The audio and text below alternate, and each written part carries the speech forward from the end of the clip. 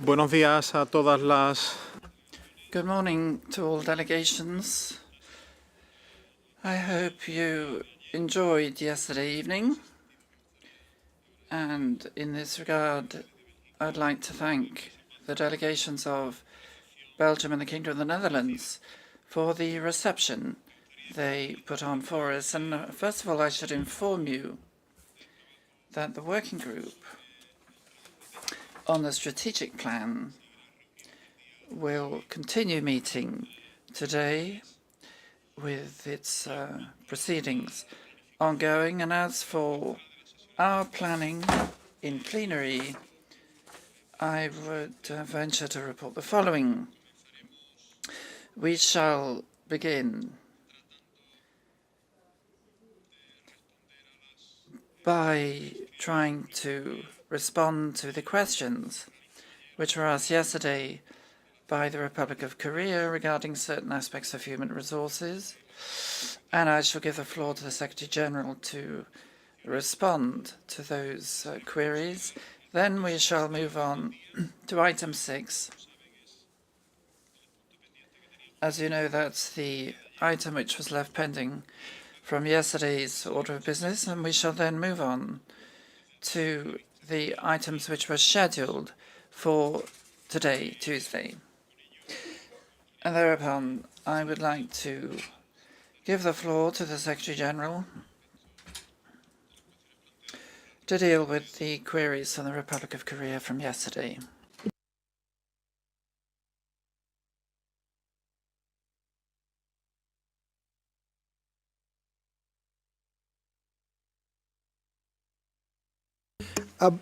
Buenos días. Good morning to everyone, and thank you very much, Chair.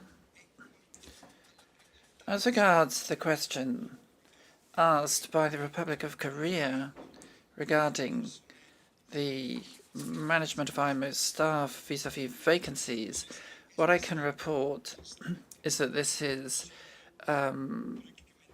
a constant issue which evolves on a virtually day-by-day basis, and it's difficult to predict when people will leave the organization, since there are a number of aspects which may be involved. It may be because they've reached the age of separation, or they've requested early retirement, or they may be a request on the basis of medical grounds, for example. And of course, we have to see internal movements to carry such types of vacancies. So on a monthly basis, I have meetings with human resources to see how vacancies are evolving. Now, I can provide a projection, as we have done for document 6 on the budget, where we assume a number of vacancies which we have to manage each year, but it's difficult to be more specific than this because the situation is constantly evolving.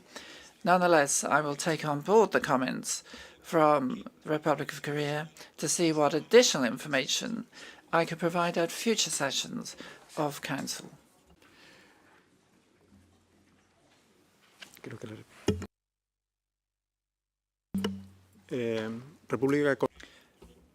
Please go ahead, Republic of Korea. Yeah, thank you, Chair. Thank you, Secretary General. Good morning to all. Thank you for your thoughtful response on our delegation's yesterday request.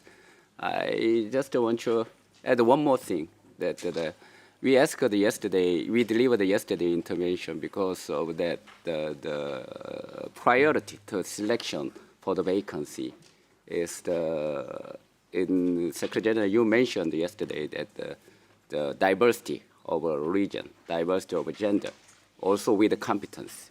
It's very important, we know that. So if possible, the predictable vacancy position will be shared to the member state, and the member state can share that information to the other interest group, or probably to prepare for the position.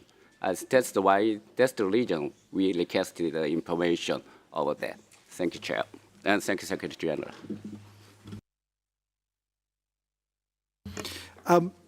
Gracias.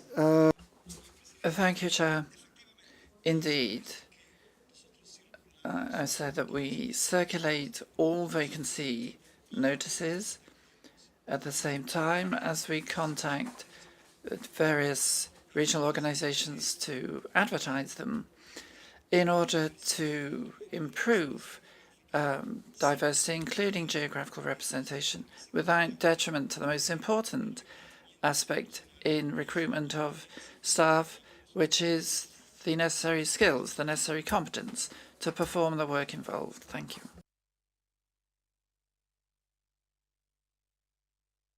Gracias. Thank you, Secretary General, and thank you, Republic of Korea. I shall give the floor again to the Secretary General to provide some last-minute news.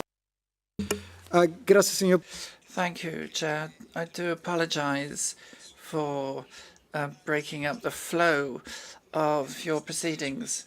After a number of months without attacks, terrorist attacks on vessels in the Red Sea, Chair, regrettably, the situation has changed recently. Yesterday, I mentioned the attack on the Magic Seas bulk carrier, which took place on Sunday. That was a Liberian-registered ship, and the crew, fortunately, is safe.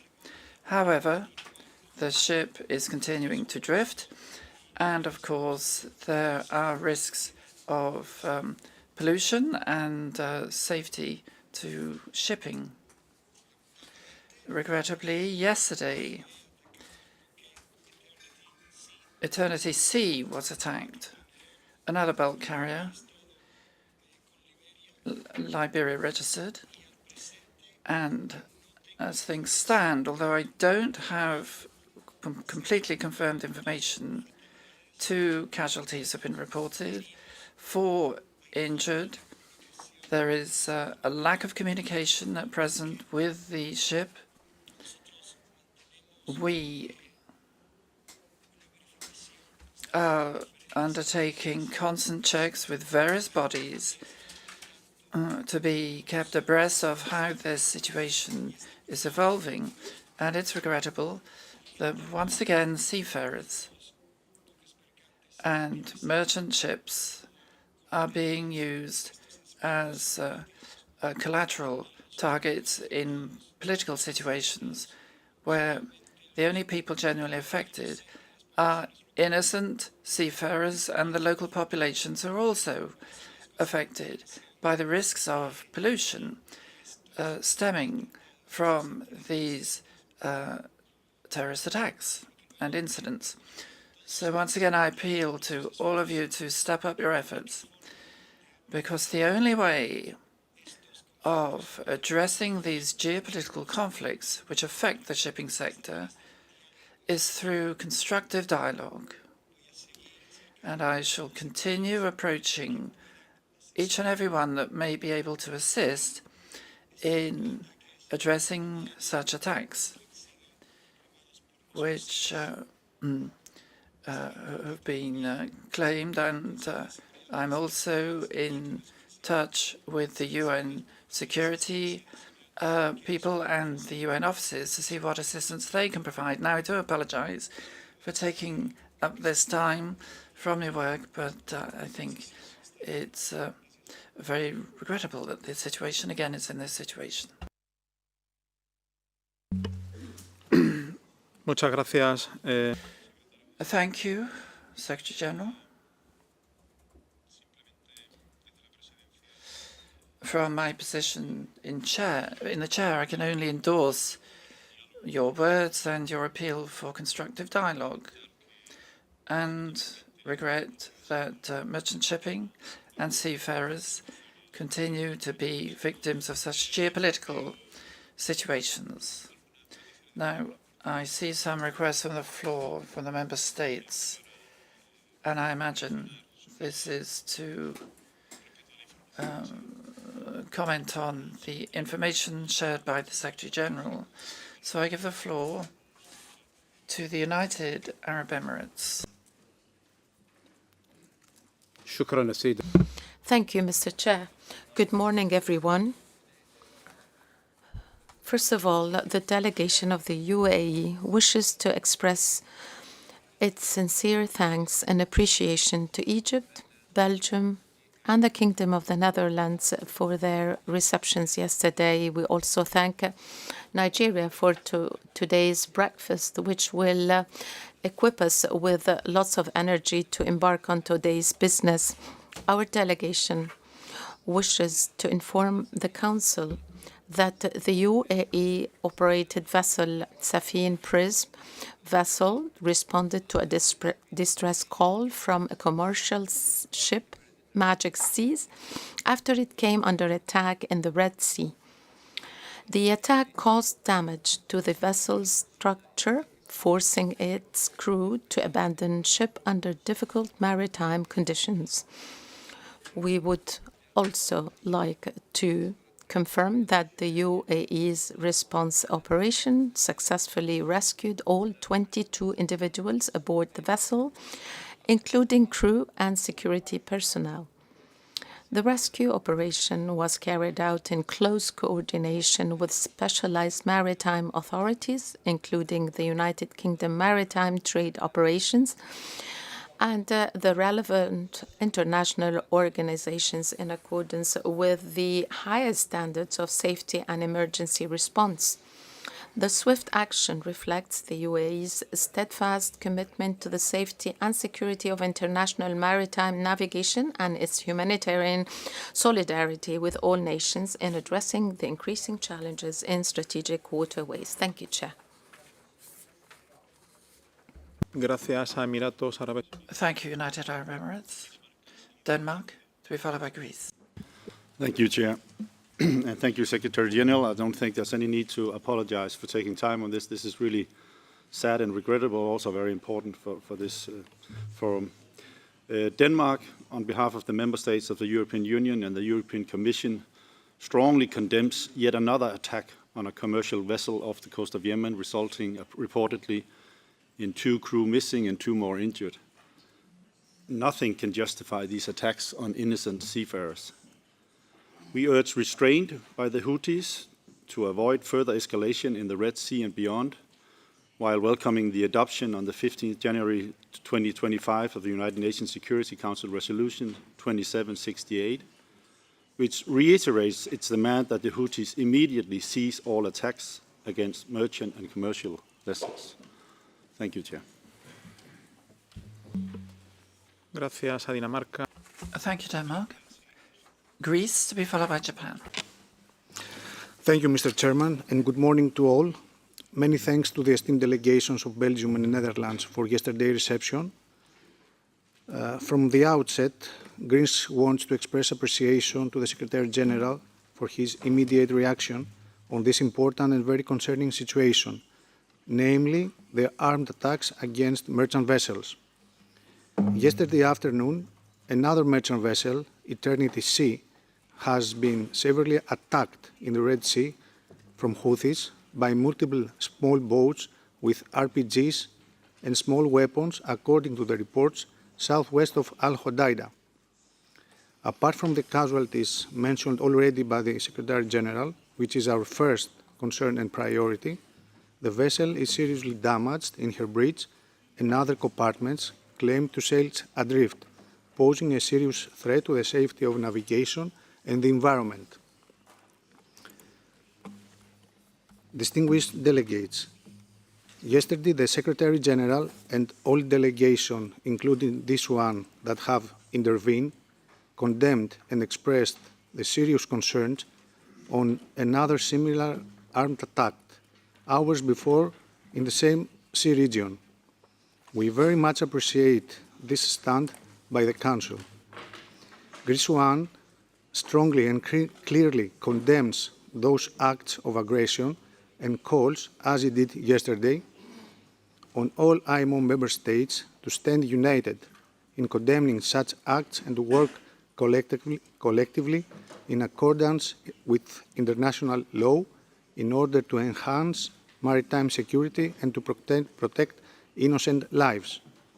We express our deep sympathy and solidarity to the seafarers and their families who suffered through this unacceptable incident. Thank you very much for giving us the floor. Gracias a... Thank you, Greece. Japan to be followed by the Philippines. So, good morning to all, and thank you, Chair. We also thank the delegation of Belgium and the Kingdom of the Netherlands for the reception last night, and delegation of Nigeria for the breakfast day. And this delegation is saddened to hear another attack caused by the Houthis to an innocent ship and seafarers. We sincerely hope the survival of missing crews and early recovery of those injured. We would like to echo the previous speakers, and we reiterate our firm position that any attacks impeding the free and safe navigation of vessels should never be accepted, and strongly condemn such attacks. Thank you. Gracias. Thank you, Japan. The Philippines to be followed by Liberia. Thank you, Chair. The Republic of the Philippines is deeply saddened by this violent attack on MV Eternity Sea, which endangered the lives of innocent seafarers, including 22 Filipino nationals. This is a stark reminder of the increasing risks faced by civilian maritime personnel navigating through contested and volatile waters. We thank the United Arab Emirates and all nations and partners who have provided assistance in the immediate rescue efforts. Your solidarity and swift response reflect the best of our shared commitment to maritime safety, human dignity, and international cooperation. Thank you, Chair.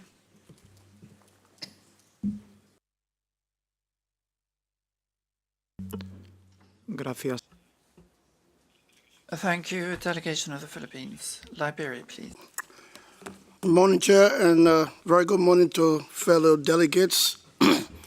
Chair, while Liberia was processing the shock and the grief of the attack on Majesty, we received a report last evening that the Eternity, again, has been attacked horribly and causing the death of 2 seafarers. We want to express our condolences to the families and send our prayers to them. We also want to re-emphasize that it is totally unacceptable, unwarranted, and illogical for ships to be attacked on political grounds, and this is wrong. We will make a full statement as soon as we conclude all of the investigations relative to the 2 attacks on the 2 vessels. Thank you. Gracias a la delegación de Liberia. Thank you, Liberia.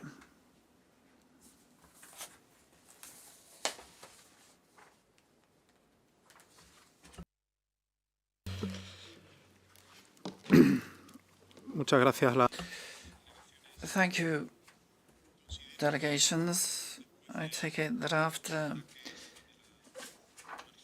these attacks and the condemnations which have been voiced, I take it then that Council condemns these deplorable attacks against merchant shipping and seafarers, and that will be reflected in our draft summary of decisions to be considered on Friday. And with this, we continue with our agenda. Moving on to item 6 on the results-based budget for 2026-2027, for which there are 2 documents for us to consider. I invite the Secretary General first to introduce document C134/6 on the results-based budget for the 2026-27 biennium. Thank you, Chair. In preparing the budget outline for 2026-27, there are 4 significant factors I have taken into account. The first is the external factors, which means the pressures outside our control, particularly from inflation, which inevitably pushes our costs higher. While inflation has fallen during the current biennium, its effects are still being felt, and energy prices in particular remain uncertain.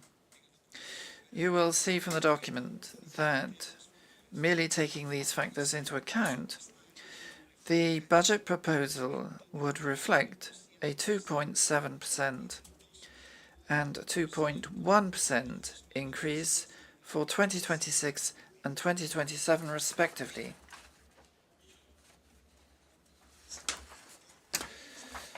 The second factor is the scope of services the Secretariat provides. In addition to our traditional areas of work, emerging issues in areas of safety, security, environmental matters, and the impact of technology and digitalization in shipping have impacted both the scale and the scope of the work programme. The introduction of hybrid meeting modalities and the increasing engagement with the IMO's work means that the level of participation in our meetings reached record levels in 2024, and that trend is continuing this year. Both the deep commitment to and participation in the IMO's work are positive, but they entail significant pressures on our resources, human and financial alike, to ensure the highest level of technical support. The third factor is my focus on efficiency, prudence, and budgetary prudence and control. In the document before you, you will see a number of examples of efficiencies we've achieved, including in our administrative expenditures, particularly in building management and IT, where we have focused on cost optimization and the use of best practice technology. I have also sought, wherever possible, to streamline the structures of the Secretariat in order to meet new needs, seeking first to redeploy and repurpose existing roles, which has allowed me to support the frontline technical work in our Maritime Safety Division and our Legal Division, without this placing an additional burden on the regular budget. And then finally, the fourth area I've considered is the need for balancing investment in a Secretariat fit for the future, and the need to avoid this placing an excessive burden on our member states. For instance, the Council will be aware that our current ERP system was first implemented in 2004 and it needs to be significantly upgraded, while an aging headquarters building requires regular investment to maintain it. I have proposed to fund these investments in part from unspent balances accumulated in the headquarters capital fund. I've also sought to maximize income used to offset the assessment on member states in funding the regular budget. With the aforementioned considerations in mind, I believe that this budget outline strikes the best balance between robust budgetary control and the long-term sustainability of the Secretariat. It shows an increase in the regular budget of only 1% and 1.3% for 2026 and 2027 respectively, which is well below the zero real growth baseline based solely on external factors. The assessment on member states, in turn, increases at a slightly lower rate of 0.8% and 1.4% for 2026 and 2027 respectively. However, I would like to stress that the budget outline presented does not include provision to meet any of the new proposals which the Council will consider at this session. Should the Council agree to any of these proposals that may have an impact on the proposed budget, I shall then present a revised budget to the next session of the Council. Thank you. Gracias. Thank you, Secretary General.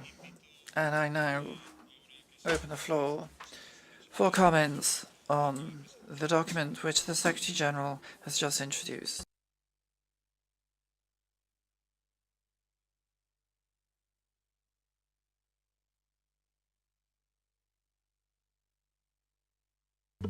El Reino de los Países Bajos. The Kingdom of the Netherlands, please. Thank you, Chair. The Kingdom of the Netherlands would like to thank the Secretary-General and the Secretariat for its work and the documents submitted under this agenda item. Based on the information in document C134/6, a slight increase of contribution from IMO member states is unavoidable due to the rising inflation. At the same time, we remain to emphasize that it is of high importance to the organization to implement measures and processes as efficient and effective as possible in order to contain costs. Therefore, this delegation is pleased to read the efforts of the Secretariat in this regard. Lastly, this delegation supports the proposal of the Secretary-General to establish a mechanism to fund the after-service health insurance liability for staff on regular budget positions. Thank you, Chair.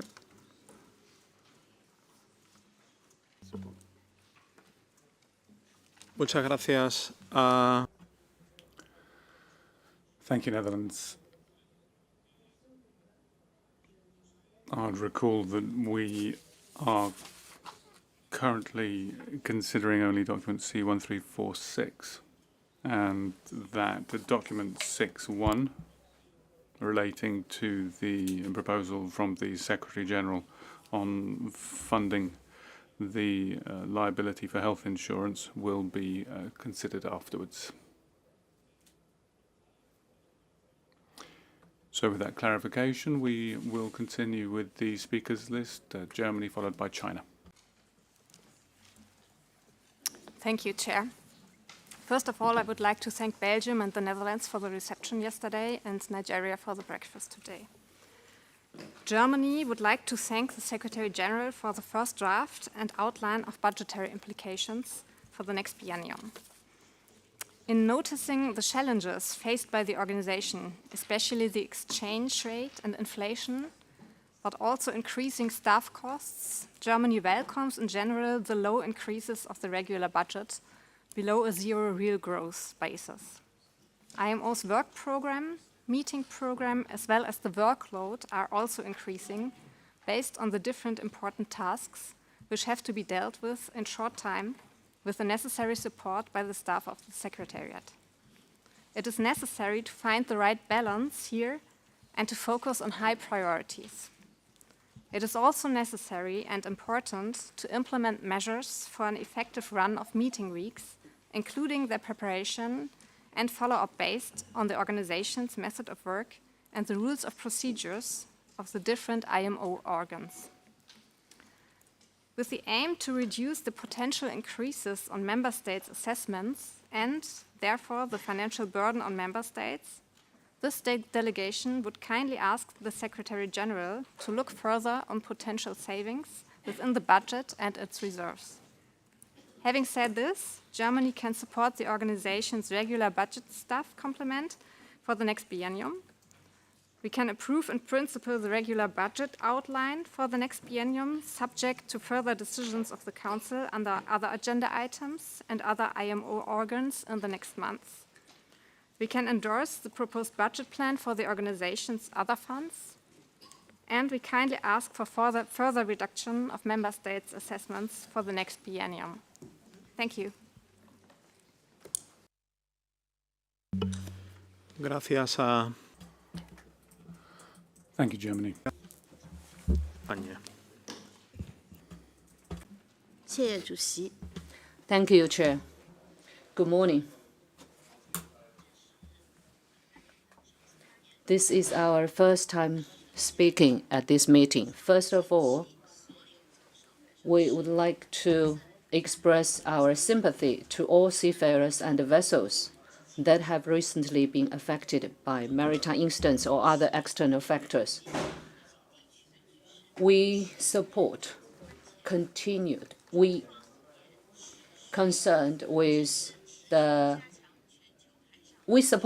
efforts to strengthen the global maritime safety and security, protect the marine environment, and work together to build a safe, efficient, and resilient international maritime transport system.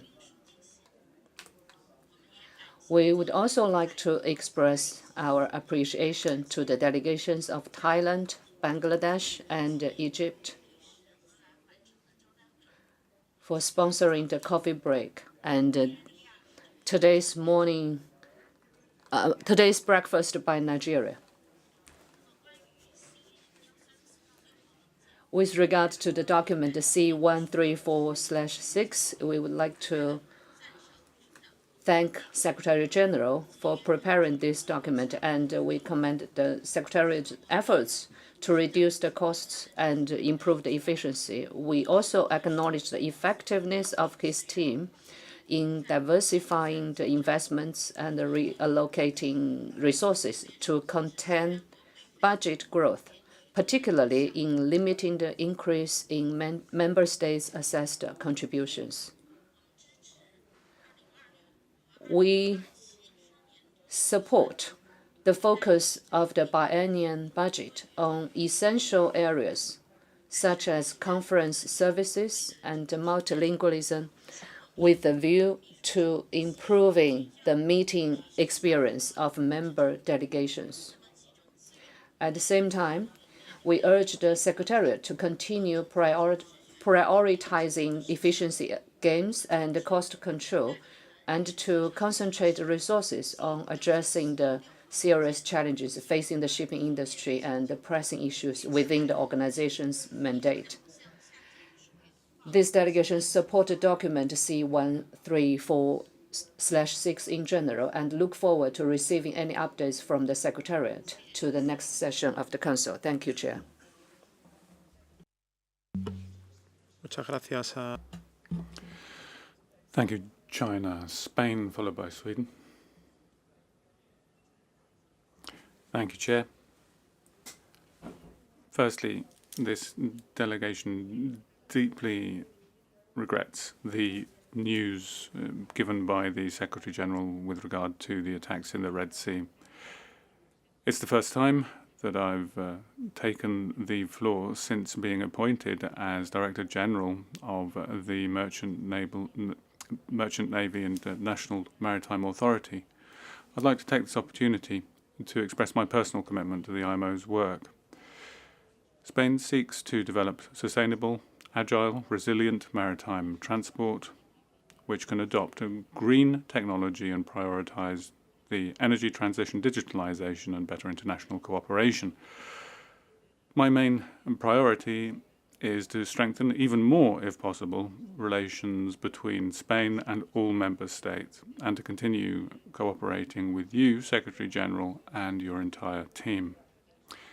Coming back to the matter at hand, our thanks go to the Secretary-General for presenting the outline of the budgetary impact for the biennium 2026-2027. We've looked very closely at the outline, and we can say that we welcome the efforts made by the Secretary-General to strike a balance between cost control and the increasing workload that the Secretary is being asked to carry out. We encourage the Secretary-General to continue seeking measures for efficiency, cost control and budgetary balance in line with those that have already been implied, and urge further efforts to limit the contribution of Member States. Various matters have been introduced at this session which could have significant budgetary impact. At this stage, we can only support in principle the budgetary outline that's been introduced.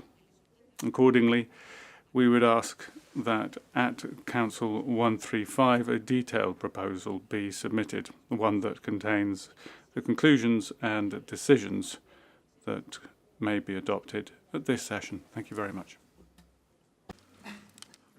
Gracias a Thank you, Spain. Sweden, followed by the United States. Thank you, Chair, and good morning, everyone. First of all, condolences to the victims of the unacceptable attack yesterday.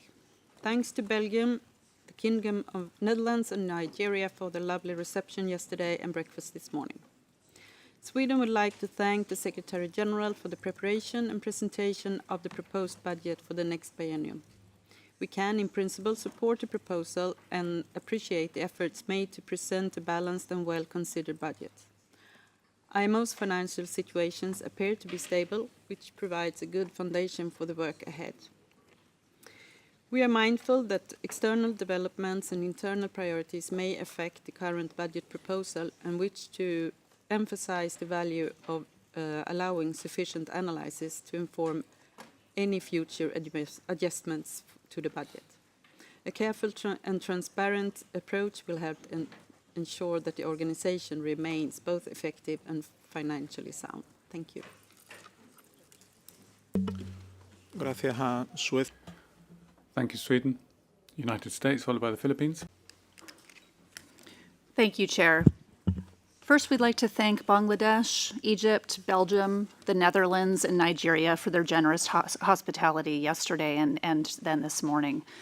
The United States would also like to join the other voices here in condemning yesterday's senseless attack on Eternity Sea, and we express our sincere condolences to all who have been impacted. The U.S. delegation acknowledges the effort that went into presenting this budget outline, including the Secretariat's ongoing efforts to manage the organization's resources prudently and to achieve efficiencies and cost savings in personnel, travel, and other areas.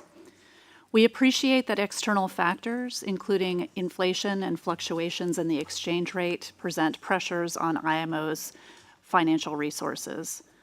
Nonetheless, the United States continues to hold a zero nominal growth policy regarding budget increases at international organizations. The United States believes that a ZNG budget policy is appropriate given the current financial situation of many member states. A ZNG budget also spurs important conversations about priorities and efficiencies. The United States does not support any additional cost increases within IMO programs. We encourage the IMO to explore opportunities for greater efficiencies and cost savings. Thank you.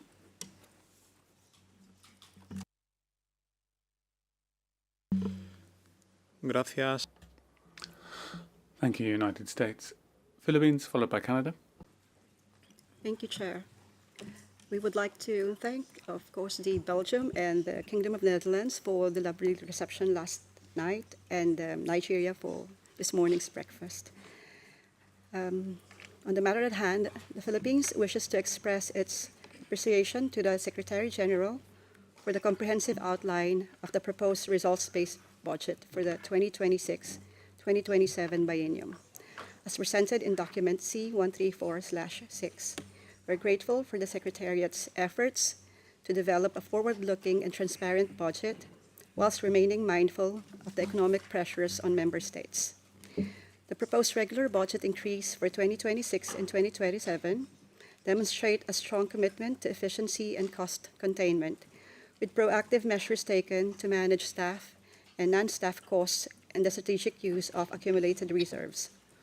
Also, the increase in the Technical Cooperation Fund's budget is particularly important as it directly enhances IMO's capacity building and implementation support for developing member states, including SIDS and LDCs. The Philippines underscores the critical importance of a robust and innovative secretariat to support IMO's work in safety, security, and marine environment protection, as well as in advancing capacity building initiatives and the effective and uniform implementation of the regulatory regime. In this regard, voluntary donor contributions also play a vital role. We are pleased to inform the Council that we have made a voluntary contribution of $40,000 to the IMO Voluntary Multi-Donor Trust Fund. This humble donation underscores our steadfast commitment to IMO's goals and to strengthening international maritime cooperation. We believe that this proposed budget strikes a worthy balance between delivering on IMO's strategic directions and judicious budgeting. The Philippines therefore supports the actions requested of the Council in paragraph 80 of the document. Thank you, Chair.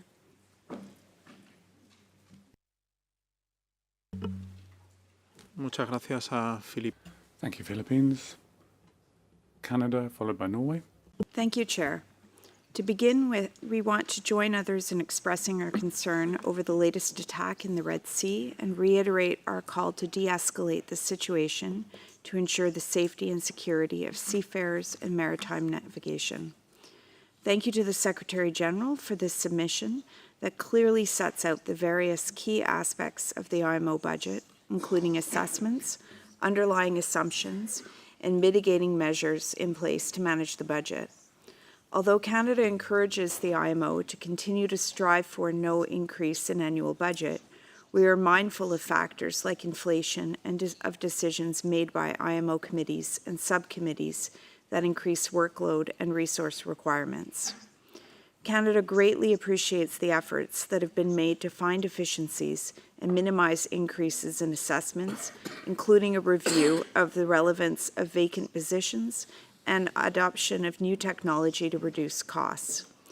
We appreciate the information provided by the Secretary General of the potential increases that may result from proposals put forth at this meeting. And while we raise the same point under those agenda items, we would agree that it would be helpful for us to understand the cost implications of these initiatives before adding them to our work program. That said, we support the actions requested in C-134-6. Thank you, Chair.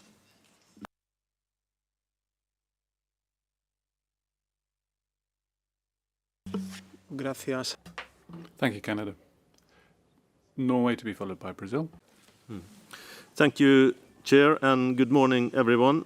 Norway would like to thank the Secretary General for his updates on the recent incident in the Red Sea, and we align with other delegations and echo their grave concerns with the escalation of the attacks in the Red Sea.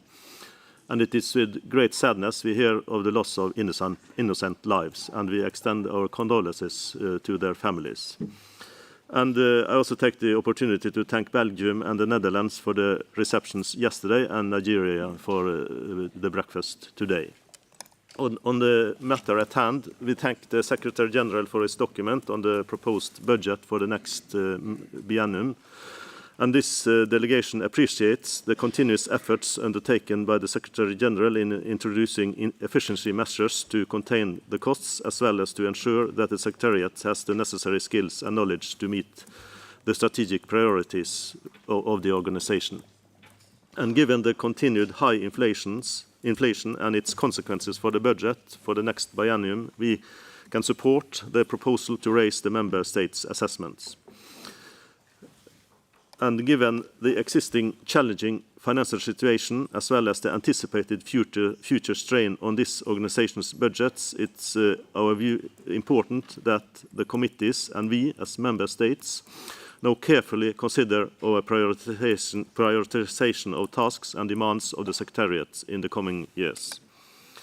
We support the proposed budget for the biennium. Thank you, Chair. Muchas gracias a Noruega. Thank you, Norway. Brazil, followed by Singapore. Thank you, Chair. Good day to all. Brazil thanks the reception offered by Belgium and the Kingdom of Netherlands yesterday and the breakfast offered by Nigeria today. The Brazilian delegation would like to thank the Secretary General for submitting document C1346. In this regard, Brazil supports the action requested in paragraph 80 and, in particular, approves in principle the proposed regular budget for the biennial 2026 and 2027. Thank you, Chair. Muchas gracias a Brasil. Thank you, Brazil. Singapore, followed by Italy. Thank you, Chair. Thank you also to Belgium and the Kingdom of the Netherlands for the reception yesterday and to Nigeria for the breakfast this morning. Singapore thanks the Secretary General and the Secretariat for the commendable efforts in preparing the budget for the 2026 to 2027 biennium in light of ongoing inflationary pressures and the large workload of the organization, which in turn requires an increasing amount of resources. The comprehensive and thoughtful analysis presented by the Secretariat is important to ensure the organization's financial stability, resilience, and sustainability. Singapore supports the actions requested of the Council, in particular, the zero real growth approach for member states' assessments. There is a need to strike a balance between financial prudence and meeting the organization's strategic objectives while managing the increasing expectations on the IMO. We should continue to look at ways to better prioritize and make progress on our strategic work. With the strategic plan for 2024 to 2029 as a frame of reference. Singapore, through our chairing of the Working Group on the Strategic Plan, stands ready to support the IMO, Member States, and the Secretariat. Thank you, Chair. Gracias. Thank you, Singapore. Italy, followed by Japan. Thank you, Chair, and good morning to all. We thank Belgium and the Netherlands for sponsoring the reception yesterday and Nigeria for hosting the breakfast this morning. We thank the Secretary General for document C134/6, which sets out a clear and well-structured outline of the proposed result-based budget for 2026-2027 biennium. We know that the assessment of Member States is contained within acceptable parameters, and we support the balanced approach that combines offsetting income and the strategic use of the reserves. Italy supports the action request in paragraph 18 of the document. However, we will acknowledge that inflationary pressure and the pound-to-dollar exchange rate are external factors beyond the organizational control and justify part of the increases. Greater level of security on non-essential expenditure is always a good compass. Finally, we appreciate the efforts made to improve efficiency and cost mitigation and encourage continued efforts to reallocate resources toward priority areas without increasing the overall budget envelope. Thank you, Chair. Gracias, Italia. Thank you, Italy. Japan, followed by Indonesia. Thank you, Chair. And Japan thanks the Secretary General for preparing the budget outline for the next biennium. Japan fully understands that the Secretariat is facing a number of issues entailing additional cost implications, such as increasing workload on GHG agendas and improving the facilities within the IMO building. So, in this context, Japan appreciates that the proposed budget outline is kept below the zero real growth, and we support the document 134/6. But at the same time, Japan emphasizes that financial sustainability is crucially needed as an overarching principle in this organization. We cannot simply accept everything without thorough consideration on financial sustainability. Therefore, Japan reiterates our request that the Secretariat should continue to make all possible efforts to reduce financial expenditures, including scrapping unnecessary work items also. And as a Council member, Japan is willing to cooperate with other members and the Secretariat to further improve the efficiency of this organization. Thank you.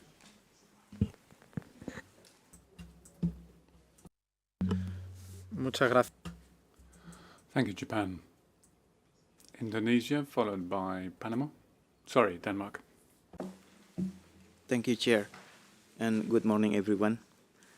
Indonesia would like to extend our sincere appreciation to the Kingdom of the Netherlands and Belgium for the warm reception yesterday, and to Nigeria for this morning breakfast. We also thank the Secretary General for the update regarding the attack in the Red Sea. Our deepest condolences go to the victims and their families affected by the incident. Chair, Indonesia commends the Secretariat for document C-134/6 for its continued dedication to maintaining efficient, transparent, and sustainable budgetary management for the organization. We particularly support the Zero Real Growth (ZRG) approach as the foundation of the proposed regular budget for 2026 to 2027 biennium. This approach represents a prudent and responsible response to the global economic challenges faced by many member states. We note that the proposed increases of 1% for 2026 and 1.3% for 2027 remain below the ZRG baseline and reflect a commendable fiscal discipline. Indonesia appreciates the proactive efficiency measures undertaken by the Secretariat, including digital transformation, structural optimization, and strategic use of accumulated reserves. The budget focus on strengthening meeting services, advancing digitalization, and enhancing technical and legal capacities is particularly welcome, as these are essential for the effective implementation of IMO regulatory frameworks, including the Net Zero framework.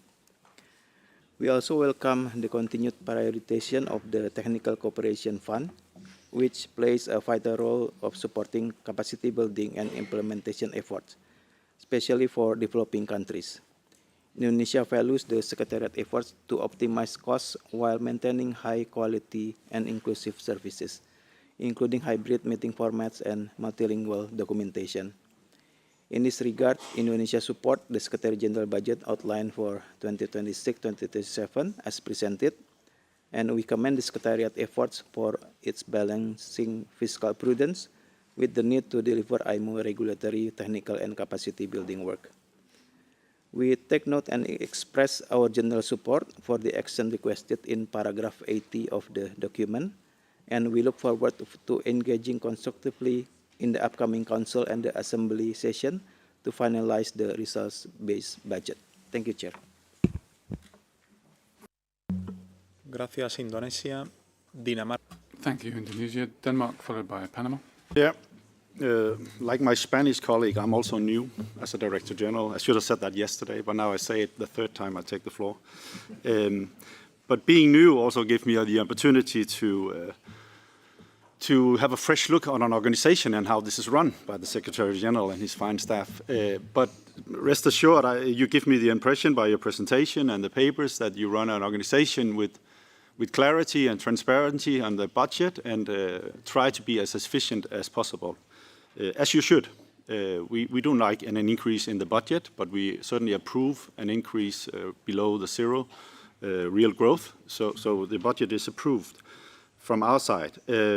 But one message I would like to give you on this, going forward, we think the IMO should prioritize the core business of the IMO, which is to regulate and provide a regulatory framework for international shipping, being at the forefront of what's happening outside of this building. So two things at least we see from here and today. The green transition of shipping the next 25 years, but also the next 5 years, is key to provide a regulatory framework that provides safety on the forefront of that. So the core business of us to regulate fast and swiftly as an organization is key. The other thing going around right now is an unlawful business with fraudulent registrations that also requires us to react swiftly. So the core business of meetings and providing a regulatory framework is what we would like to see given priority the next couple of years when you try to look for more efficiency in the budget. Thank you very much. Muchas gracias, Dinamarca, por los comentarios. Thank you, Denmark, for those comments. Panama, followed by the United Kingdom.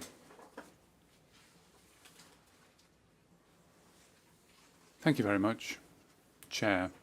This delegation would join others who've extended their sympathies following the attacks in the Red Sea. And our thanks go to Egypt, Belgium, Netherlands, and Nigeria for the invitations to breaks yesterday and breakfast today. With regard to the document, thanks to the Secretary-General for having prepared it, and thanks also for the measures outlined to contain costs. With regard to the issue of the working group and the point raised by Japan, we have concerns about the additional cost that would represent. So we believe that that should be revised, revisited at the appropriate time, and we believe that this would involve the IMO having to make savings in other areas. On top of that, we would consider the budget quite conservative, and therefore we can support the work that has been outlined by the Secretary-General. Thank you. Gracias a Panamá. Thank you, Panama. United Kingdom, followed by Greece. Thank you, Chair. First, in relation to the latest attack in the Red Sea on the vessel Eternity Sea, the UK would like to express grave disappointment and concern. We stand with others that have spoken this morning in condemning these attacks and their impacts on trade, security, and seafarers.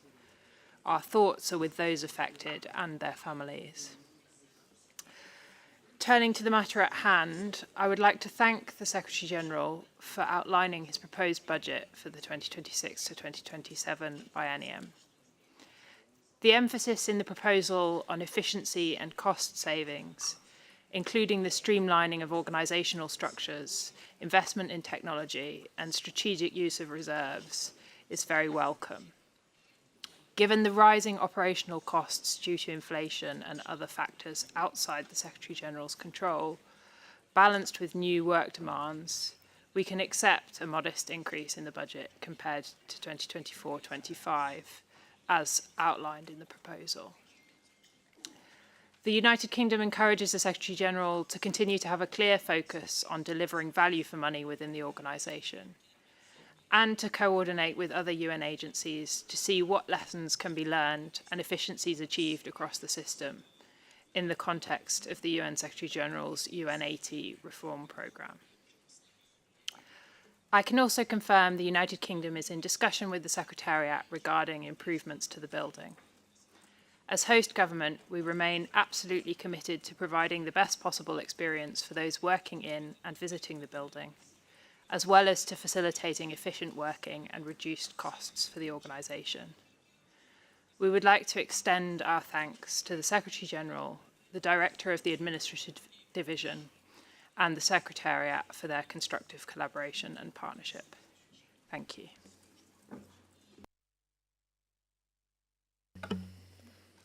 Gracias al Reino Unido, seguida de la República.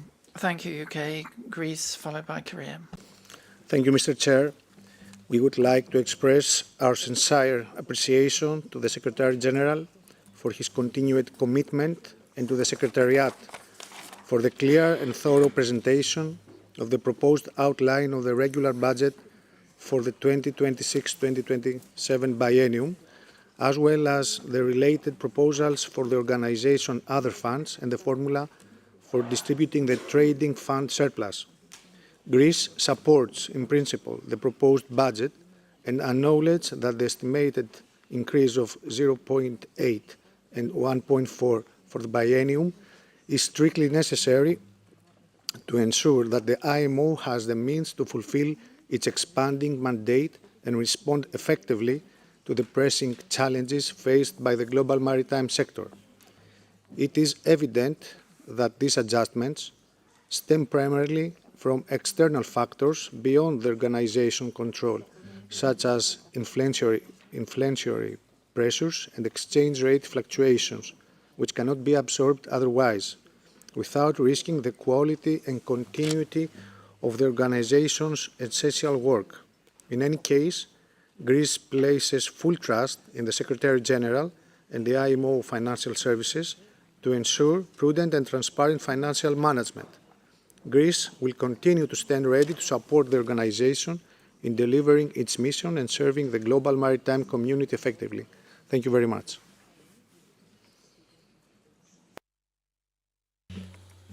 Muchas gracias. Thank you, Greece. Republic of Korea, please. Thank you, Chair. First, the Republic of Korea strongly condemns the continued attacks by the Houthi rebels on commercial vessels in the Red Sea. We extend our deepest condolences to the seafarers who have been affected by these attacks. And the Republic of Korea would like to thank Netherlands and Belgium for providing reception yesterday, and also thank Nigeria for breakfast this morning. Turning to the matter at hand, the Republic of Korea would like to join the previous delegation who took the floor in commending the Secretary General and the Secretariat for the detailed presentation of the budget outlined for the forthcoming biennium. This delegation recognizes that the proposed budget and other funds for the 2026-2027 biennium have been appropriately formulated overall. We hope that these resources will be allocated and utilized in a proper and transparent manner, in accordance with the strategic directions outlined in the work program for 2026-2027. Thank you, Chair.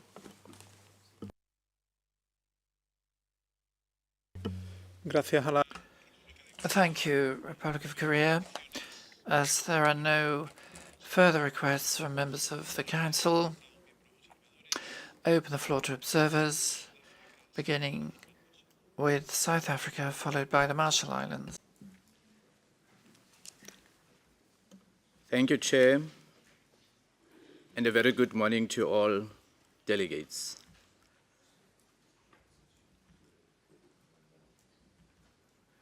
We thank all delegations that sponsored refreshment breaks and receptions to date.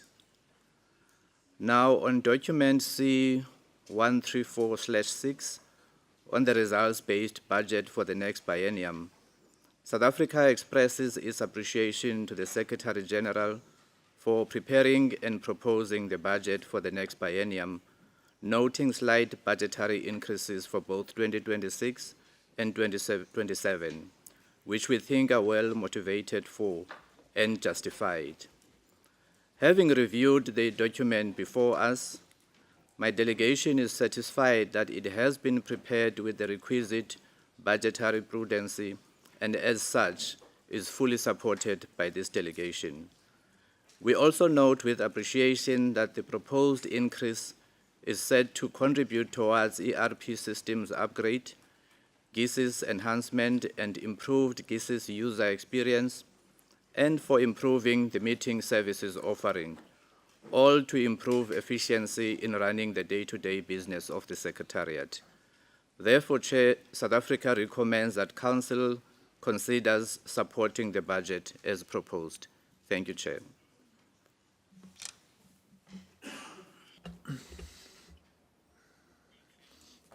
Thank you, South Africa. The Marshall Islands to be followed by Tanzania. Thank you very much, Mr. Chair. Good morning, good afternoon to everybody.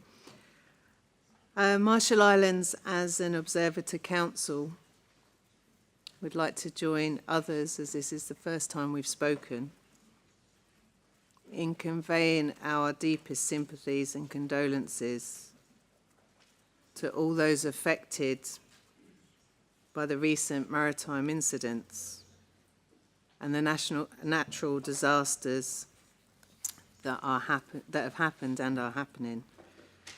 Our thoughts go to the families and the friends. It's quite a somber time. However, our spirits are being kept buoyant by all those that are keeping us fed and watered, and our thanks goes to those that are increasing my waistline this week. The Marshall Islands would like to thank the Secretary General in preparing 1346. We speak only on this document and no other budgetary issues that may be raised by the Council this week. We note the hard work and the effort in keeping the increases to a minimum for 2026-2027, given all of the external factors faced, and we appreciate that. Thank you very much. Therefore, the Marshall Islands can support the proposals put forward in 1346 and the actions requested in paragraph 80.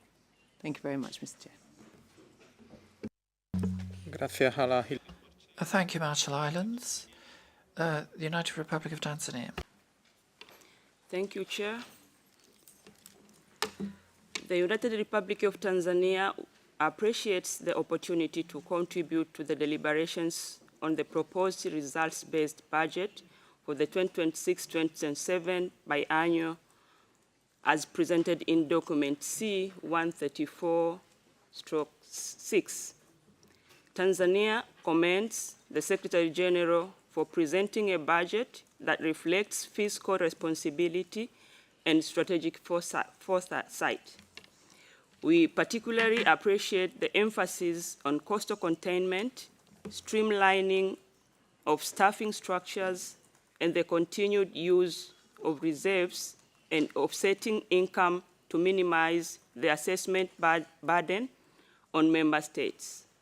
These efforts align with the call for efficiency, transparency, and accountability in the use of resources. Tanzania supports the increased allocation on the Technical Cooperation Fund and supports the emphasis on capacity building through the Integrated Technical Cooperation Program. As a developing maritime state, Tanzania benefits from the IMO-led technical cooperation that strengthens port safety, maritime education, and compliance with international instruments. We encourage the Secretariat to continue prioritizing support to African countries, particularly in areas such as maritime safety, climate change adaptation, GHG strategy implementation, and the digitalization of maritime administration. The United Republic of Tanzania proposed that the Council endorses the budget outline for 2026-2027 and supports the Secretary General's strategic and pragmatic approach. Thank you, Chair.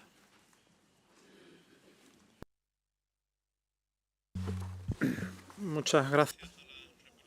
Thank you, United Republic of Tanzania, for your comments. And that brings us to the end of requests for the floor from delegations.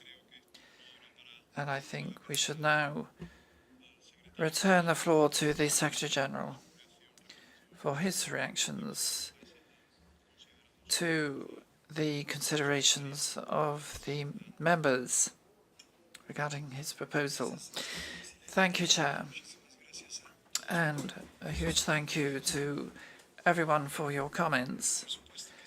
And of course, I shall always keep in mind the reality of the financial challenges also faced by each and every one of your member states of the organization.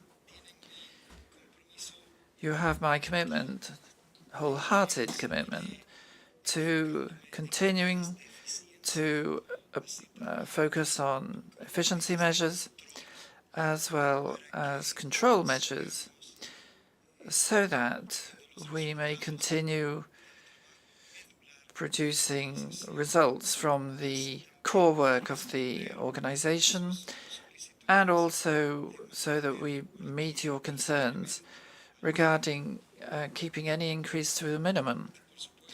And of course, all of these efficiency and control measures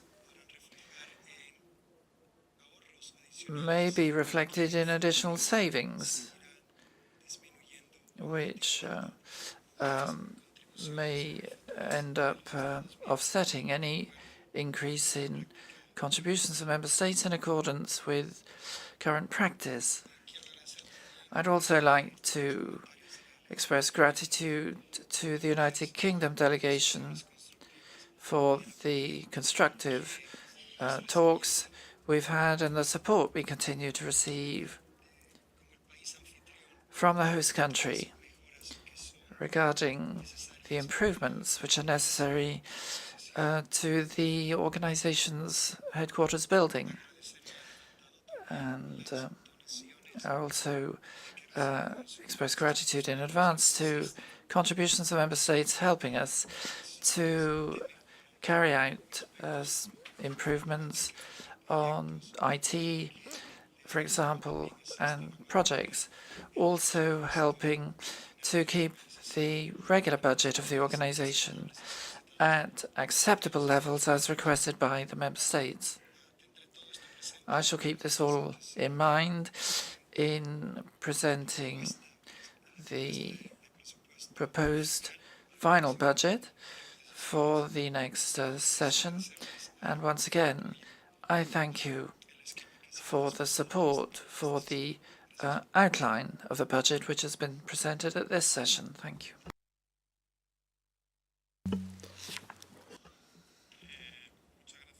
Thank you very much, Secretary General. I take it that the Council welcomes the information provided by the Secretary General and his budget outline for the 2026-27 biennium, and in particular,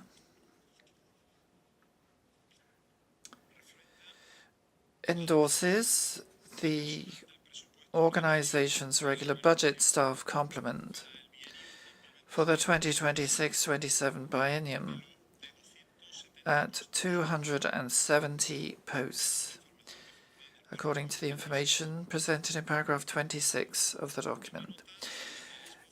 The Council also takes note that the budget outline is set on the basis of 36.8 meeting weeks of the IMO, comprising 18.8 weeks for 2026 and 18 weeks for 2027 for the next biennium, with full interpretation services as indicated in Table 2.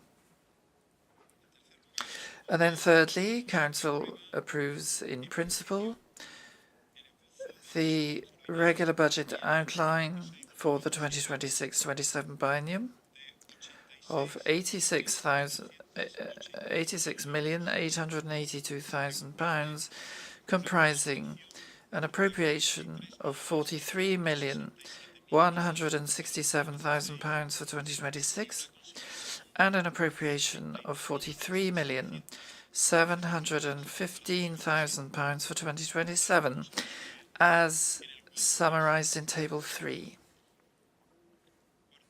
Fourthly, Council notes the budgetary assumption indicators, the sensitivity of the budget or vulnerability of the budget to any changes in those assumptions, and the mitigating mechanisms in place where appropriate, as covered in paragraphs 3 to 7, paragraphs 34 and 35, and the annex of the document. And Council notes that in submitting his detailed results-based budget to the Assembly, these assumptions may be updated to reflect changing circumstances. Fifthly,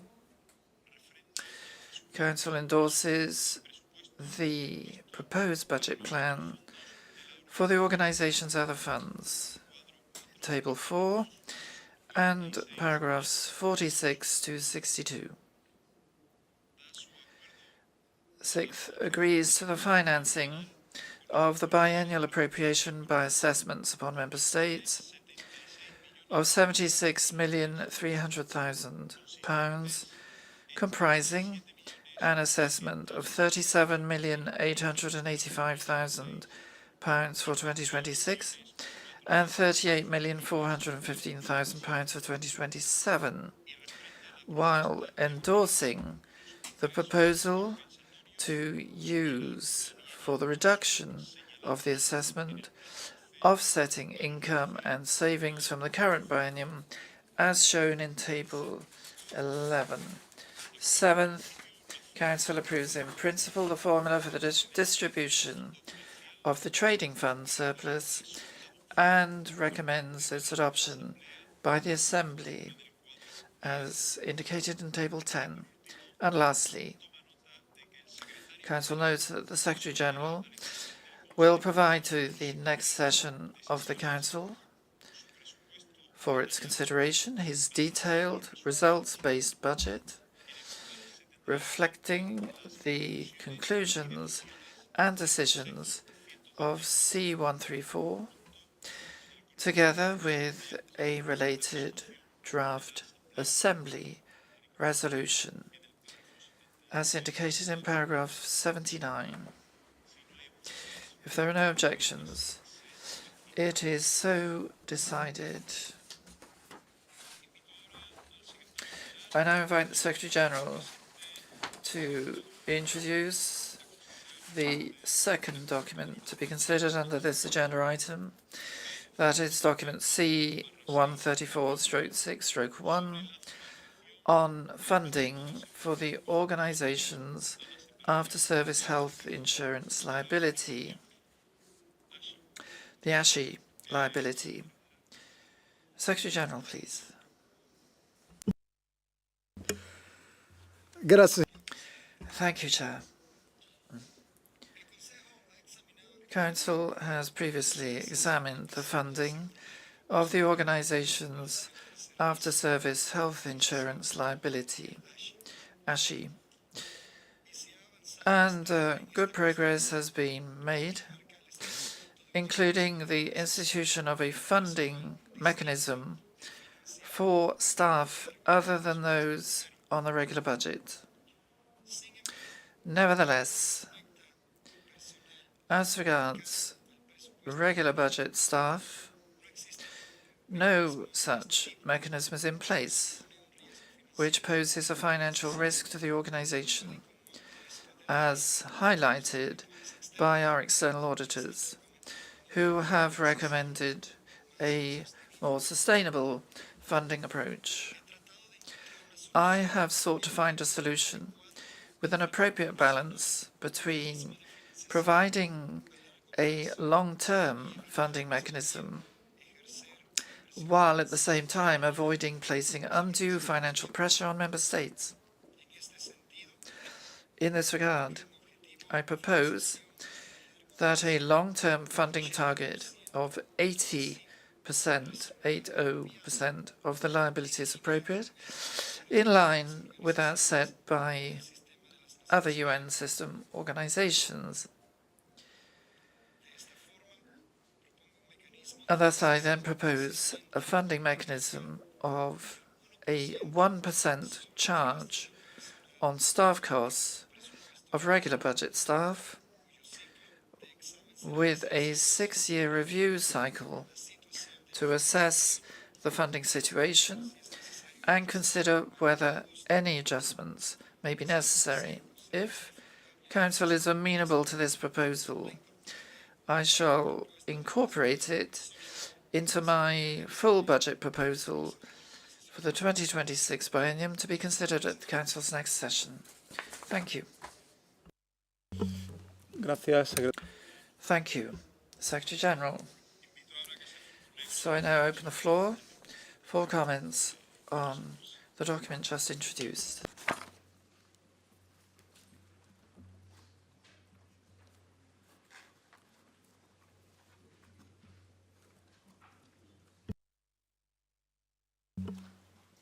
de... Sí. Nobody wants to be the first one.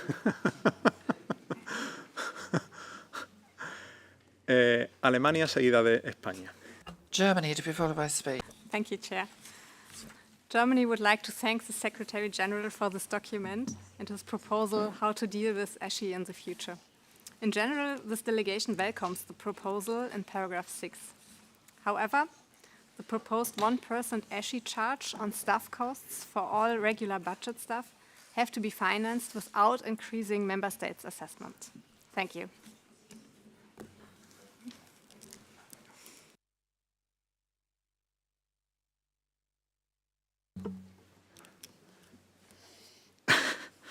No se sabe nunca si...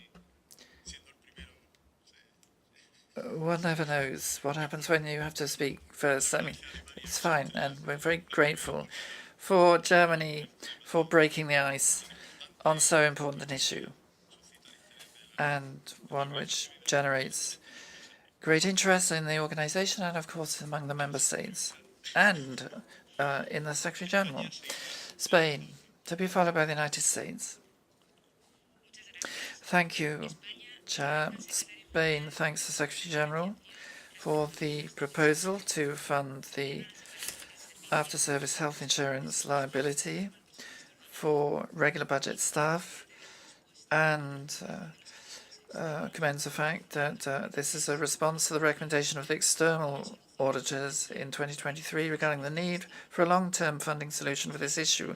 As we've said on previous occasions when Council has discussed this sort of proposal, this delegation feels that any debate on the funding of health insurance liabilities must include the aspect of controlling increases in the liability, so it should not be a debate which is exclusively about its funding. We understand that before a decision is taken, there would be a need to undertake an analysis in the UN working group on the health insurance, after health insurance, in which there is a debate on other parameters such as benefits, the percentage of the subsidy for the premium of the Secretariat, and deadlines for generating the right or the possibility of involving Social Security of the headquarters state. The debate on the speaker is speaking too fast. The debate on after-service health insurance is of great importance strategically for the organization and for the UN system as a whole, with budgetary implications for the member states. The Chair, thank you, Spain. Delegation of the United States, be followed by Bangladesh. Thank you, Chair. The United States appreciates the report and the interim measures taken by the Secretary General to address the IMO's ASHI liability. We concur with the external auditor's assessment that the organization needs a long-term and sustainable funding solution to manage the risk of the long-term accrued liability of ASHI. The Secretary General's proposal to address the issue relies on an 80% long-term funding target, which will reduce pressure on member contributions. However, the question we would pose to the Secretariat is what costs could be reduced to help meet a 100% long-term funding target? Thank you.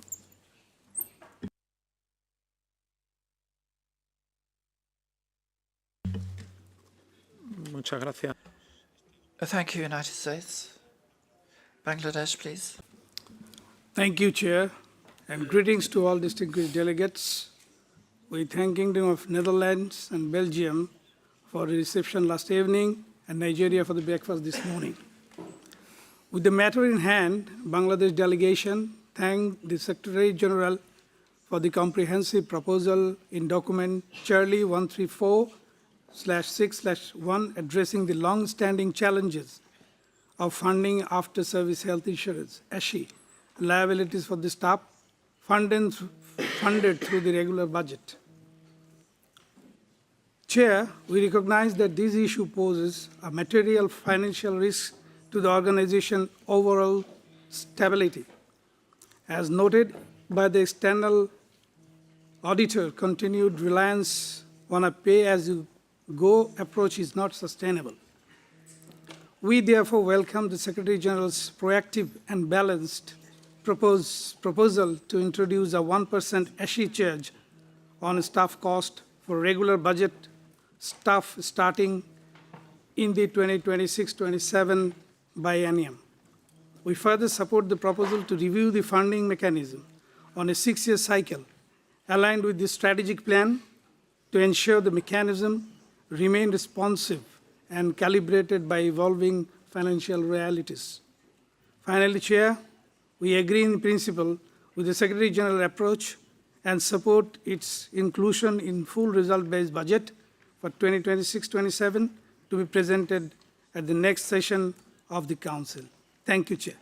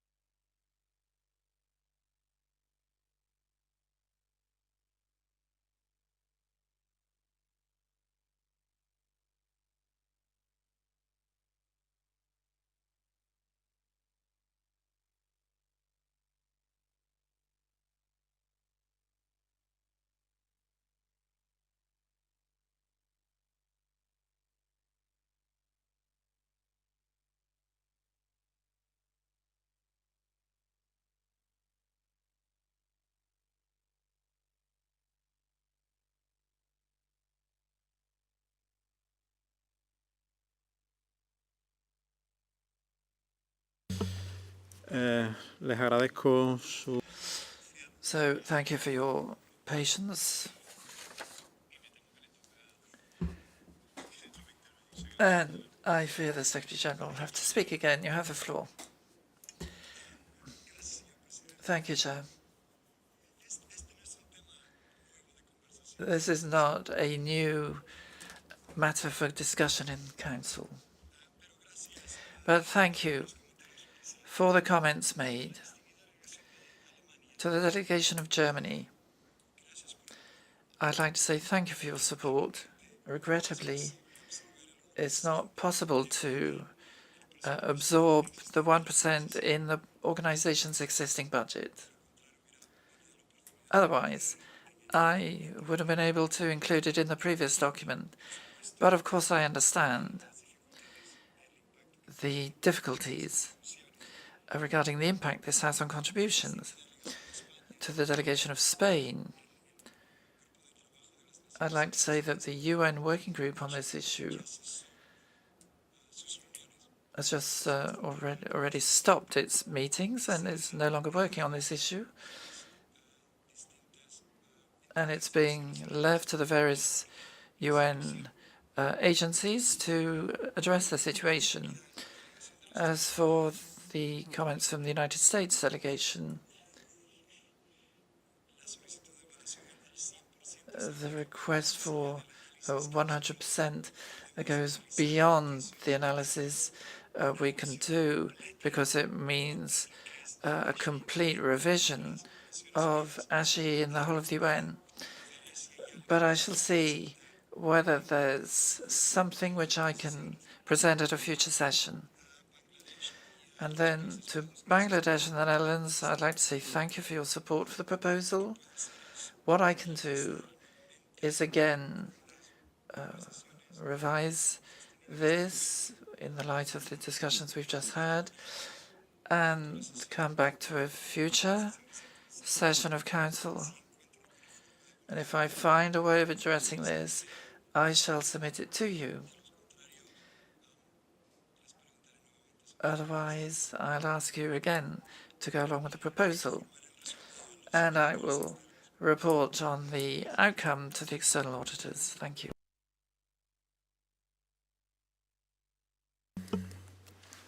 Gracias. Thank you, Secretary General.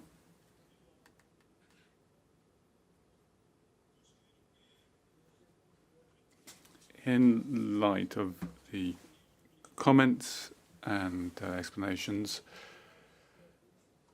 I take it that the Council can request more information with a view to that being introduced at a future session. With that, and if you can endorse my proposed decision, that concludes item 6 on our agenda. And that brings us right to the coffee break.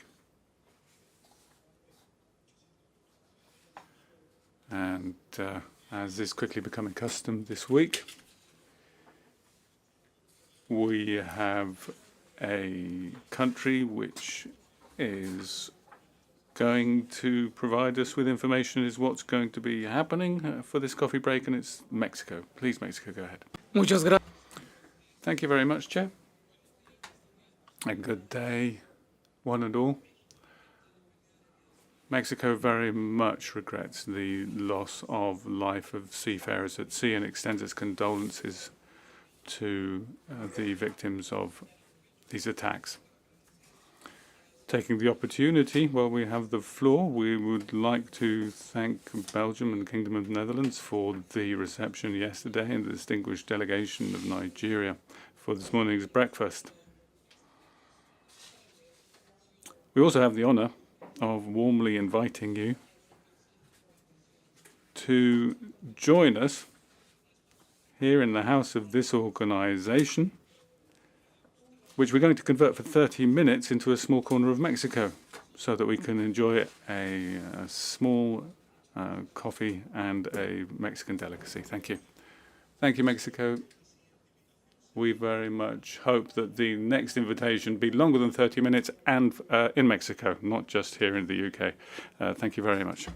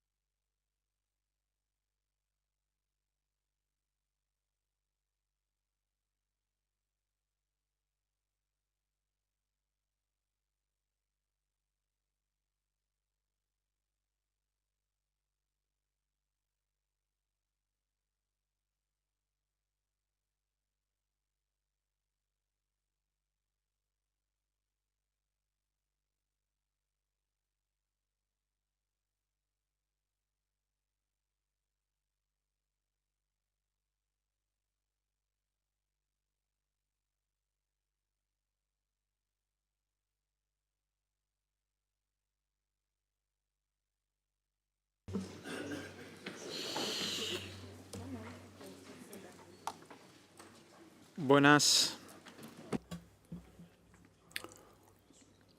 I hope you've enjoyed your short visit to Mexico.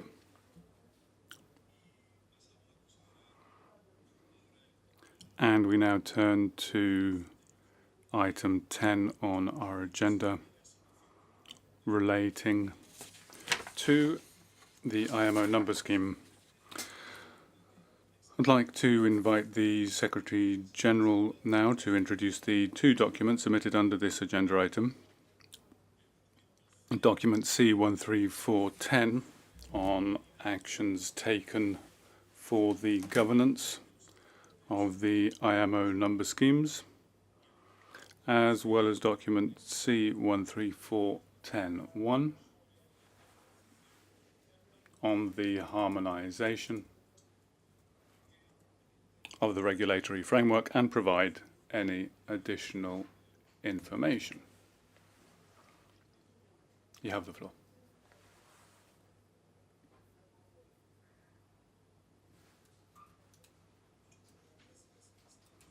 Thank you, Chair. Document C13410 reports on the outcome of the review of the contractual framework with the service provider for the IMO Ship Identification Number Scheme, the IMO Unique Company and Registered Owner Identification Number Scheme, IMO number schemes. Regular meetings have taken place since July 2024, resulting in a contract on the provision of all services for the allocation and management of the IMO number schemes and tonnage assessment provided by S&P Global as part of IMO's obligations set out in the relevant resolutions, circular letters and instruments related to the IMO number schemes. The contract established on a non-cost basis is valid for a period of 5 years. It will be reviewed and amended as necessary to reflect any modifications to the regulatory framework.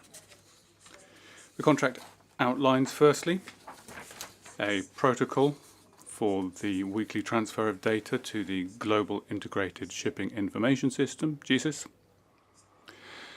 Secondly, a data verification mechanism and specific data quality obligations and objective of S&P Global. And finally, key performance indicators for processing requests. The Secretariat will monitor compliance with the obligations in the contract.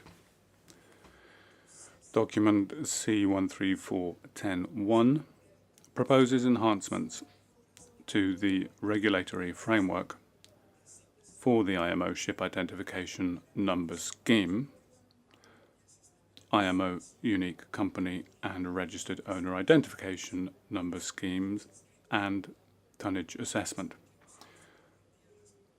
following a review conducted by the Secretariat. The review found inconsistencies in wording that impact interpretation of the relevant instruments and categories of ship, as well as a need to provide an enhanced mechanism for verification by flag states of the data on vessels under their flag. In furtherance of greater clarity and holistic administration following the review of the different reference documents, it is proposed to merge the regulatory framework for the administration of the IMO Ship Identification Number Scheme, Resolution A111730, and the IMO Unique Company and Registered Owner Identification Number Scheme, Resolution MSC 16078. Those would be merged into one. A draft Assembly resolution is presented in Annex 1 for consideration to be forwarded to the Assembly for adoption. It's also proposed to include a periodic verification by flag states of the content in the database of all vessels and companies under the flag state in order to improve the quality of the data held in the Global Integrated Shipping Information System database. It's also proposed to revise Resolution A726/17 to clarify which ships are included in the tonnage assessment calculation. A draft Assembly resolution to this end is presented in Annex 2 to this document. The revision provides for the application to all ships in service with an IMO number. And in this way, all ships benefiting from the framework of the IMO number scheme are included. In addition, it is proposed to amend the scale used for the IMO basic assessment to 3 decimal places, in keeping with the scale of assessments established by the UN General Assembly to provide greater precision. Thank you, Chair.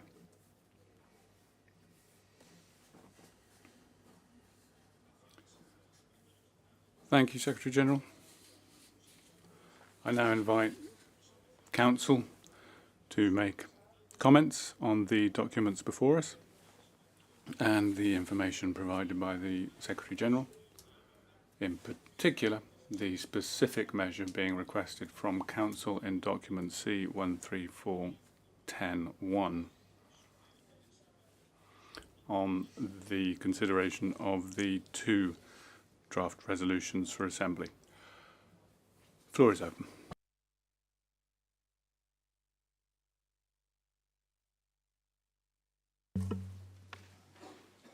Delegación de Egipto, seguida.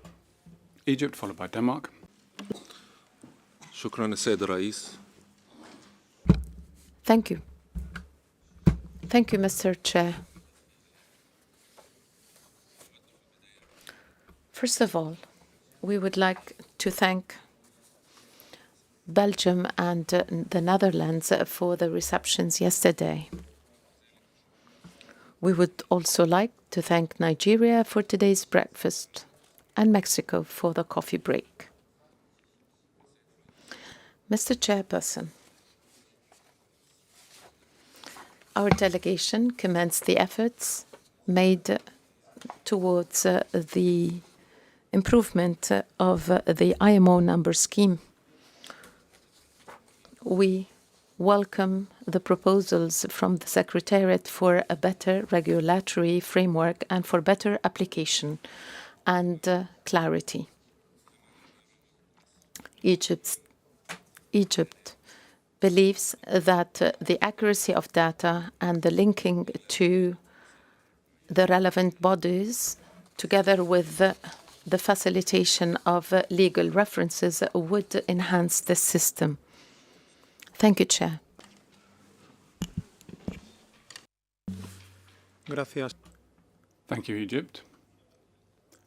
Denmark, followed by Chile. Yeah. Denmark appreciates the information provided on the evaluation of the regulatory framework for the IMO number schemes and the calculation of tonnage assessments.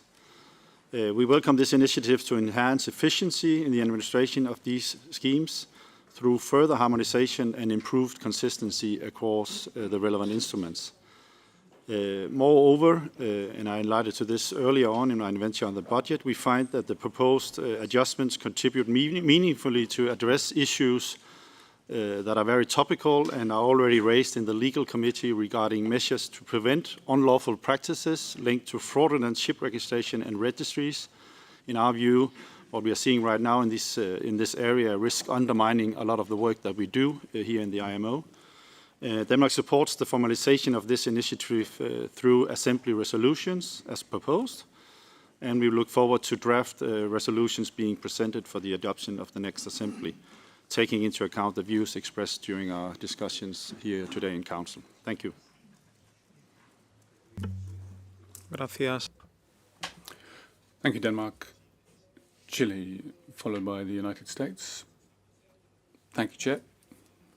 First of all, thank you to Belgium and the Netherlands, as well as Egypt, for inviting us for the breaks yesterday, and also Mexico and Nigeria for today. We welcome the documents before us, as well as the assessment carried out by the Secretary General on the regulatory inconsistencies in the IMO number scheme. And we also welcome the measures adopted, or proposed rather, to resolve those issues. The actions before us will allow for harmonisation of existing resolutions, a clarification of responsibilities of flag states, and strengthen the traceability of GSIS information. So we support the resolutions and processes suggested because they will lead to a more coherent, transparent system aligned with the practices of member states. Thank you. Muchas gracias a Chile. Thank you, Chile. The United States, followed by the Kingdom of the Netherlands. Thank you, Chair, and good day to everyone. And like others, we certainly thank Mexico for the coffee break. It was very enjoyable. With regard to the documents under consideration, first of all, we thank the Secretary General for these documents, and in particular 134/10, explaining about the contract and shedding light on that for the members to see. With regard to 134/10/1, in general, the U.S. really supports this issue. I think it provides a more transparent and a much clearer and consistent regulatory framework for this, the number scheme, which we appreciate. And in general, we support the Assembly resolutions that are presented in this document. We do, however, Chair, and don't throw anything at me, please, but anyway, we do have a couple minor suggestions for the resolution in Annex 1 of 134/10/1, and this is in the annex to that annex. And the issue we have is in paragraphs 2 and 3. If you look at this, it starts off, it says, administration should apply the IMO ship identification number scheme when in fact there is mandatory requirements for them to apply that.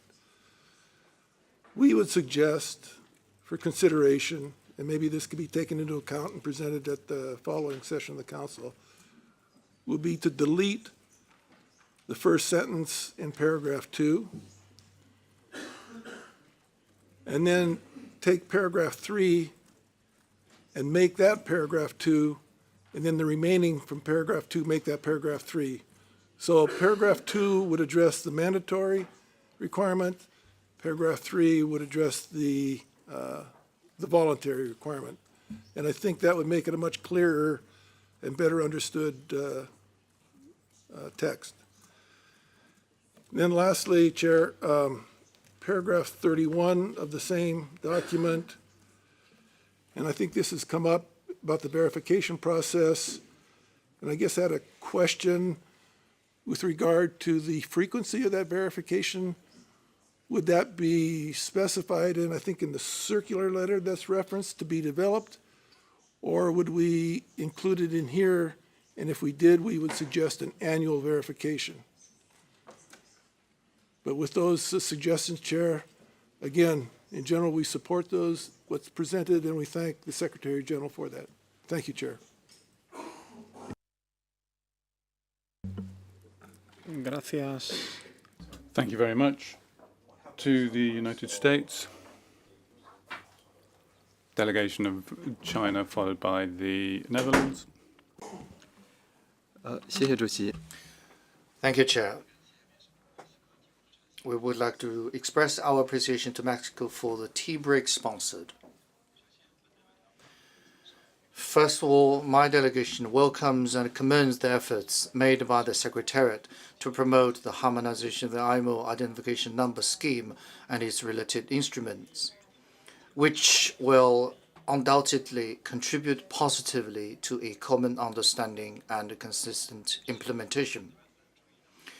However, my delegation notes that the background, primary objectives, and implementation challenges of Assembly Resolution A111730 concerning the ship identification number scheme and MSSC Resolution MSSC 16078 concerning the company identification number scheme are different. Any related decisions must be based on a comprehensive review, in-depth analysis, and a transparent and open process.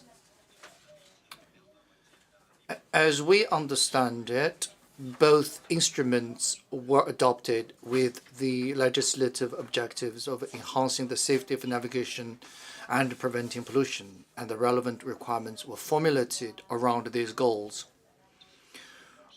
Whether these instruments need to be reviewed, amended, or consolidated, and how they interact with various maritime conventions should be approached in a problem-driven or goal-oriented manner and follow established procedures. Such matters should be initiated by the relevant member states and discussed within the mandate of the appropriate IMO bodies, such as the Maritime Safety Committee. Chair, we do have some specific comments. Prior to providing the specific comments, we would like to seek some clarifications. First of all, what is the significance of the Council's decision on this matter? Given that this issue may not fall solely within the realm of administrative matters, but could also involve the review and possible amendment of technical conventions. Does the current procedural framework permit the Council to examine proposals related to the amendment of such conventions? In addition, we believe it would be very helpful if the Secretariat could provide more background and context regarding the rationale for undertaking this work. For instance, what specific issues have made it necessary to harmonize the existing system? Or what concrete benefits such changes are expected to bring to member states? This would, in our view, greatly facilitate a more focused and informed discussion. Thank you, Chair.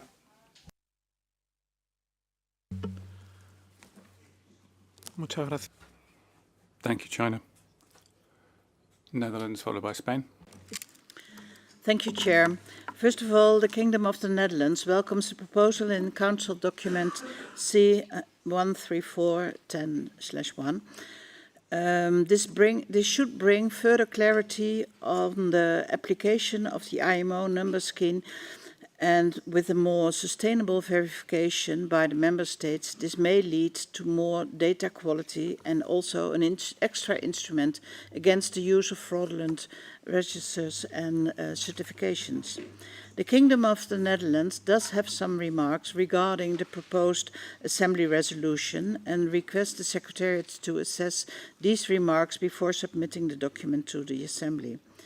With regard to the wording in paragraph 5 of the annex to the draft resolution, an explicit reference is made to the 7-digit number. As the Kingdom of the Netherlands understands that in the not so far future this might has to change into more numbers, we therefore propose to draft some more sustainable wording. In paragraph 16 of the annex to the draft resolution, it is indicated that the status should be assigned to the ship with the allocated number. We are of the opinion if this expands to the status used in the Jesus module, clear definitions of this status would benefit the member states. In paragraph 19, the following text is drafted in the draft resolution. The IMO number should also be permanently marked on the hull structure of the ship when and where appropriate. We believe that a reference to SOLAS Chapter 6, Regulation 3 would be more appropriate, while this regulation contains specific requirements where and how the IMO number should be marked on the ship. In paragraph 33 provides references to the certificates where an IMO company number should be inserted. Also, in this paragraph, we suggest to make it a little more sustainable for the future and refer to the reference instrument, as we don't know if we will have any further certificates where it could be beneficial to include. And last, we believe the drafted circular letter containing a detailed periodic verification process of the content of the GSIS database by member states is key for the success of the scheme. We look forward to receiving the updates on this process. Our apologies for being so lengthy, and of course, if deemed necessary, we are able to provide the Secretariat with our comment in writing. Thank you, Chair. Muchas gracias.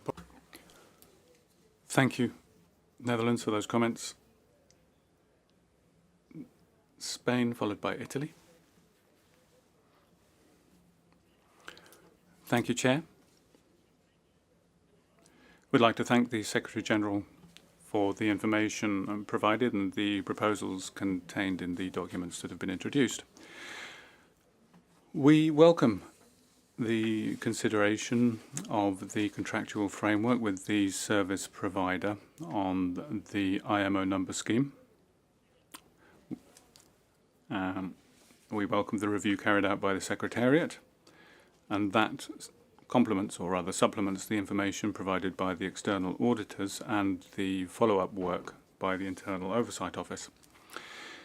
In this delegation's view, developing a service provider contract between the IMO and S&P Global for the assignation and management of IMO numbers and tonnage assessment constitutes a substantial improvement over existing practices. It also offers greater legal security with regard to defining parties' responsibilities, which we hope will have a positive impact on member states.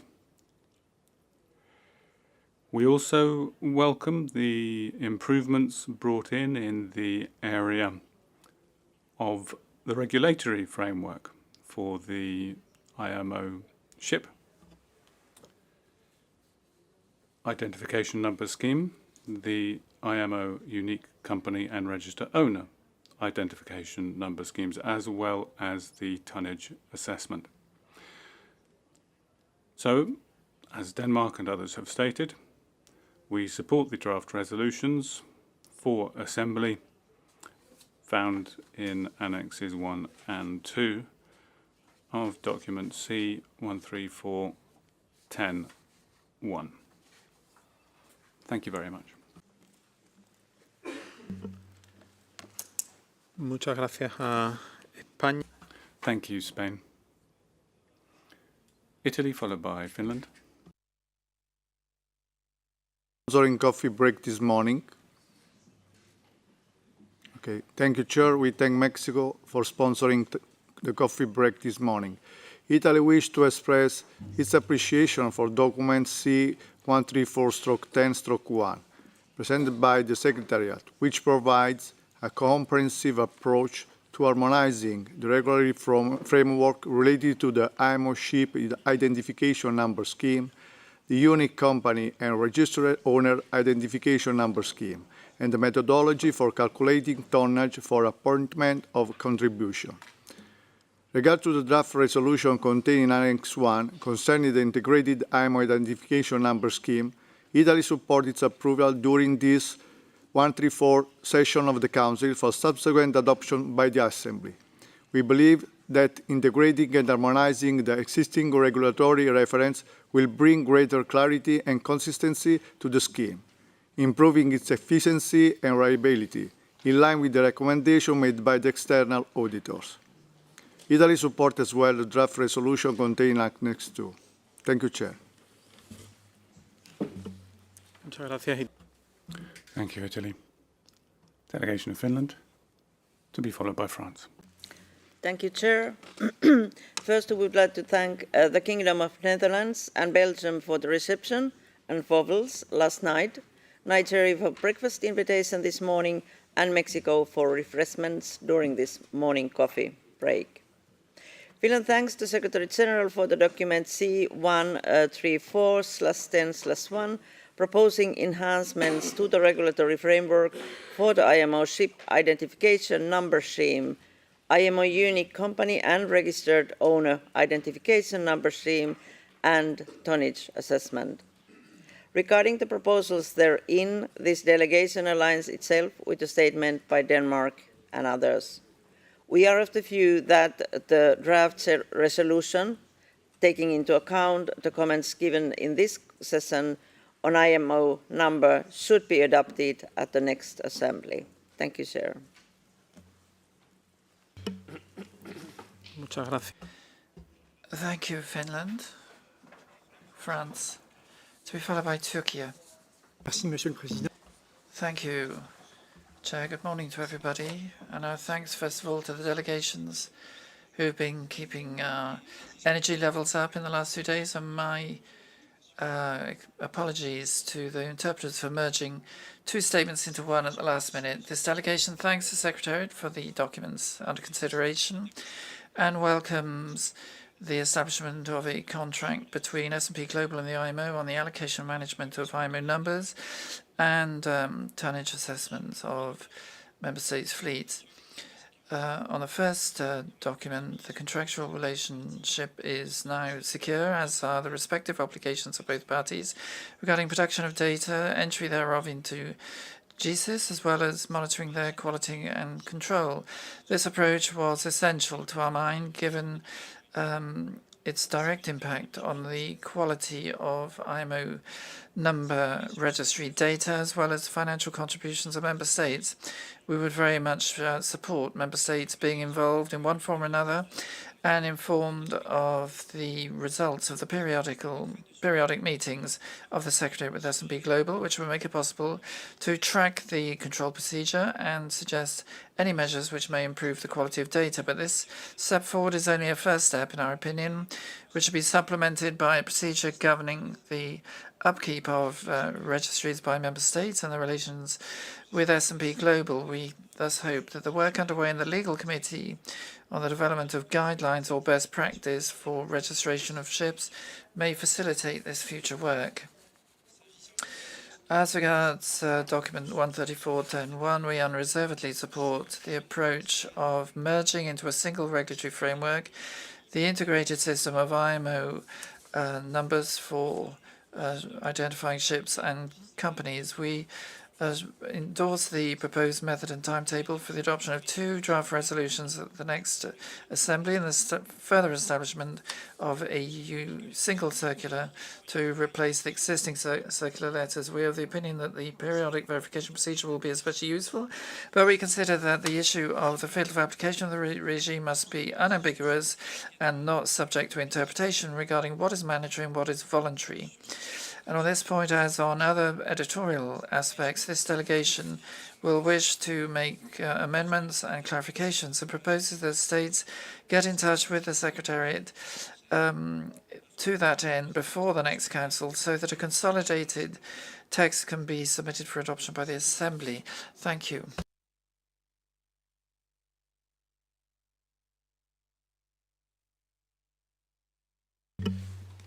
Gracias a France. Thank you, France. Turkey, to be followed by Liberia. Thank you, Chair. I have a slight modification on my statement. Apologize to the interpreters.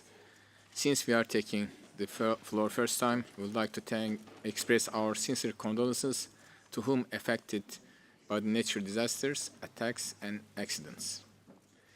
We'd like to thank Thailand, Bangladesh, Egypt, Belgium, Netherlands, Nigeria, and Mexico for hosting coffee breaks, lunch, and breakfast. With regards to the topic we are discussing, we thank Secretary General for documents on hand. Our intervention will be about document 134/10/1. Turkey supports adoption of the draft resolution. We support integration of IMO ship identification number scheme with the IMO unique company and registered owner identification number scheme, as this harmonization will reduce duplication, improve clarity, and enhance transparency proposed in the document. We believe requirements for the entities, ship owner, operator, shipyard, and company to inform relevant flag administration is also very important for reinforcing flag states' oversight on the ship flying its flags. However, we would like to request clarification on the definition of relevant administration referred in paragraph 26 of the proposed annex, which refers to the obligation for companies applying for IMO number to inform the relevant administration.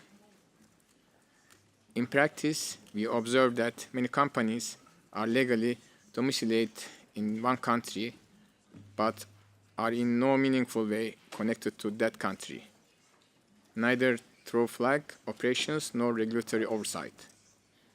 In this regard, we believe this creates ambiguity about which administration is relevant.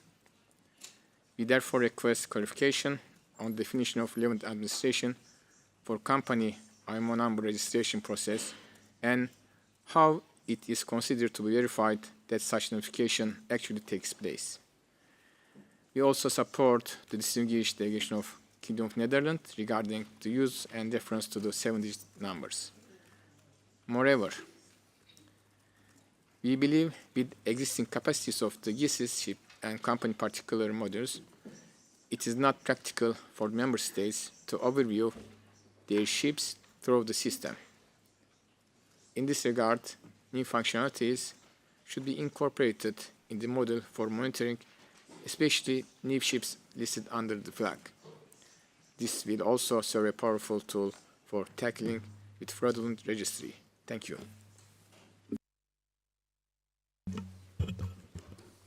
Gracias. Thank you, Turkey. Liberia to be followed by Indonesia. Thank you, Chair. Liberia wants to thank Nigeria for the breakfast this morning and Mexico for the coffee break. Liberia welcomes the update in document C-134/10 and commends the Secretary General for the concrete steps taken to improve the governance of the IMO number schemes. We particularly support the introduction of a no-cost contract with the service provider, including quality assurance and KPIs as a move towards greater transparency and accountability. Liberia also welcomes the initiative to provide member states with ship data extracts for verification. The ability for flag states to review and confirm data is essential to maintaining reliable global records. Since May 2025, Liberia has established routine data exchange with S&P Global to support this process, and we have already seen improvements in consistency and responsiveness. We encourage other flag states to make full use of this opportunity. With regards to the harmonization of the regulatory framework of C-134/10/1, Liberia appreciates the initiative and agrees that a consolidated assembly resolution will be beneficial.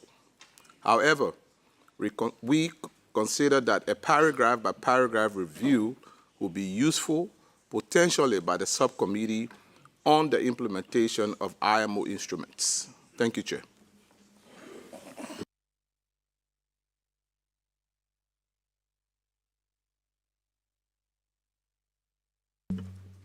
Gracias. Thank you, Liberia. Indonesia, to be followed by the Philippines. Thank you, Chair. We thank Mexico for the refreshment this morning. Indonesia support the Secretary General proposal to harmonize the IMO ship identification number scheme and the IMO unique company and registered owner identification number scheme.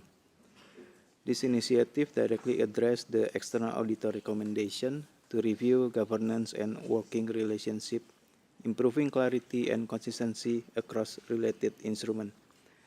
The integration of this scheme into a single assembly resolution in Annex 1, we believe will enhance efficiency and ease of the implementation. We also welcome the proposed verification process by the flag states to improve data quality in GCs, as well as the clarified tonnage assessment methodology in Annex 2, which align UN practices and reduce ambiguities. We therefore, in the general, support the draft resolution in the annexes and encourage the Council to recommend their approval by the Assembly. Thank you, Chair. Gracias.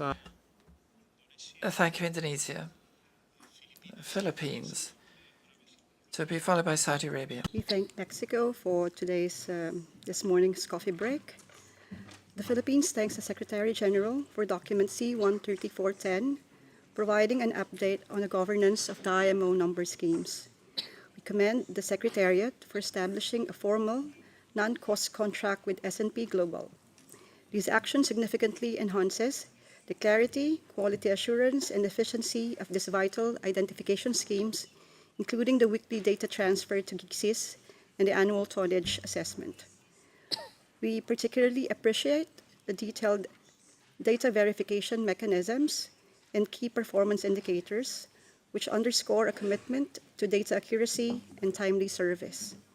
However, given the critical nature of the IMO number schemes in enhancing maritime safety and pollution prevention, as well as in facilitating the prevention of maritime fraud, we recommend that the contract include a provision establishing comprehensive cybersecurity obligations, given that S&P Global manages critical maritime identification data that may be highly susceptible to cyber threats.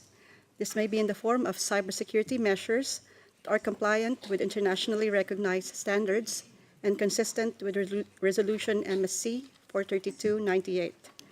The Philippines supports the continued efforts to strengthen the governance and reliability of the IMO number schemes, which is an underlying factor to maritime safety and transparency. On document C-13410-1, Chair, we fully support the draft Assembly resolutions annexed thereto. Thank you, Chair.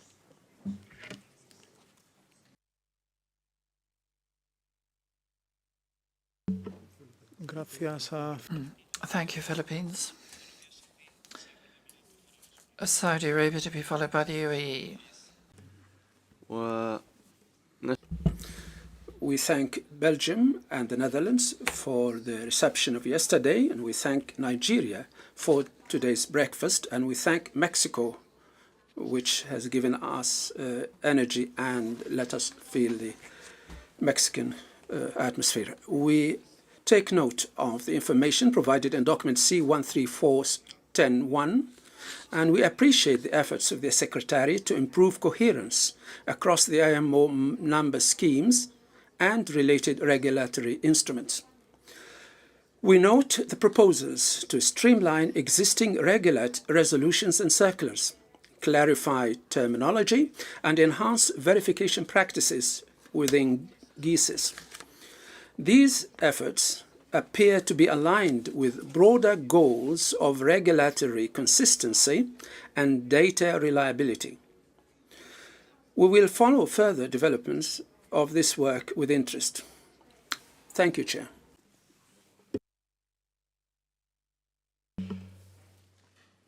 Gracias. Thank you, Saudi Arabia. UAE, to be followed by Peru. Shukran, Sayyid Rais.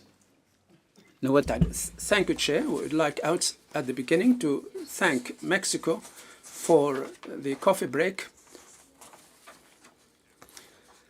To this matter, we would like to thank the Secretary General for the document C-134-10-1 and the draft resolution on the integrated IMO identification number scheme.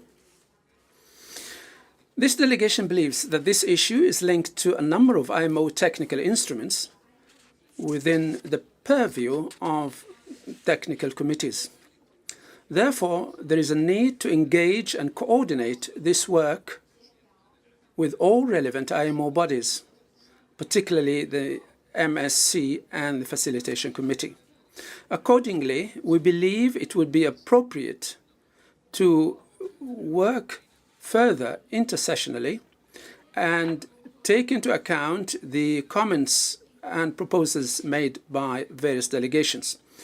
It may also be appropriate to wait until coordination with relevant IMO bodies is completed. In conclusion, this delegation fully agrees with the intervention of China and Turkey. Thank you, Chair.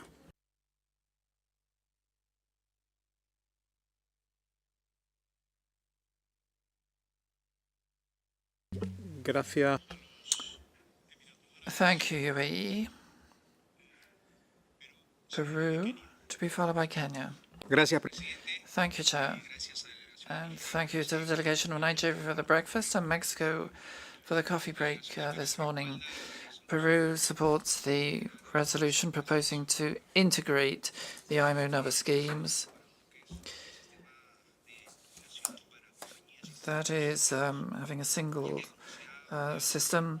As you can see, the independent identification, separate independent schemes pose problems, especially when it comes to entering data. Therefore, this new measure is an important step forward in traceability, transparency, and efficiency of management of international shipping. We're convinced that it will strengthen identification systems and it will strengthen the responsibility of the international shipping community. Thank you.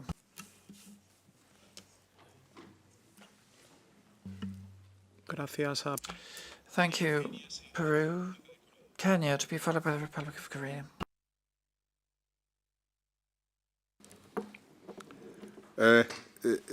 Thank you, Chair, for the opportunity accorded. We too thank Nigeria for the heavy breakfast we enjoyed this morning, and Mexico also for the tea, for the coffee and the Mexican experience. On document C-134-10, Kenya has noted the information provided. And on C-13410-1, dealing with the harmonization of regulatory framework, Kenya thanks the Secretary General for the paper and the clarification that has been provided. This delegation supports the proposed Assembly resolutions, provide clarity on the five elements mentioned in paragraph 11 of the paper. We believe that by enhancing transparency and clarity, the resolutions will reduce administrative burdens to flag state. Thank you, Chair.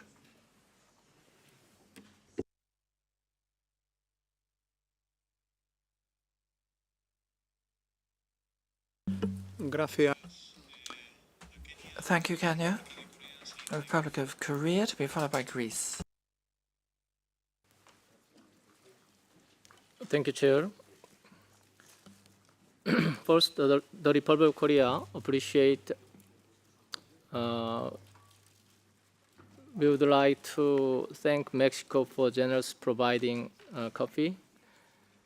The Republic of Korea wishes to express its appreciation to the member states, the Secretary General, and the Secretariat, as well as the relevant organization for their efforts in operating and continuously improving the IMO identification number scheme. We recall that the IMO identification number serves as a key mechanism for preventing unlawful activities at sea and for safeguarding maritime safety and security. In this regard, we express our full support for the overall intent of the proposed resolution. However, with regard to the verification role of flag state, we would like to raise a minor point. Considering that the assignment and management of IMO identification numbers are primarily the responsible of the organization and the designated authority, the role of flag state in verification can be seen as a supportive one within the overall system. In this regard, the Republic of Korea suggests that the involvement of flag states in the verification process be reflected in a minor, flexible, and recommendatory manner. We propose using terms such as recommend or may instead of should in paragraph 14 and 30 of Annex 1. Thank you, Chair.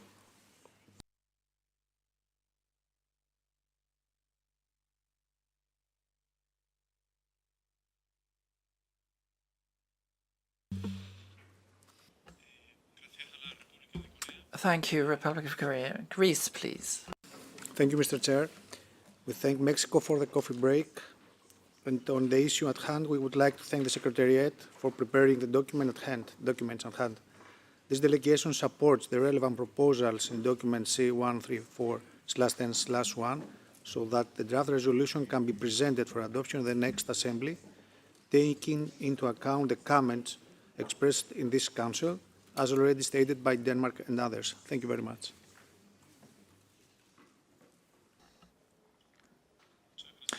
Thank you, Greece. There are no further requests for the floor from Council members, so I give the floor to the observer states, beginning with Thailand, to be followed by Nigeria. Thank you, Chair. Firstly, this delegation would like to join other delegations expressing our sincere condolences to those affected by the recent attack in the Red Sea. We thank Belgium, the Kingdom of Netherlands, Nigeria, and Mexico for their reception and coffee break. This delegation thanks the Secretary General for submitting document C134/10/1, proposing enhancement to the regulatory framework for the IMO ship identification number scheme, IMO unique companies and registered owner identification number scheme, and tonnage assessment. In particular, we appreciate the initiative of the introduction of a periodic verification process by the flag state of the content in the database of their vessels and companies.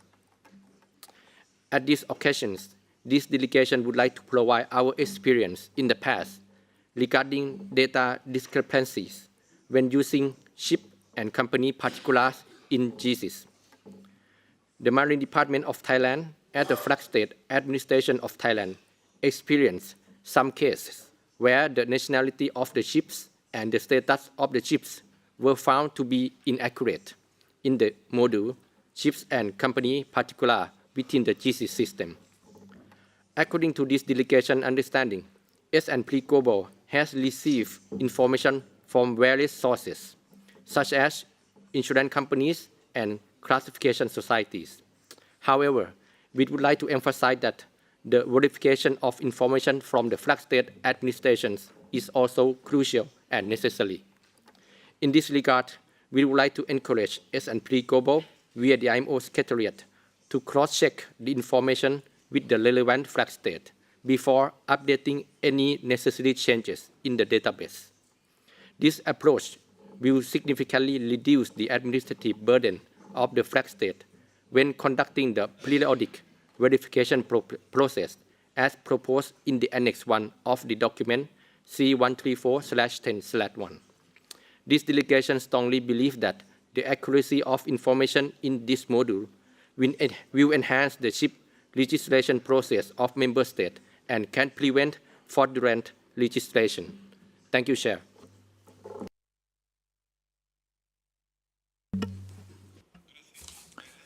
Thank you, Thailand. Nigeria, to be followed by the DPRK. Thank you, Mr. Chair. We apologize to the interpreters for the slight adjustment to our intervention.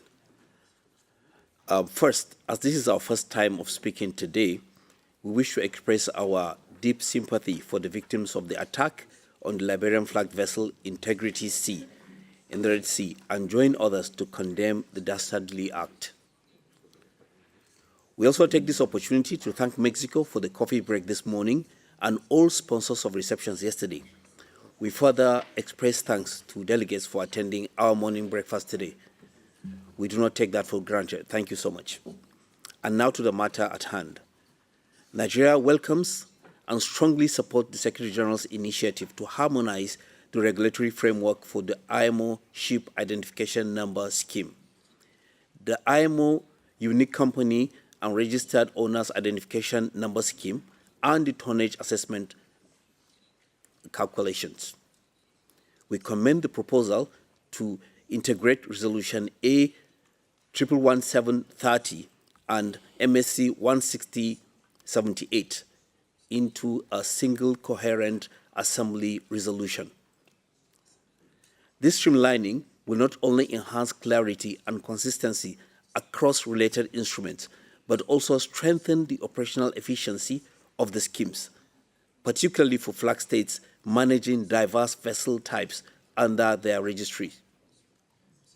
In an era of expanding data complexity, this harmonization will reduce ambiguity, align interpretations, and improve the interface between regulatory expectations and industry practice. Furthermore, Nigeria supports the introduction of a formal periodic verification process for flag states, as this will significantly improve data accuracy in GISs and reinforce the integrity of global shipping records. We particularly welcome the provisions that designates the service providers through a circular letter and the inclusion of a new data field for vessel status, which will enhance transparency in our fleet compositions. Importantly, the reaffirmation that IMO number allocation remains free of charge ensures equitable access to this global identification system for all member states, including developing maritime administrations. Nigeria urged the Council to endorse the proposed resolutions and encourage member states to actively engage in implementing this modernized and integrated approach to maritime data governance. Chair, regarding 13410, we particularly welcome the conclusion to a formal non-cost contractual agreement with S&P Global, which clarifies responsibilities and reinforces transparency in managing critical ship, company, and ownership identification data. Given the evolving landscape of maritime data service and the strategic importance of reliable identification scheme for safety, security, and environmental regulations, Nigeria supports the continued oversight and monitoring provisions outlined in the contract, including the data verification mechanism and the ISO-aligned quality assurance protocol. We further underscore the importance of member states' involvement in verifying national fleet data. The requirements for flag state to validate the accuracy of extracts provided by S&P Global aligns with other shared goals of data integrity and effective maritime governance. Nigeria sees this not only as a technical duty, but as a strategic opportunity to strengthen national maritime administration. Thank you, Chair.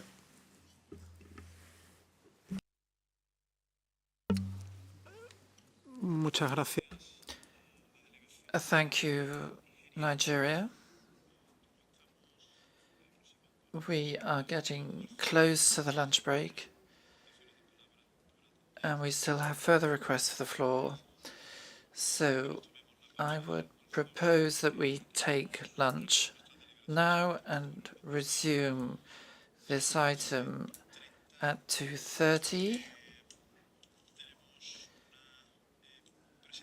We have a presentation by the delegation of Peru during the lunch break. If you would kindly inform us of that presentation, please. Sí, Yes, indeed, we would like to invite you. We have one of the leaders of our crew on the equipment and process of training on the Toolship Union, and so he will be happy to provide you with that information and give you an update on our training. Thank you. Thank you, Peru. I'd also like to give the floor to the Director of the Administrative Division for some announcements. Thank you, Chair, and good afternoon to everyone. This is just a gentle reminder that there will be a photograph with the Secretary General of WMU and IMLI graduates at 2:20 this afternoon on the ground floor. So if all the graduates from WMU and IMLI could gather at about 2:15, we will be having a photograph with the Secretary General. Thank you. Muchas gracias. Thank you very much, and we shall resume at 2:30. Enjoy your lunch.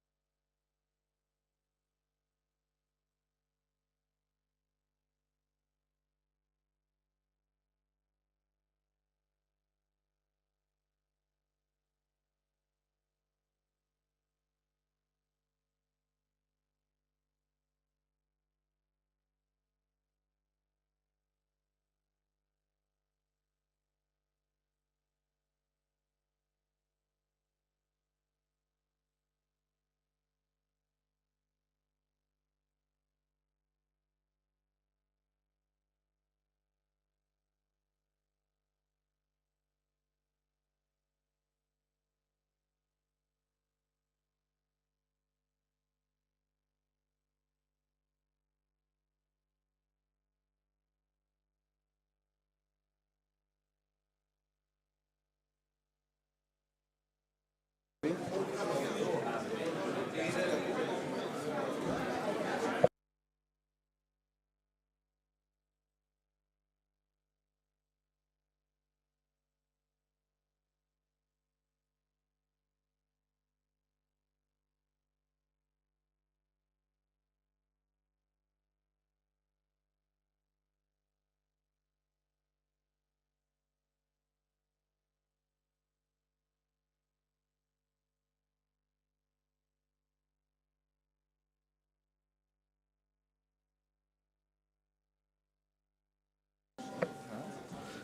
afternoon, distinguished delegates.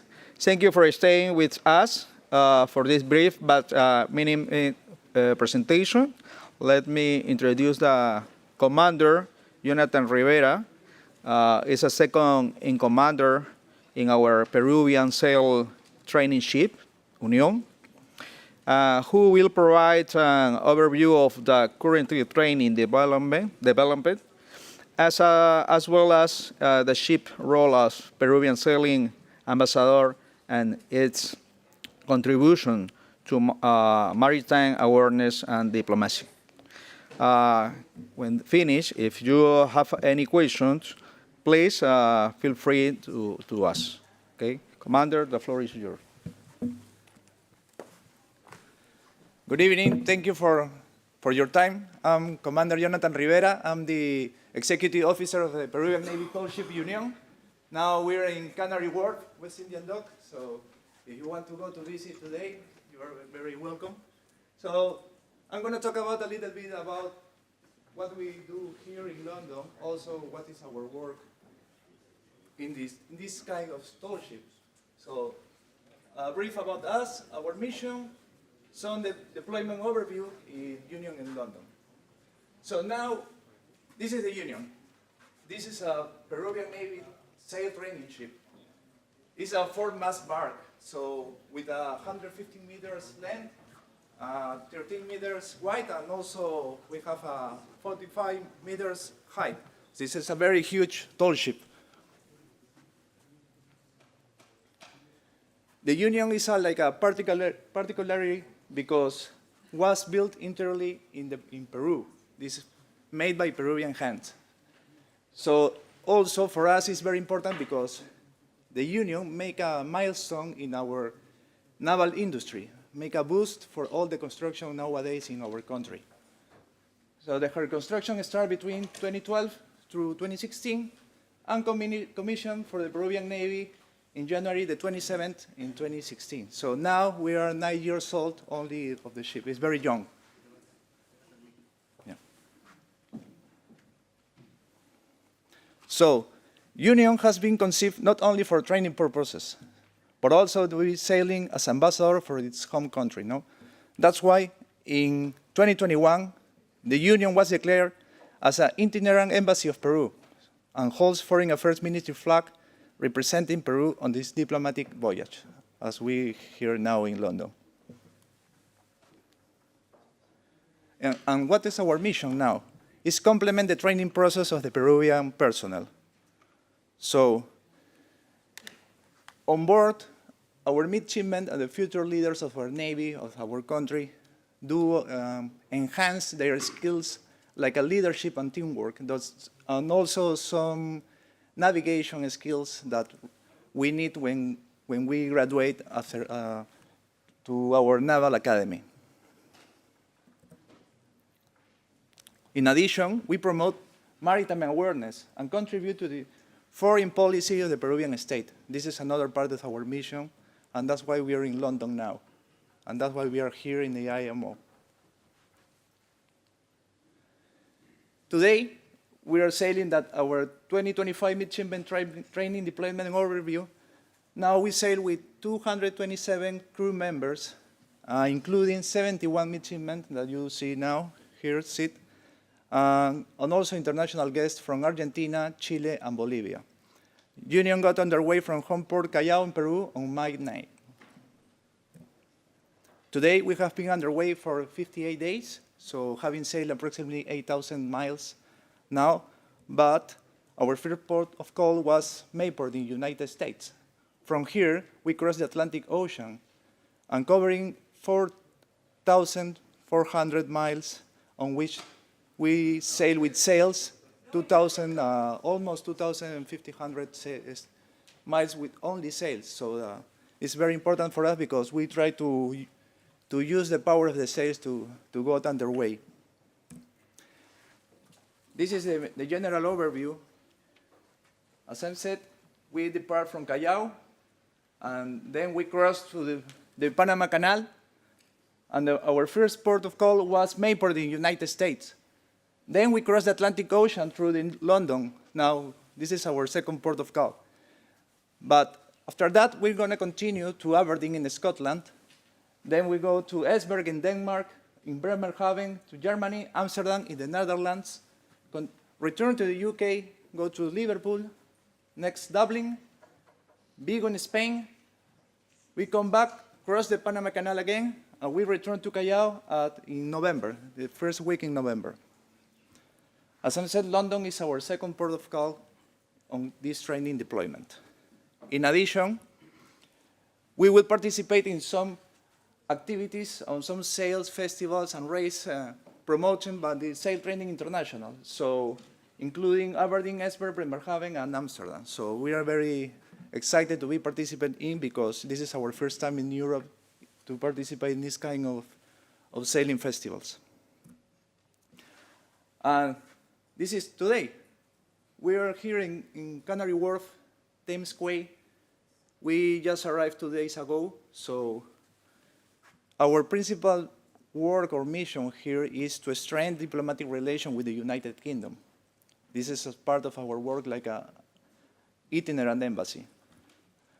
Also, our visit carries a special meaning because it's the formal presentation of Peru's candidacy of the C category of the IMO Council. So for us, it's very important to be part of this occasion. The Union is also aligned with the IMO's objectives, based on global maritime awareness, ensuring safe transport, safeguarding human life at sea, and protecting the marine environment through the use of clean energy like wind. On this sail trade voyage, our future leaders will strengthen their character at sea, improving their seafaring skills, and will have greater maritime awareness as promoted by the IMO. So the Union, now for us, for the Peruvian, represents a symbol of national pride and maritime heritage. Thank you for your time. If you have any question, please don't hesitate. And you're very welcome to the afternoon to join us to be in our party on board. Thank you.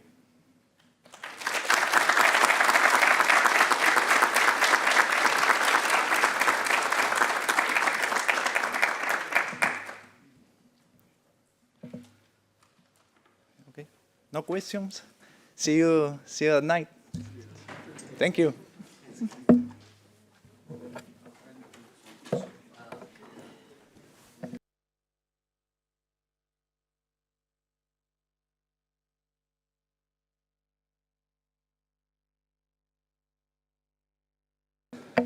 ¿Me ayudan a trasladar? ¿Traduces, Rodrigo? Yes, sir, please.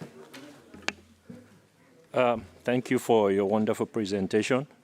I came in a bit late, but I looked at your voyage plan, and I found out that you're not taking any trip to Africa. Is there any reason? Thank you, Chair. Say again, please. Yes, and I said I looked at your voyage plan where you're going to take trip to, but I noticed that there is no voyage to Africa, if I'm correct. So is there any special reason? ¿Qué cosa? Thank you. No, now we don't have it. Last year we were in Morocco, so maybe for the next plans, for our next deployments, we will consider some part of the Africa, maybe cross some places like I don't know, Ghana or South Africa, Nigeria. Yes. No, thank you for asking. Okay, thank you.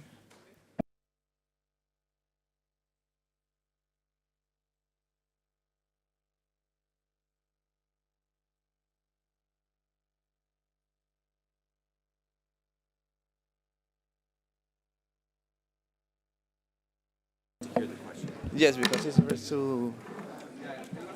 ¿Tú escuchas y yo respondo? Okay. Yeah. Thank you. I have a quick question to ask. Since that is the training vessel, are you accepting cadets from other countries? And are they civilians or only Navy cadets, if you do accept them? Yes, we on board have cadets from Bolivia, Honduras, and Panama. And also now we are embarked 2 third secretaries for the Foreign Affairs Ministry on board now. We are 2 civil. Also, we have a chaplain on board. So we have 3 civilians, 3 seafarers from other countries now. Thank you. Can you accept cadets from Tanzania as well?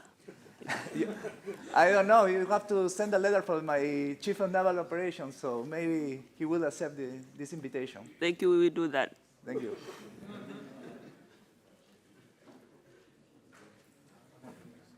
Another question? I have the headphones now.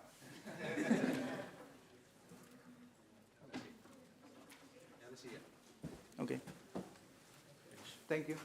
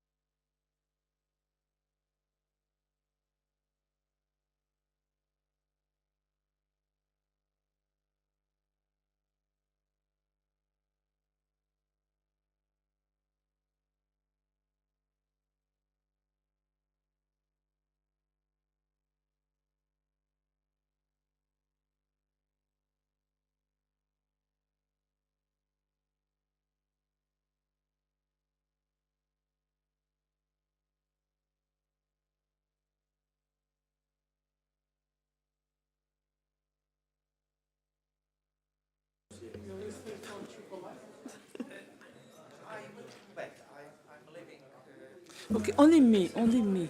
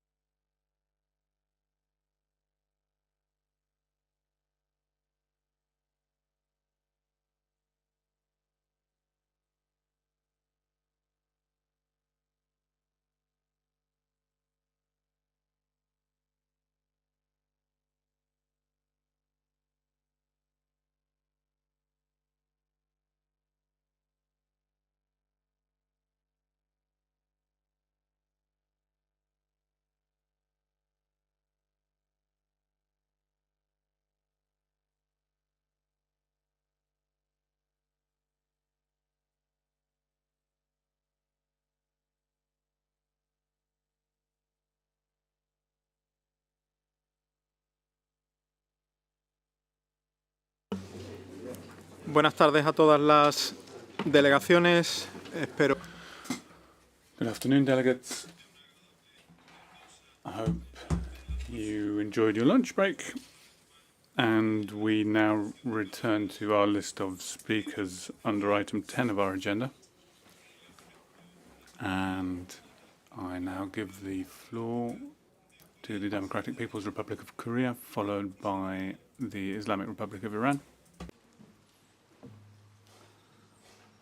Thank you, Mr. Chairman.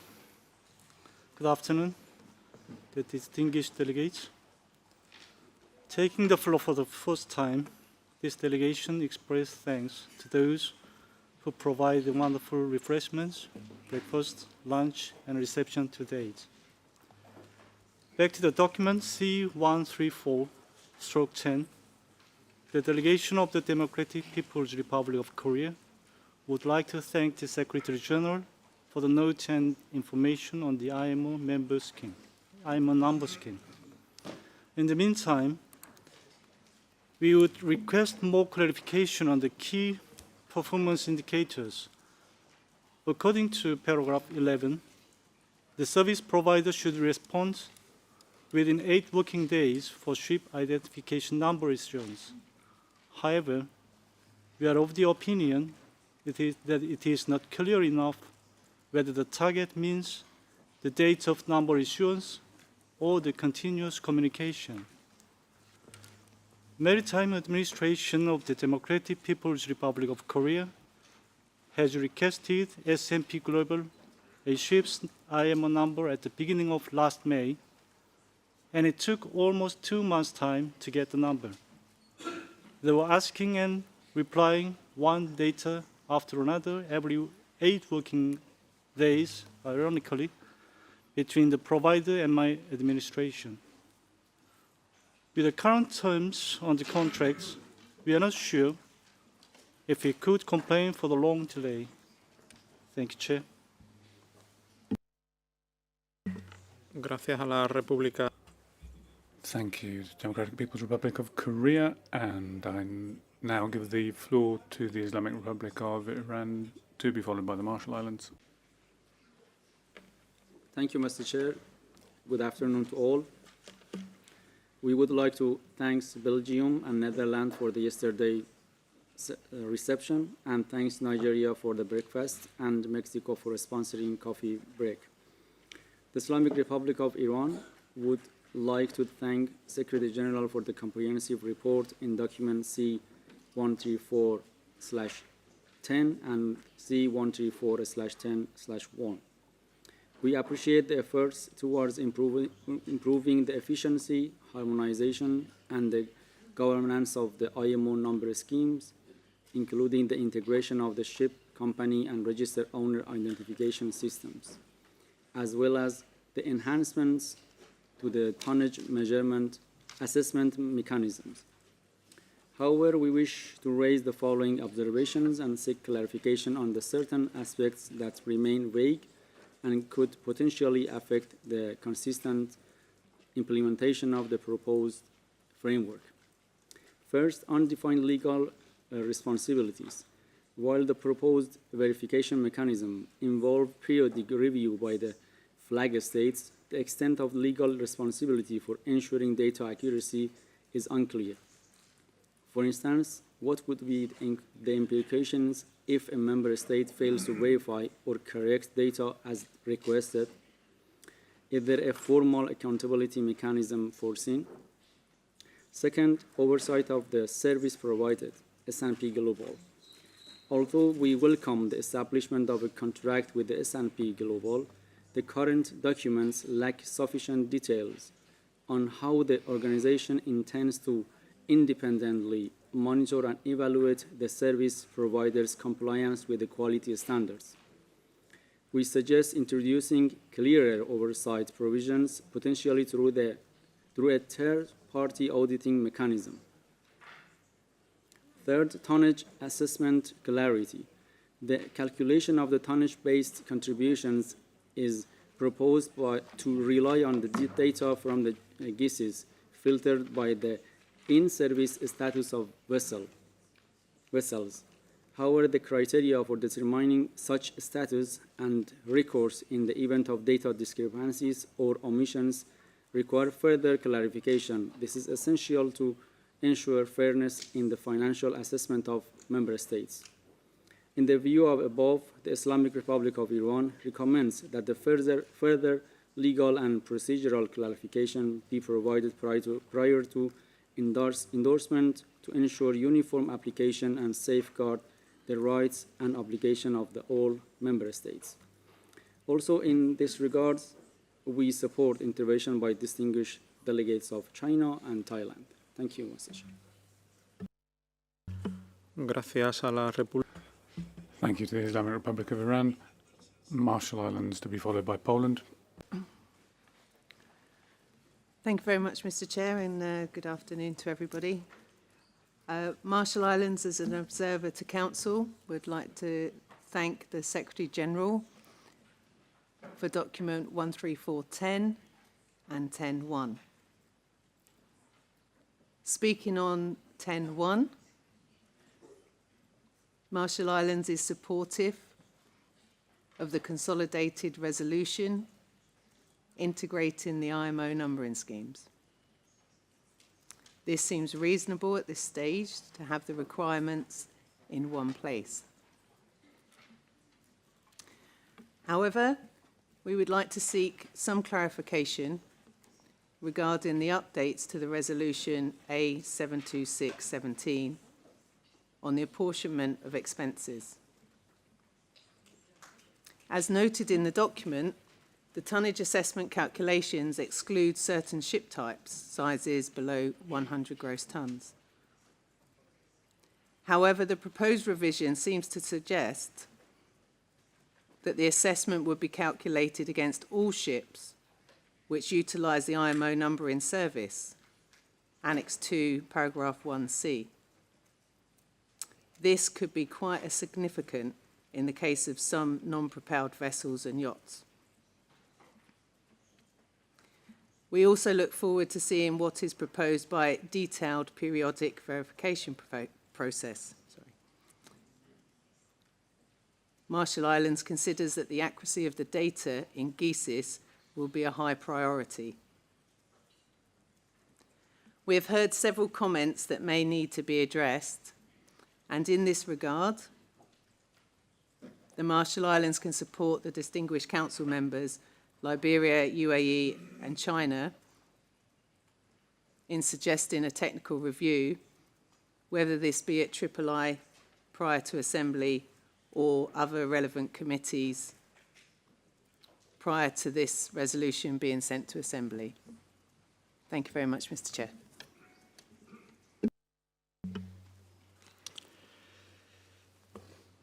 Muchas gracias a las Islas Marshall. Thank you, Marshall Islands. Poland, followed by Ecuador. Thank you, Chair. And let me begin with thanking all the delegations that sponsored reception, lunch, and coffee breaks both yesterday and today. Regarding the matter at hand, Poland thanks the Secretary General for the update on actions taken regarding the governance of the IMO number schemes and for the proposal to amalgamate the provisions contained in resolutions A111730 and MSC 16078. We support this proposal, harmonizing the IMO ship identification number scheme with the IMO unique company and registered owner identification number scheme will eliminate inconsistencies and enhance the clarity of interpretation for these instruments. Moreover, we align ourselves with the comments made by Denmark. Thank you, Chair. Muchas gracias, Poland. Thank you, Poland. Ecuador, please. Thank you, Chair. And thank you to those delegations who have invited us to reception, morning coffee breaks, and lunch, or rather breakfast and breaks.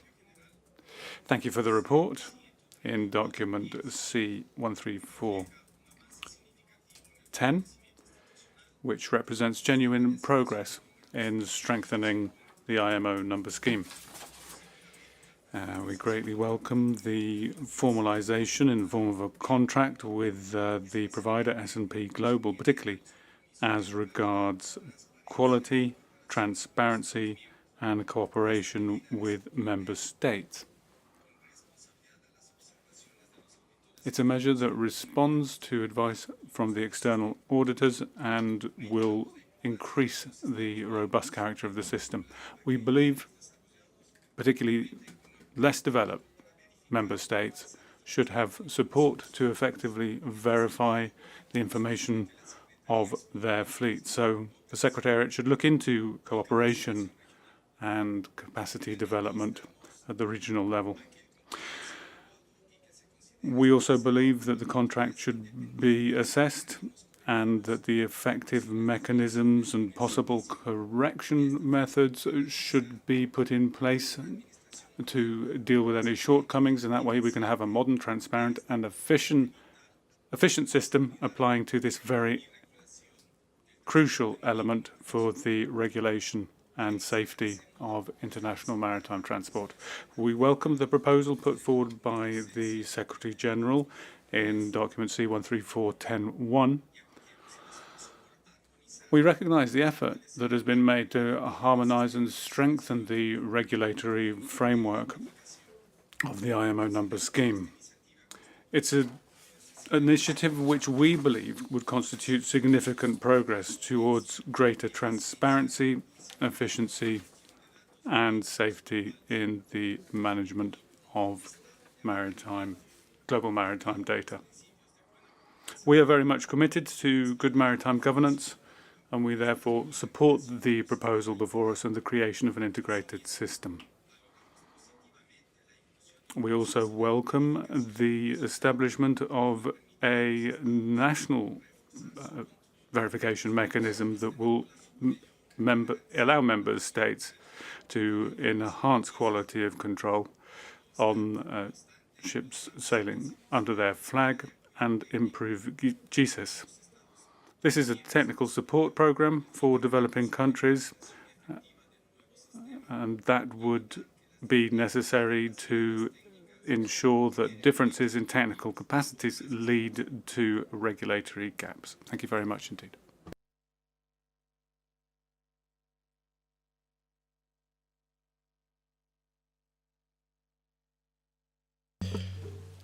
Muchas gracias a Ecuador. Thank you, Ecuador.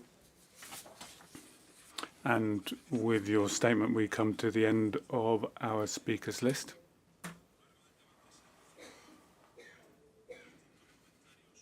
We have heard a number of comments with regard to specific paragraphs of the resolutions during our discussions.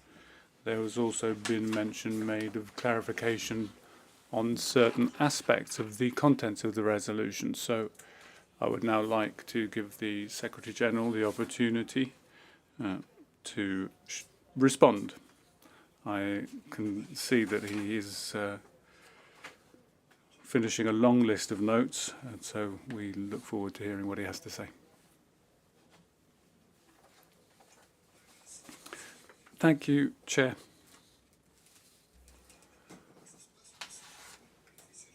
I will try and speak as slowly as possible for the sake of the interpreters.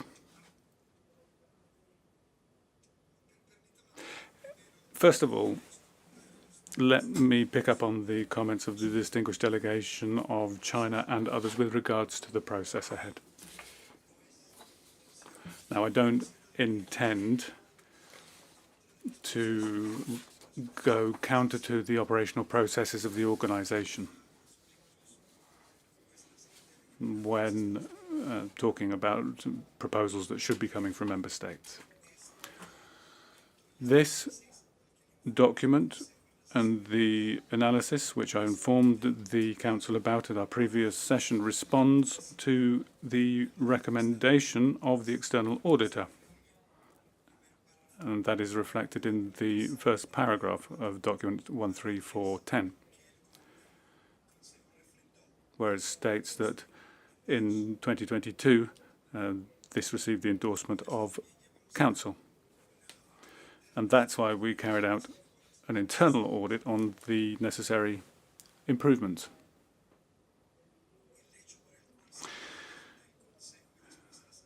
The reason that it started with Council and then Assembly is that there is no proposal or intention to amend the requirements of the IMO instruments. This is the operative and administrative process which is being carried out so far. However, what is clear is that there are many inconsistencies. For years, we had no service provider contract. The Secretariat couldn't conduct an evaluation or a verification.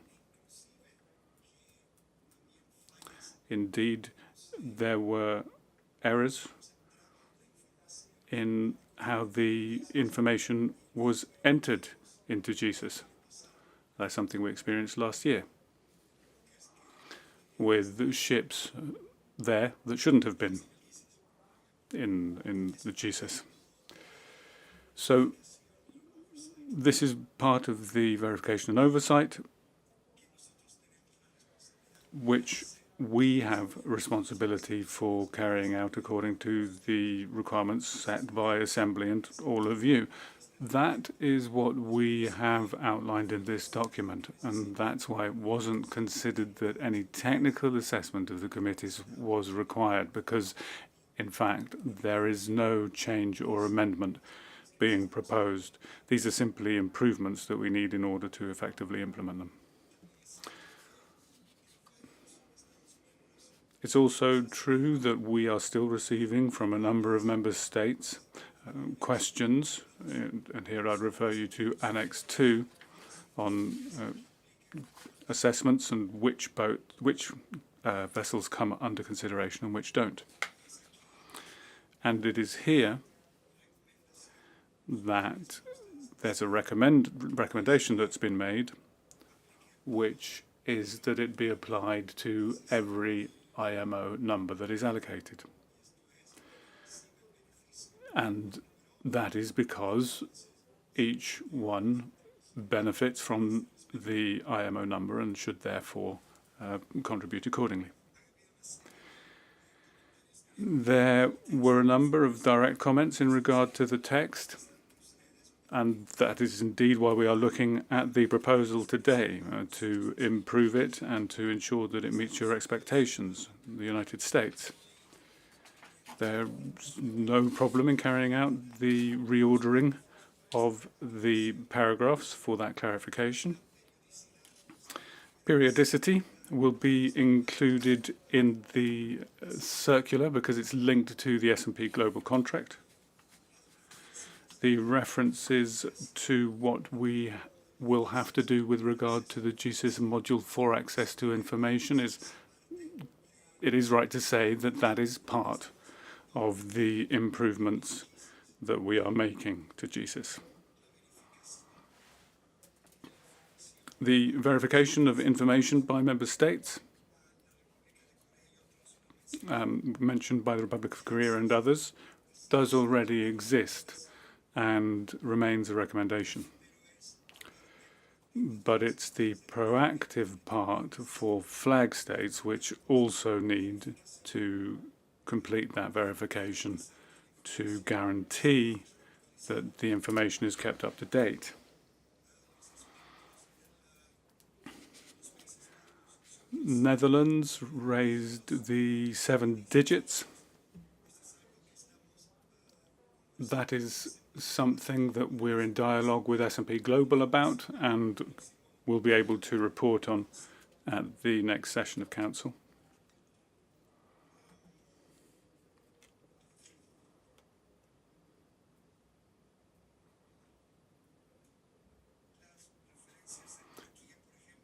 Turkey's reference is to the relevant administration. That's in line with the ISM code, the management code, and of course it could also be clarified. The delegation of France and others also mentioned editorial amendments in addition to better clarify the text. And of course, those are well received and duly noted.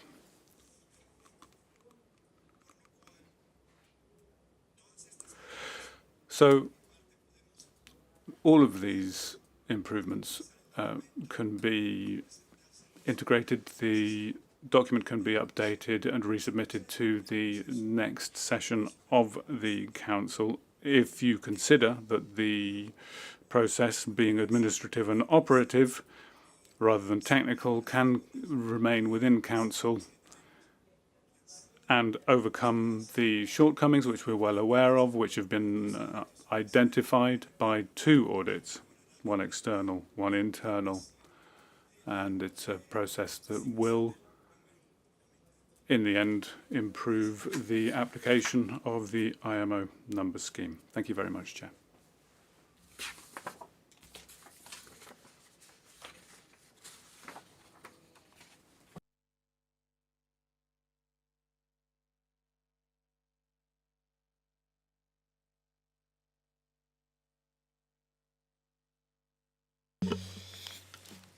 Muchas gracias.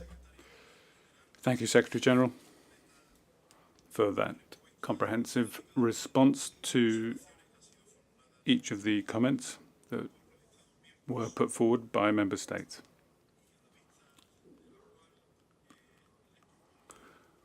In light of that, I would suggest that we move forward in the following manner.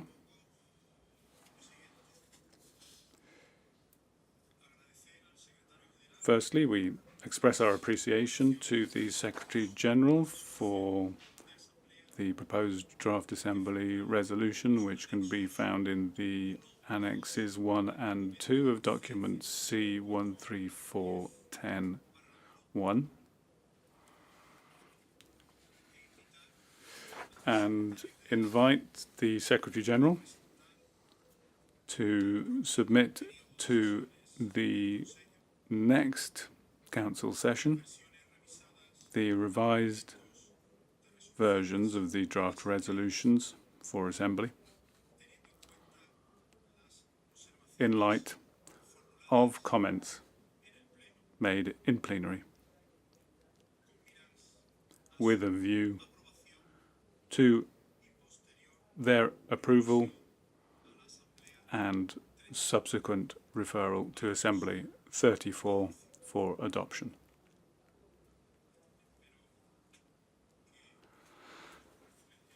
I hope that that reflects the general view of Council and observers. I do see that Marshall Islands are requesting the floor. Please go ahead. Thank you very much, Mr. Chair. And firstly, thank you very much to the Secretary General for the very comprehensive comments back. So, Mr. Chair, I just wish to ask then, is it then the Council's decision to recommend that the gross registered tonnage is the sum of the gross tonnage of all ships in service with an IMO number?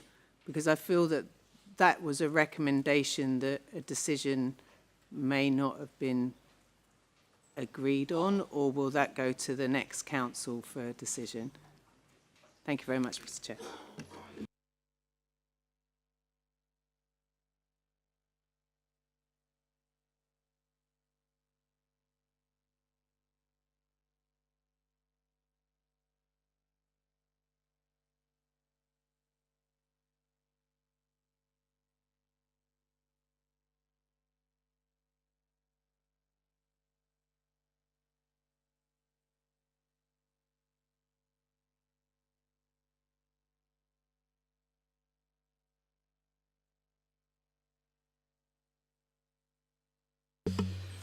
Gracias. Thank you, Marshall Islands, for that question.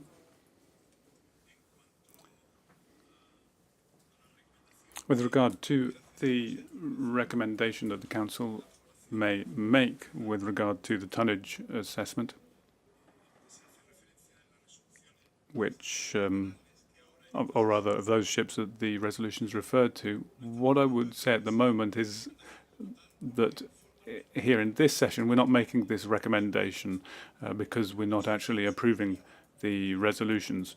We've had the opportunity to consider their content. We've had a debate, and as a result of that, we're inviting the Secretary General to produce a revised version in light of the comments that have been made in plenary.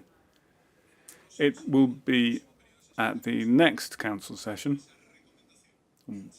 that the recommendation will be formalised with the approval of the resolutions, and then it will be even more formal when they come before Assembly for adoption of those resolutions. I hope that that resolves the question you raised. Thank you. Con esto. And that concludes item 10 on our agenda. And we turn now to item 8, relating to the enhancement of multilingualism.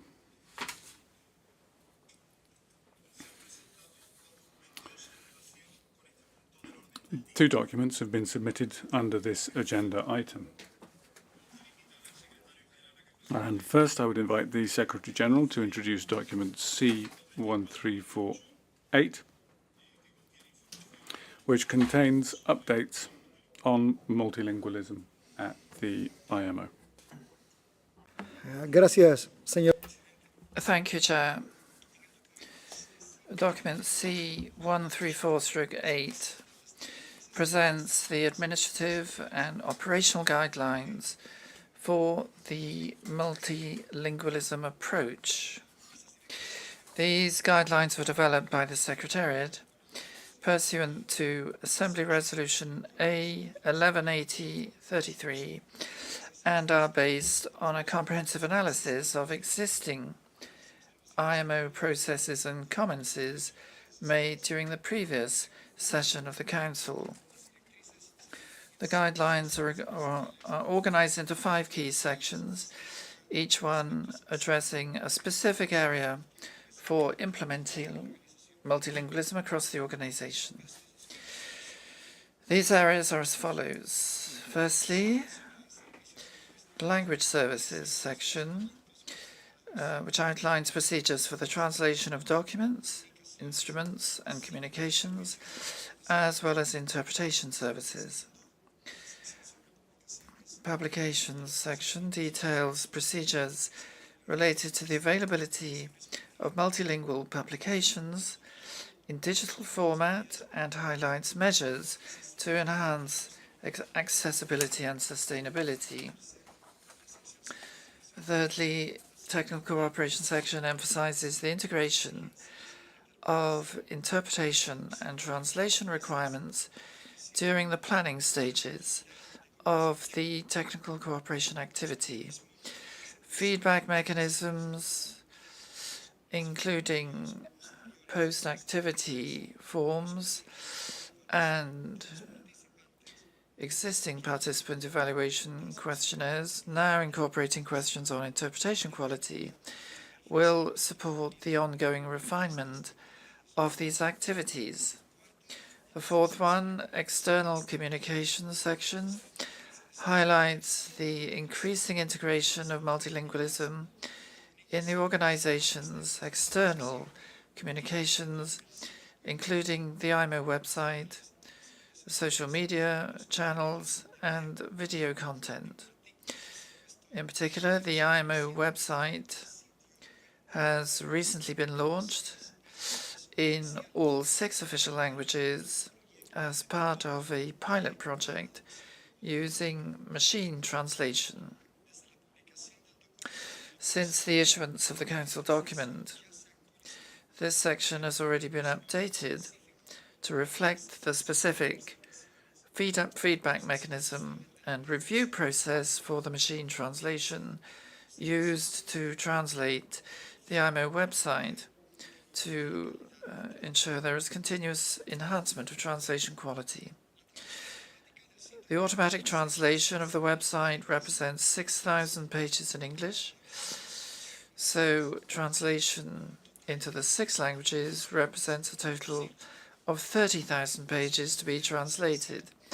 The license cost is 17,000 euros per annum for 1 billion characters. This cost is expected to be reduced next year once we have passed the peak translation period for all pages. This additional cost has been covered by savings made through overall review of software licenses, and it would not represent an increase in the budget for the next biennium. And then lastly, the training and staffing section provides an update on initiatives already underway to support multilingualism in the Secretariat, including the publication of all vacancy notices in all 6 official languages. It also highlights efforts to enhance access by staff to language training opportunities, including those offered by the UN Center for Language and Multilingualism and the self-paced Rosetta Stone platform. The guidelines will be reviewed and regularly updated to ensure they effectively support and advance the organization's multilingualism strategy. Thank you, sir.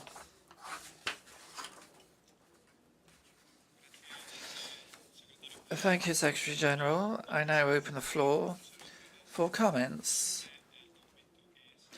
on the document that's just been introduced. Delegación de India. India to be followed by Chile. Thank you, Mr. Chair.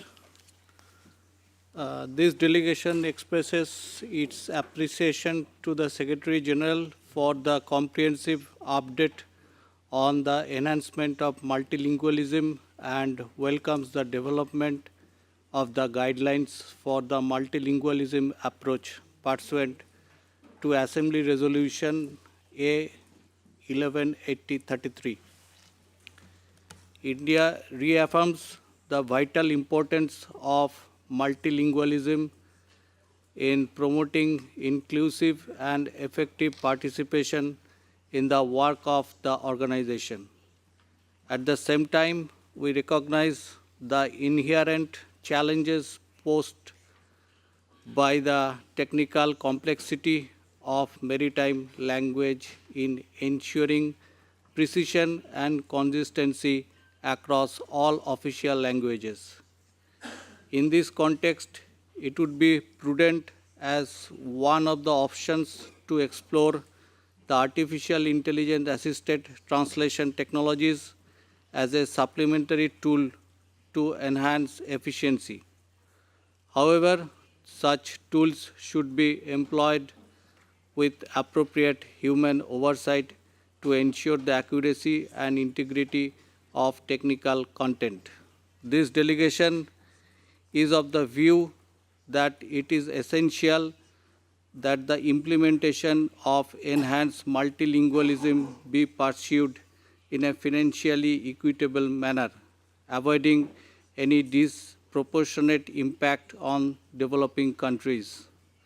A balanced and sustainable approach will be the key to the long-term success of this initiative.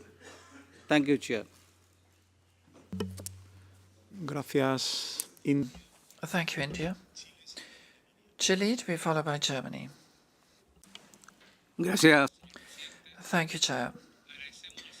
We thank the Secretary General for introducing these guidelines, which make significant progress towards effective implementation of Resolution A 1180-33 on the enhancement of multilingualism in our organization.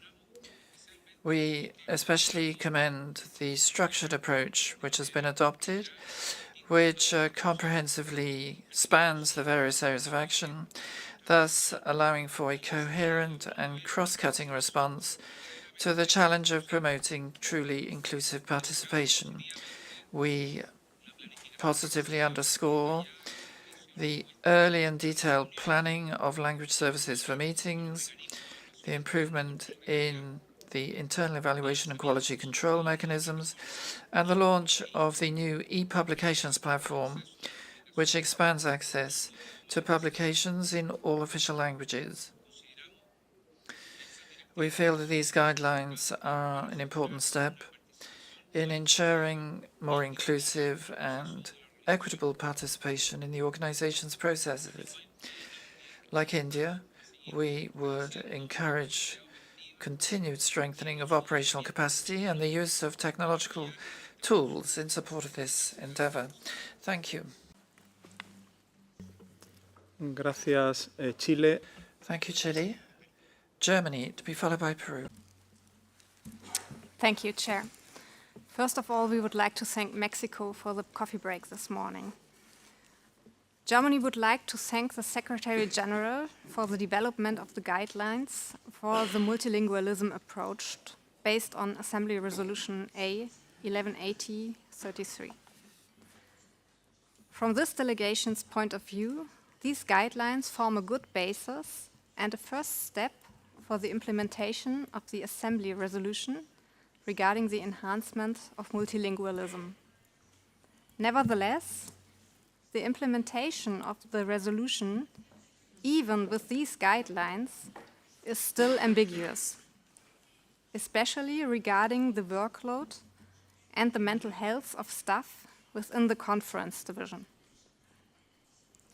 As mentioned during Council meeting C-133, the time limit for night shifts, which was decided by Council C-106, has to be respected. However, the guidelines do not reflect this decision explicitly, even if this decision is based on the consultation with the IMO medical advisor and one important part for protecting employees' health. A second question deals with paragraph 135 of these guidelines and the prioritization of the translation of working papers. This delegation is wondering if negative impact on the work and decision taken of IMO organs could arise if some annexes of working papers cannot be translated by the end of the meeting. Having said this, Germany would like to ask the Secretary General whether further experience could be gained with different measures during the last month and based on the report presented in C-133/7, and if the additional workload of the translation services, especially during night shifts, could be solved based on the measures defined in the presented guidelines. This information is necessary before any decisions could be taken regarding the proposal in document C-134/8/1. In addition, further information is required if additional costs rise and if they are covered through the regular budget. Thank you.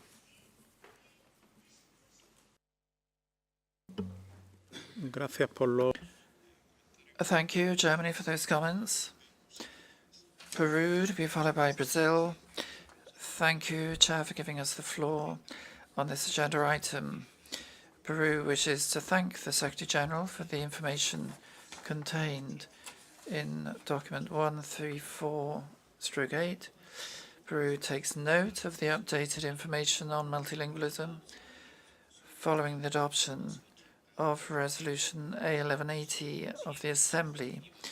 We are aware of and commend the excellent work performed by the Secretary General to implement a multilingual policy in the organization, which involves challenges such as additional costs for translation and interpretation, the need for advanced technologies, and the training of multilingual staff. However, we are also convinced that the benefits will significantly surpass those challenges. And in this regard, we would like to stress in support of this great endeavour that multilingualism hugely contributes to IMO debates and negotiations, embracing all states on an equal footing. The fostering of multilingualism is necessary to achieve broad agreements, greater representativeness and legitimacy in the debates and decisions of the IMO. Thank you. Gracias. Thank you, Peru. Brazil, to be followed by France. Muchas gracias. Thank you, Chair. This delegation expressed its appreciation to the Secretary General for the submission of the document. While Portuguese is not among the official language of the United Nations system, Brazil welcomes and supports the commendable efforts undertaken to promote and advance the principle of multilingualism within the organization.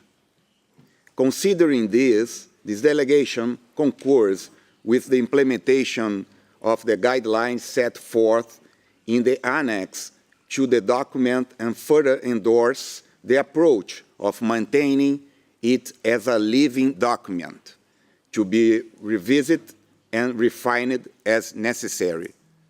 Muchas gracias, Presidente. Thank you, Chair, says the Speaker in Spanish.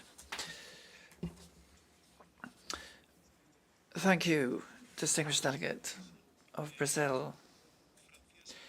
France, to be followed by Spain.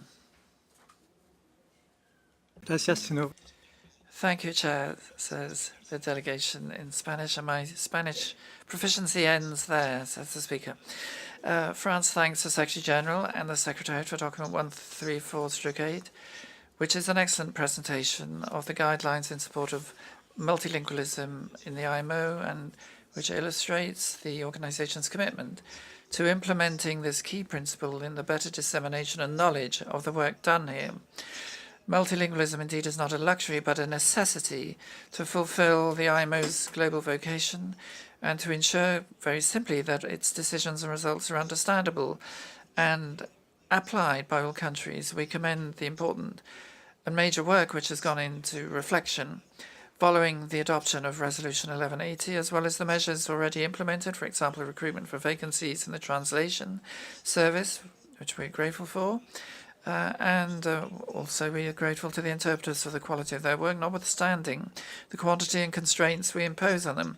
We could indeed begin by respecting our own rules regarding the time frames and thickness of our submissions for everyone's well-being. But we suggest also that the rule to make documents available in the 3 working languages 5 weeks before the start of meetings be recalled in the pre-session coordination process described in paragraph 1.3 so that it may be duly respected as much as possible, or in any event so that the timelines are improved. On the other issues, France shares the priorities established in Document 8, particularly the importance attached to multilingualism in the context of technical cooperation in order to allow for universal application we referred to earlier, as well as in social media for broader dissemination of our proceedings so that they're more as useful as possible. We also think that the use of digital tools from the UN, automatic translation and artificial intelligence will make it possible in future to facilitate attainment of these objectives. In this regard, may we congratulate the Secretary General on his commitment to speaking in public communications in the 3 working languages, perhaps even more, without having to use artificial intelligence, which is an example we should all follow. And in the light of all of these fine guidelines, we would like to ask the Secretariat how it intends to ensure they're followed up in future, since document 134/19A on the agenda of the next assembly we'll look at later does not provide for the inclusion of this item, whereas Resolution 1180/33 requested the SG and Council regularly to report to the Assembly on the implementation of these steps. Thank you.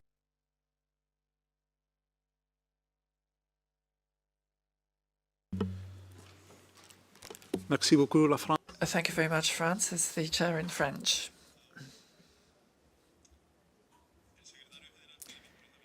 The Secretary General is better at French than I am, says the chair. And I know he's making huge efforts to improve it further. Yes, yes, you're doing it. Spain, followed by Cyprus. Thank you, Chair.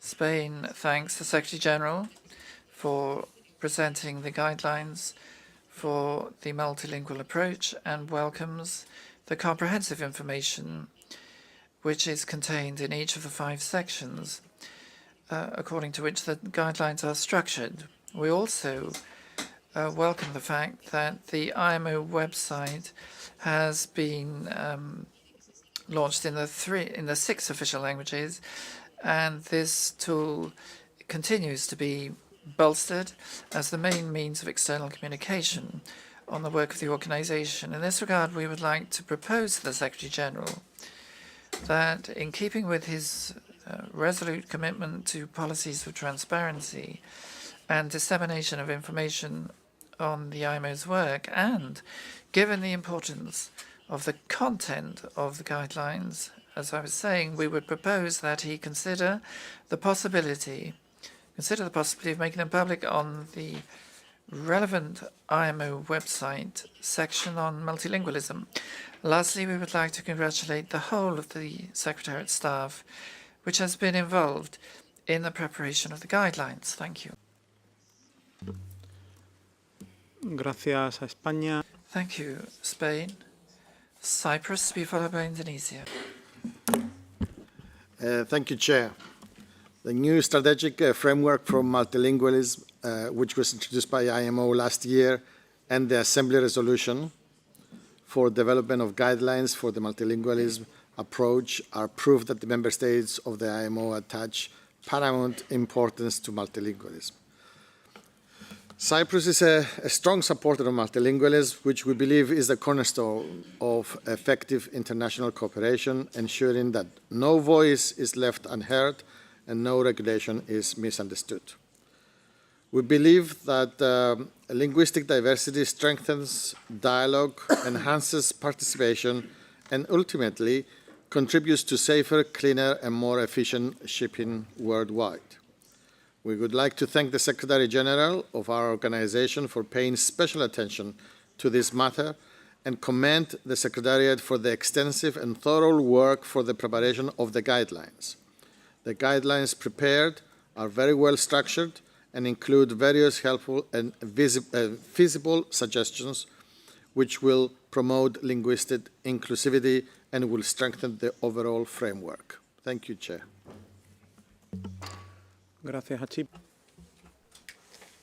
Thank you, Cyprus. Indonesia to be followed by Malaysia. Thank you, Chair. We would like to express our appreciation to the Secretary General and the Secretariat for the development of the guidelines for the multilingualism approach, as in document C134/8.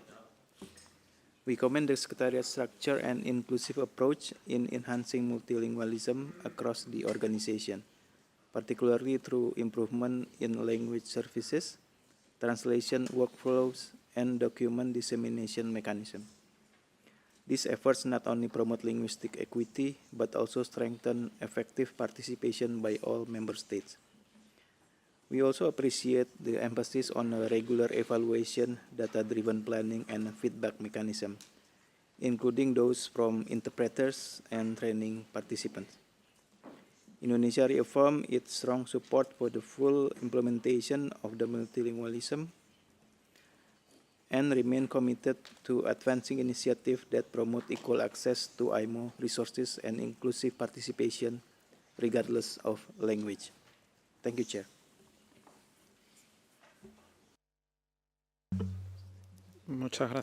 Thank you. Indonesia. Malaysia, please. Thank you, Chair. Malaysia wishes to express its sincere appreciation to the delegations of Thailand, Bangladesh, Egypt, Belgium, Netherlands, Nigeria, and Mexico for the warm hospitality and for generously providing coffee and refreshments, which were thoughtful arrangements for benefits of all delegates.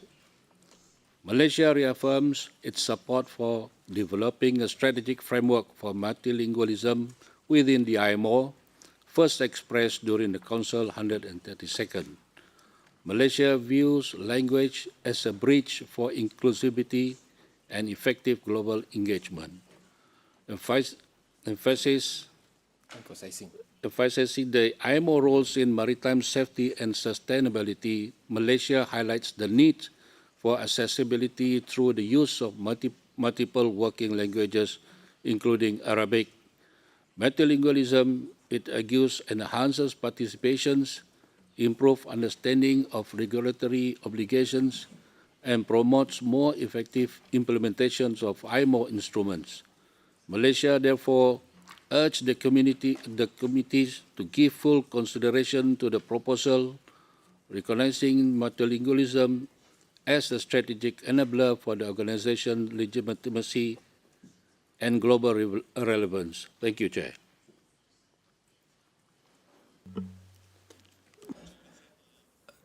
Thank you, Malaysia.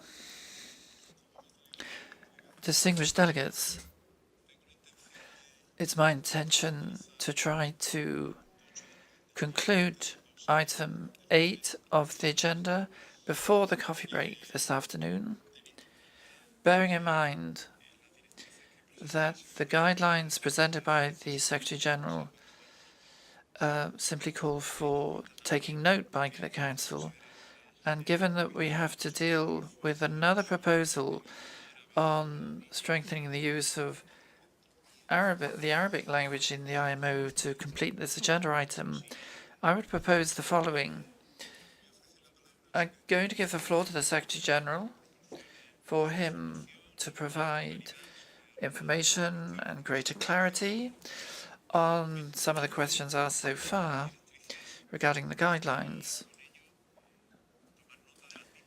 And then we would take note of them and conclude our consideration of this document, if you would be kind enough to agree to withdraw your requests for the floor. And I appeal to you for your generosity, and thank you for it. The Secretary-General, please. Thank you, Chair. As regards the comments on machine translation, this has actually been used for several years in the IMO, and in the guidelines we mentioned the two systems. We have Luna and UN Term. And of course, this works hand in hand with the human labor force, the human translators who verify the quality of the translation and of the various documents. As regards the comments from the distinguished delegation of Germany on section 134, all of this was established in accordance with existing practice regarding established working hours and the various shifts which are established for the conference service staff. And then translation of the annexes. After the 6-month pilot project, which was submitted to C-133, it was agreed to maintain the practice according to which annexes which do not require a decision, those annexes would stay in English alone, so that does not affect the output from meetings, and it continues established practice from 2012, if I'm not mistaken, if my memory doesn't fail me. There is no additional impact on the organization's budget at present, because what we have in the guidelines is the way we currently work within the financial envelope which was adopted by Council and the Assembly for this biennium and what's been proposed for the next biennium. There's no change in that regard. As for the distinguished delegation of Spain, the intention is to publish the guidelines once the Council session is concluded in the light of various comments.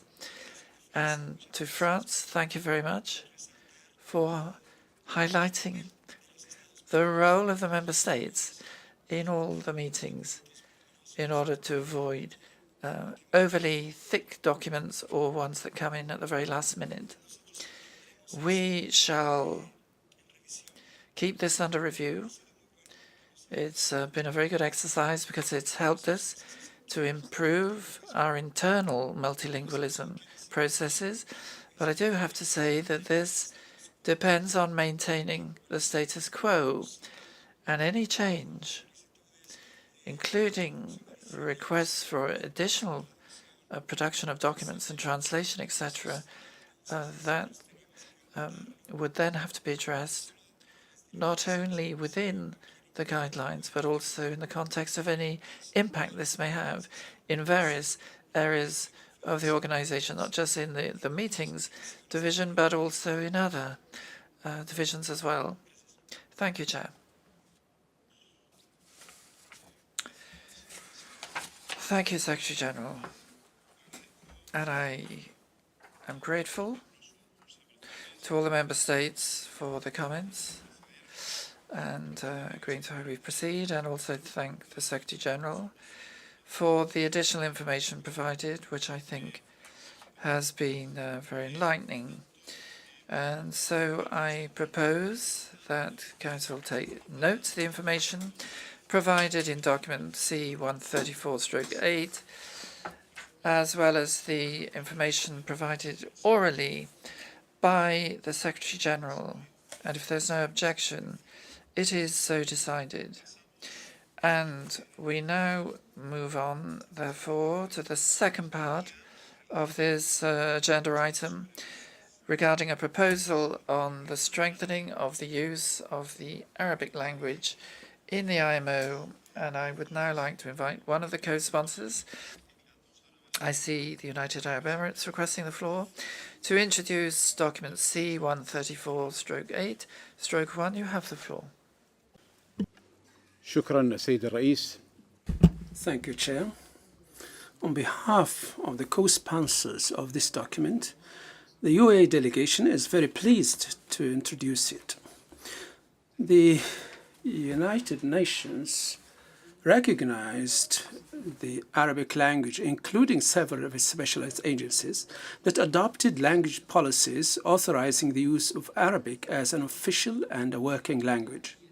Considering the important work of the IMO and its far-reaching effect on the prosperity of societies around the world, it is desirable that the IMO uses a language which has gained international status and recognition, such as Arabic, in order to ensure better understanding and effective participation in all of its meetings by the considerable number of IMO member states which speak Arabic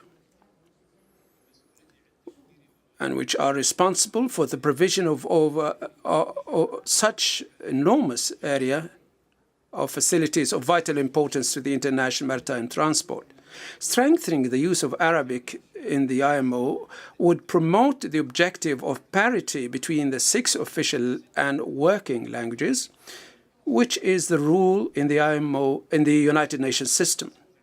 It will also contribute towards the enhancement of multilingualism, as highlighted in Assembly Resolution 1180/33.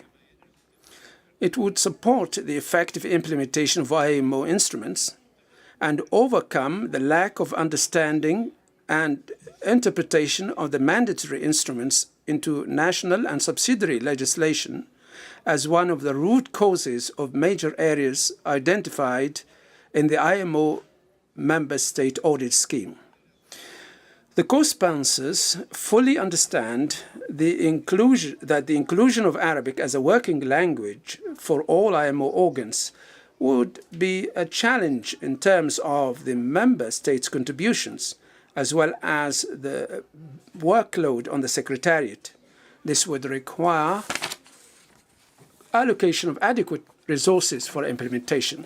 Therefore, a phased and gradual approach could be considered to expand the use of Arabic as a working language for the Assembly at this stage. This would minimize any potential budgetary implications. In conclusion, the proposal to consider the draft Assembly resolution, including amendment to the current Rule 28 of the Assembly's Rules of Procedure, as set out in paragraph 7, and the action requested in paragraph 8. Thank you, Chair. Muchas gracias. Thank you very much, United Arab Emirates, for introducing that document, and I'd now like to invite any comments.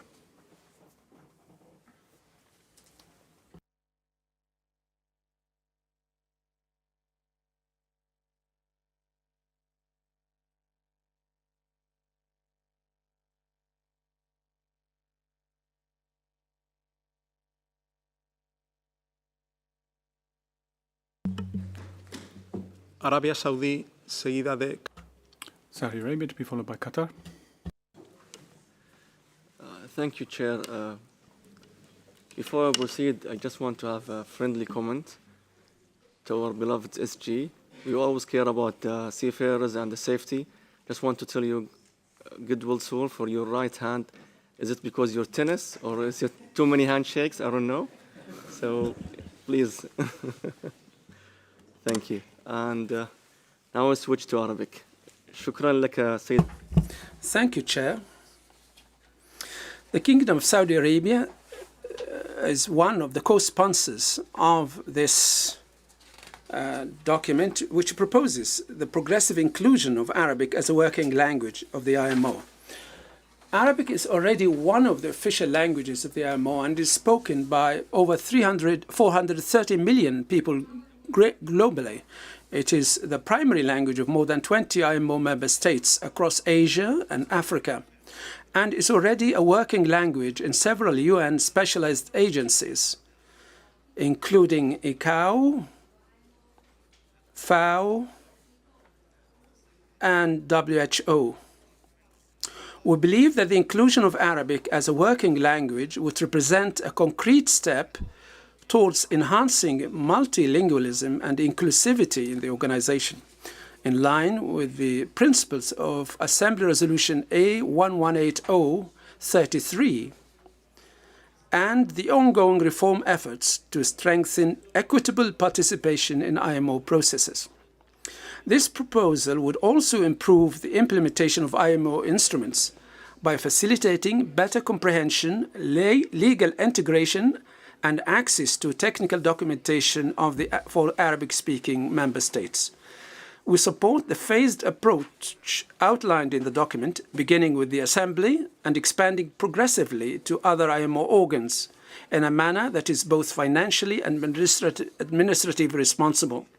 Saudi Arabia supports the adoption of the draft Assembly resolution and amendment to Rule 28 of the Assembly's Rules of Procedure as a meaningful step towards enhanced linguistic parity and wider participation across the organization. Thank you, Chair.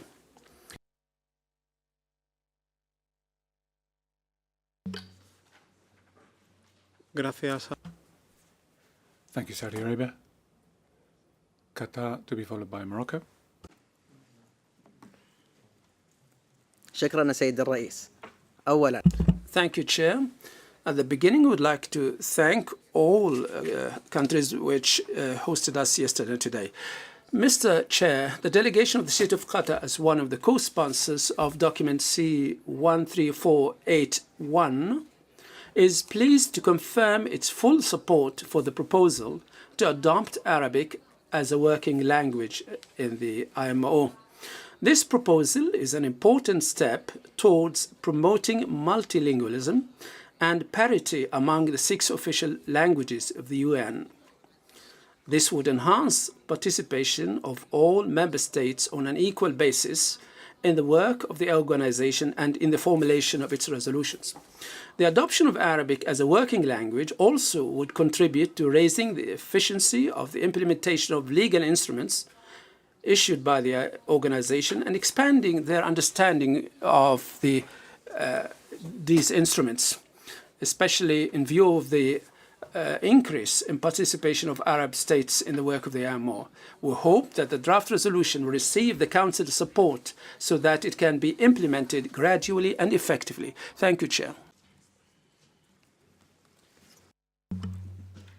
Gracias a Qatar. Thank you, Qatar. Morocco to be followed by Spain. شكرا سيدي الرئيس على إعطاء الكلمة. Thank you, Chair, for giving me the floor. At the outset, our delegation would like to thank the delegation of Nigeria for today's breakfast, and we also thank Mexico. With regard to document 13481, we fully support all efforts aimed at enhancing multilingualism at the IMO. On that basis, we support the adoption of Arabic as an official language in a phased process by amending Article 28 of the Rules of Procedure.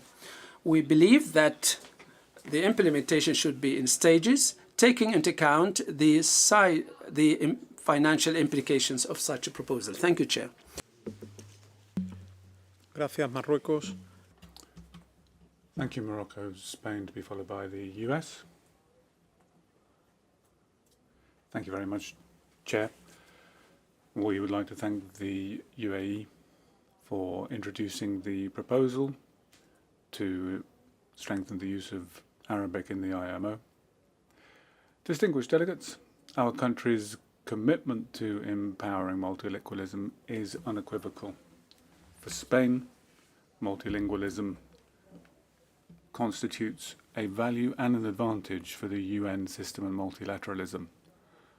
Accordingly, we see it as fundamental for carrying out the IMO's mission. Having said that, we do have some general comments before we analyse the proposal contained in document C13481. Any proposal related to enhancing multilingualism should be supported and based on principles of consistency and coordination reflected in Resolution A 1180-33, as well as the future direction and strategic objectives, as well as the financial considerations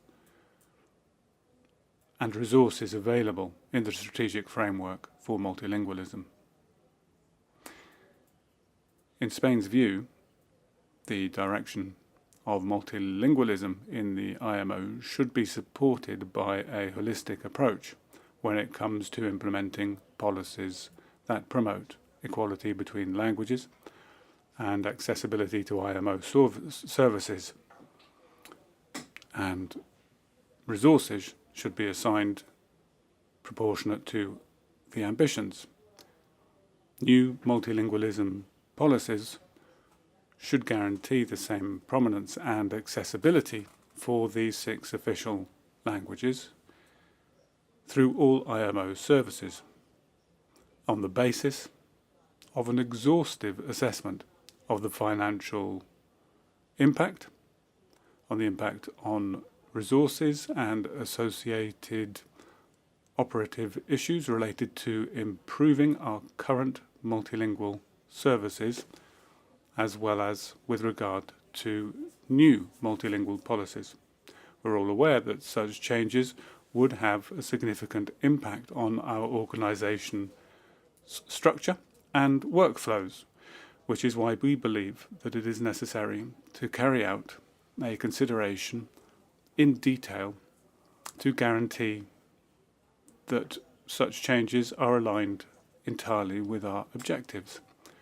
We believe that it would be necessary to work in the future according to the various steps in the multilingualism plan of action and inform the Council of the situation as things develop in the future. Spain considers that the proposal contained in document C-13481 should be considered in light of the criteria which I have mentioned. In order to achieve this, we are happy to cooperate with Member States to present proposals to future Council sessions. Thank you.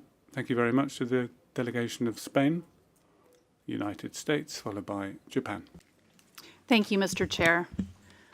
The United States is supportive of the general goal of enhancing multilingualism in international organizations, including at the IMO. At the same time, as we heard in the Secretary General's presentation of the previous agenda item, translation and interpretation costs have in recent years taken an increasing share of member state contributions. As noted by the co-sponsors of C-134/8/1, implementation of their proposal will have financial and budgetary implications. The co-sponsors also note that implementation would be challenging in terms of the member states' contributions, as well as to the Secretariat workload. As noted in our discussion of agenda item C-134/6 this morning, the United States does not support an increase in member state contributions for the IMO 2026 to 2027 budget or future budgets. In that light, we appreciate the comments made by the delegations of the UAE and Morocco, acknowledging this financial burden and proposing the consideration of a phased approach in order to somewhat ease this burden. However, the United States believes that member states would need a much better understanding of this phased approach and a complete picture of the financial implications before we could consider moving this proposal forward. Thank you.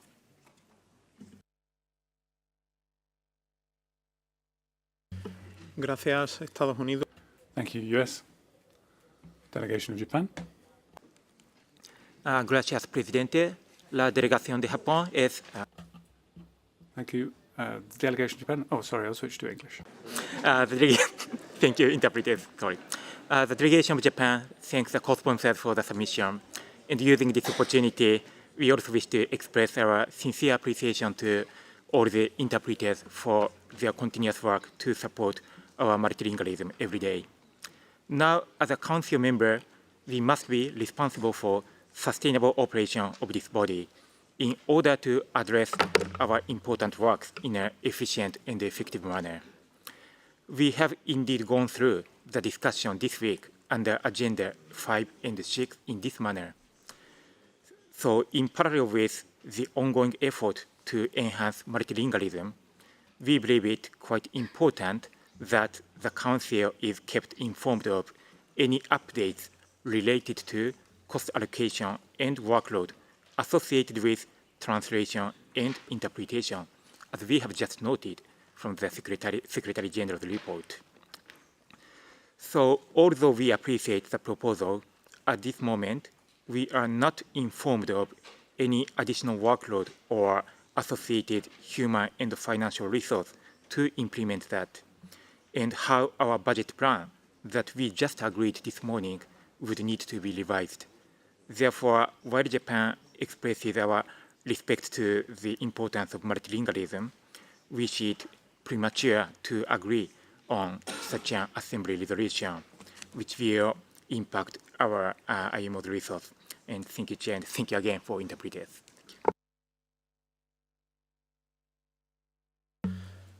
Muchas gracias. Thank you, Japan, for speaking in Spanish. And I'm just listening to those few words, I can tell you speak very well. Germany, followed by China. Thank you, Chair. Germany thanks the co-sponsors for their proposal and the draft Assembly resolution on the progressive use of Arabic as a working language. Multilingualism is crucial for the United Nations system and therefore for IMO as well. The presented guidelines in document C 134.8 cover potential measures how multilingualism could be implemented in IMO, but the document does not contain any information if the workload for the Secretariat could be reduced significantly so that capacities could be achieved for the introduction of a new working language. In addition, the acceptance of an additional working language would result in additional requirements in the regular budget, and thus to a possible increase in membership assessments. Therefore, Germany, fully understanding that the Arabic language plays an important role as a lot of member states use it, asks for further information regarding financial impact on the regular budget and on member states' assessments, as well as regarding the workload of the Secretariat, employee health, and free capacities. Thank you. Gracias a Alemania. Thank you, Germany. Delegation of China to be followed by Bangladesh. Thank you, Chair. First of all, this delegation would like to take this opportunity to thank the Secretary General and his team for his efforts in promoting multilingualism. Especially, we have noted this week that the IMO website has started to offer content in all 6 official languages. We also thank Bangladesh and other co-sponsors for document C13481. This delegation recalls the discussion held at the previous session of the Council on strengthening multilingualism. Some member states supported exploring a phased and gradual approach to progressively enhancing the use of multi-working languages, including efforts to gradually expand the working languages to include Arabic, Russian, and Chinese, accompanied by necessary human, financial, and training resources. It was also emphasized that due consideration should be given to the additional burden on the Secretariat and the implication for member states' access contributions. We appreciate that document C13481 takes such a gradual and pragmatic approach. It is clear that among all IMO bodies, the Assembly offers an ideal platform for piloting multilingual initiatives, while minimizing the impact on the budget. Therefore, we generally support the proposal and support inviting the Secretariat to carry out a cost assessment and feasibility study. At the same time, we believe further efforts can be made to strike a balance between enhancing multilingualism and containing budget costs. For instance, drawing on the practice from other UN agencies, machine translation can be introduced. In addition, consideration could be given to not translating resource-intensive documents such as meeting documents or working papers, and instead focusing on activities that require fewer resources but effectively address multilingual needs. We hope that the Secretariat will take these suggestions into account during the implementation of the multilingualism strategy. Thank you, Chair.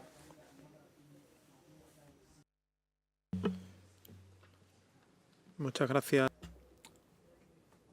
Thank you, China. Bangladesh, followed by Chile. Thank you, Chair. We thank Mexico for the coffee break this morning. Now with the matter in hand, Chair, Bangladesh is pleased to co-sponsor the document Charlie 13481, and we thank all other co-sponsors for their leadership in this initiative. Mr. Chair, while Bangladesh is not an Arabic-speaking country, we deeply value and uphold the principles of linguistic diversity, inclusivity, and mutual understanding. Indeed, the right to speak one's own language lies at the heart of our national identity and history. The people of Bangladesh made the ultimate sacrifice in defense of their language, and we are proud that 21 February, commemorated as International Mother Language Day, has been globally recognized by UNESCO to promote linguistic and cultural diversity. In this spirit, and also as a co-sponsor of this document, we fully support the progressive inclusion of Arabic as a working language of this organization. We believe this will help advance multilingualism in line with United Nations practice, enhancement of equitable participation of member states, and will strengthen the effective implementation of IMO instruments, particularly through improved understanding and communication. Bangladesh stands ready to continue support initiatives that ensure the IMO remains inclusive, effective, and representative of its diverse membership. Thank you, Chair.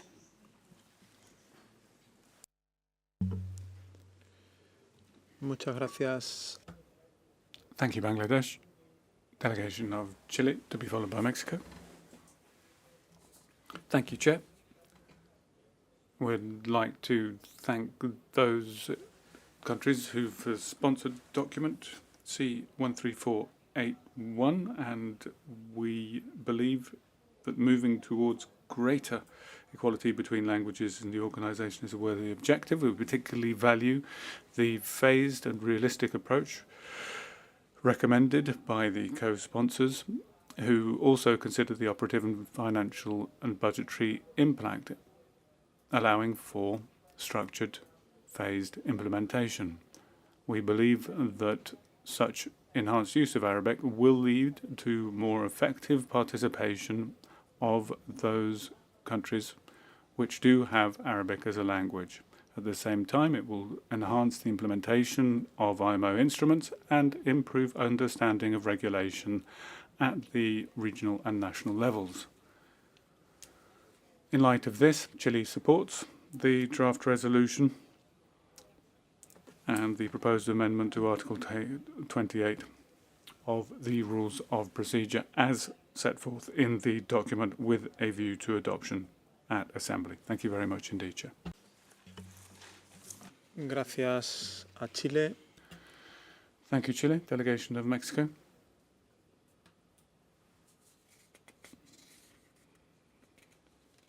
Thank you. Thank you, Chair.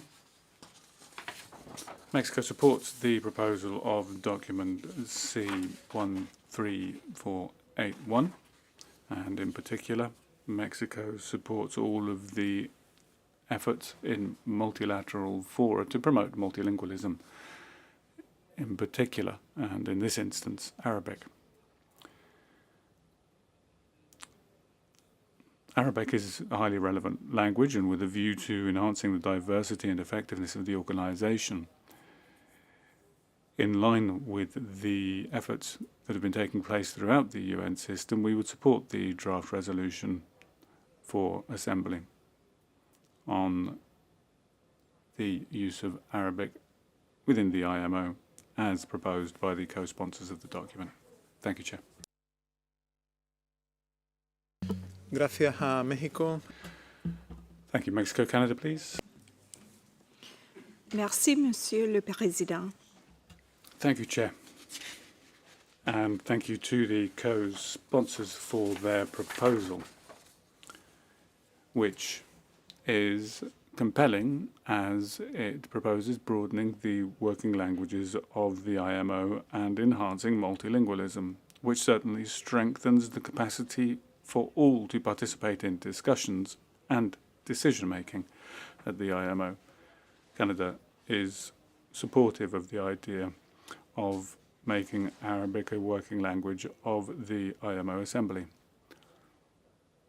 Given the financial constraints, however, as indicated in document C1346, we do not believe that the necessary financial resources, or rather credits, for these ends should be included in the plan for the organisation for 26-27. We agree with paragraph 7.2 of this document, stating that implementation should be phased in light of its financial and other impacts. As previous delegations have stated, we believe that initially we should consider the financial impact and the arrangements for implementation before making any commitment.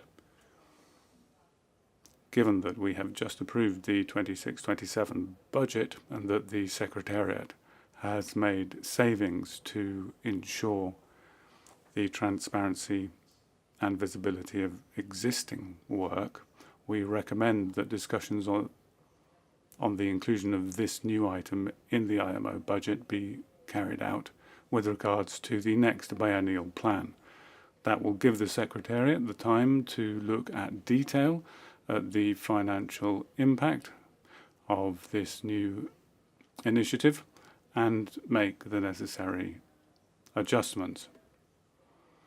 As things stand, the financial resources wouldn't be available for this biennium, and we therefore recommend that any changes to rules of procedure of assembly take place after the next budget where this initiative could be reflected. Thank you, Chair. Gracias a Canadá. Thank you, Canada. Sweden, please. Thank you, Chair. Sweden acknowledged the importance of multilingualism and inclusive participation in IMO's work. Although Sweden is a country that does not speak any of the 6 official languages of the organization and therefore has to participate in all discussions and deliberations in another language than our own, we recognize that the use of all 6 UN official languages is a high priority. At the same time, and as expressed by many other delegations in previous discussion, Sweden is concerned that the expansion of the number of working language would involve increased cost and administrative demands and could impact meeting efficiency. We appreciate the proposal by the United Arab Emirates. However, Sweden fully agrees what was just said by Spain, US, Japan, and others before us. We believe that any steps to expand working languages should be part of a cohesive long-term plan that considers all 6 official languages. Tack så mycket.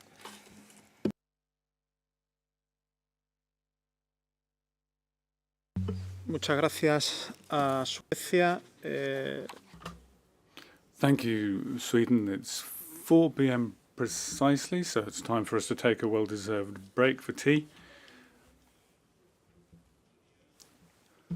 I would now invite the delegation of Saudi Arabia to take the floor for an announcement. Yes, I would be delighted to invite all of you to talk over a Saudi coffee.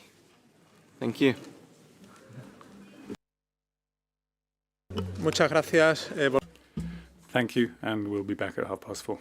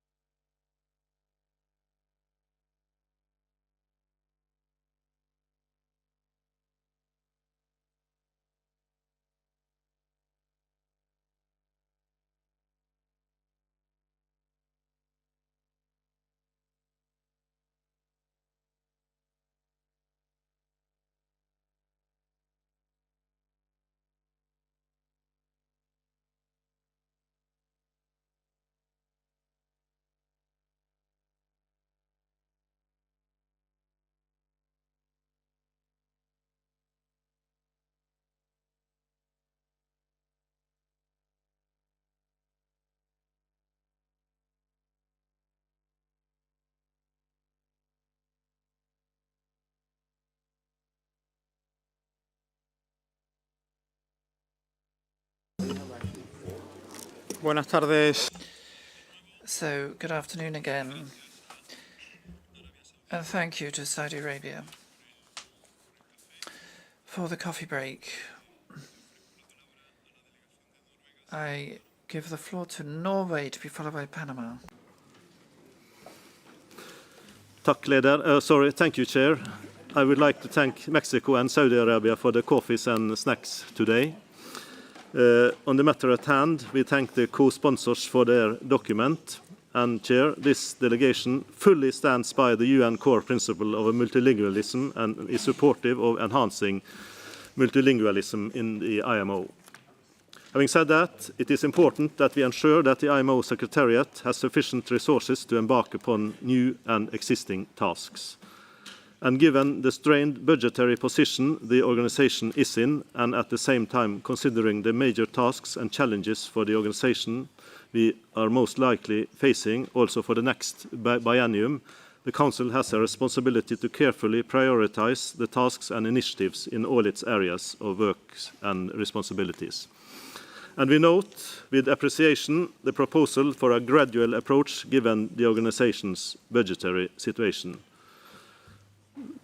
But, Chair, we have not seen any analysis of the proposal's financial and administrative consequences. And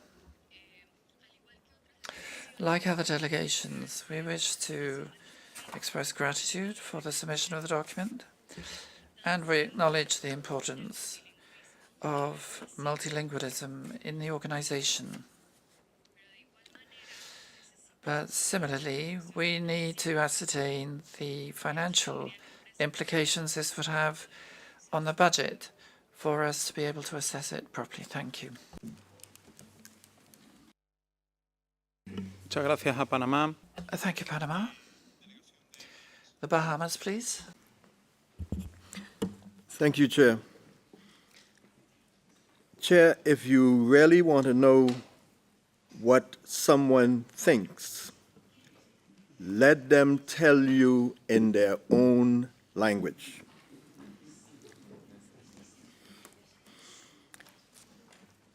I wish to thank the proposers for document C-13481, which has to do with the objective of parity between the 6 official and working languages under the United Nations system.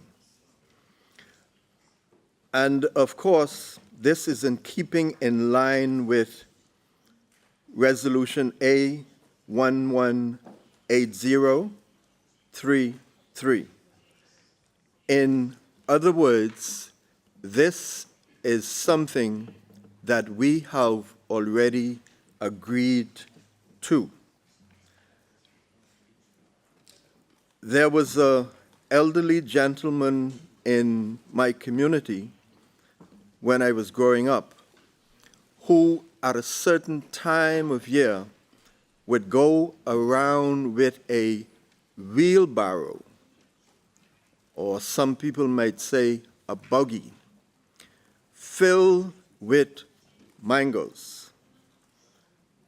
And his cry would be, walk towards the buggy, ask for what you want, and pay for what you get. We know that nothing is free. And in terms of the finances of the organization, we can only do that which we can afford. But the proposers of this document are already aware of this, and thus they have suggested a phase-in approach. And knowing the creativity of the group of countries that put this together, I am sure that they will come back with something more substantive and something more concrete for our consideration. And so we support the intent of this document, which is in line with our core values and stated purposes. And at this point, again, I wish to say to our valuable interpreters and our translators, thank you for all that you continue to do to allow us to be able to communicate effectively with one another. And so, Chair, I would encourage the proposers of this document to come back to us with something more concrete so that we can give it the proper consideration that it deserves. Thank you, Chair.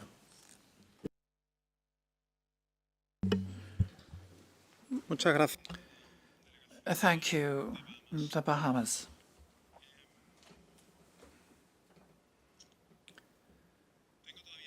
I still have a number of requests for the floor.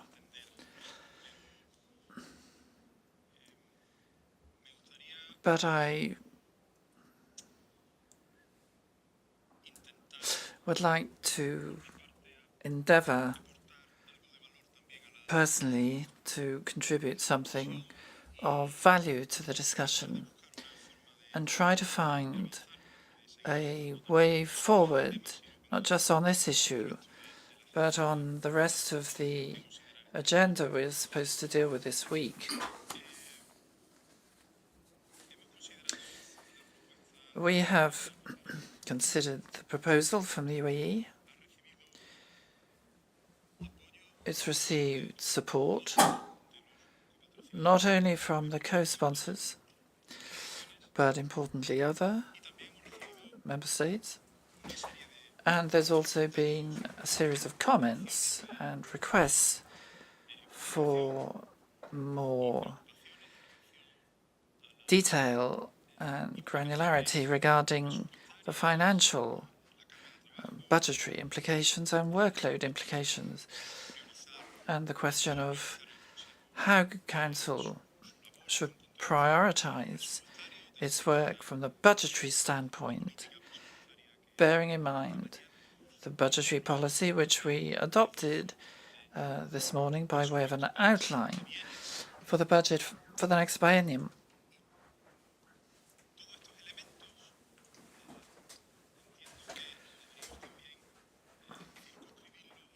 Now, I understand we have to circumscribe all of these elements within the strategic framework for multilingualism, which was recently put forward by the Secretary-General at C-132, which is a very recent document. And a further step has been taken today with the presentation of the guidelines. Now, how can we make headway? From my standpoint,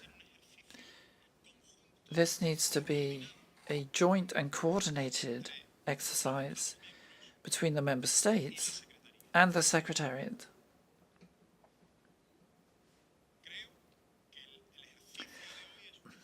I believe today's exercise is an example of how necessary this coordination is. It's the second time we've received proposals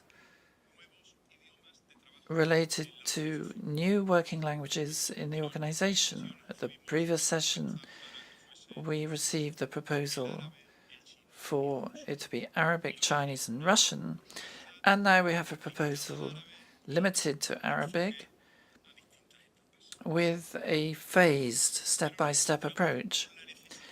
But we face the need of having to ascertain what the implications would be, the repercussions would be for the Secretariat. And we're in the same position.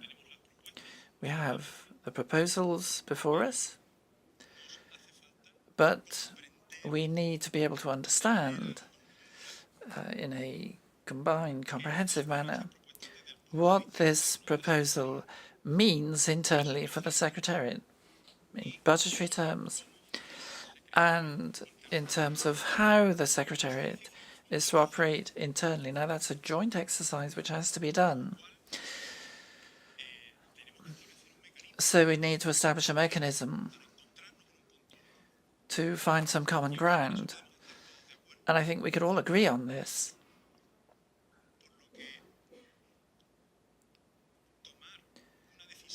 So taking a decision on the merits, the substantive merits of the proposal, is something which I sincerely understand is going to be complicated. And we can't be any more, or I can't be any more aligned with the needs of multilingualism, since it's thanks to multilingualism that I can speak in my mother language, so I couldn't be more wedded to the principle.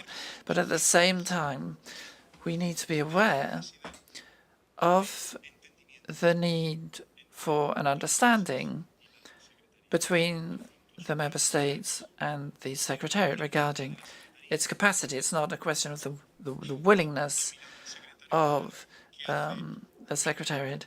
And I admire the Secretary General displaying multilingualism every day by speaking Spanish, his mother tongue. It's not a question of the will of the Secretariat, it's a question of its capacity.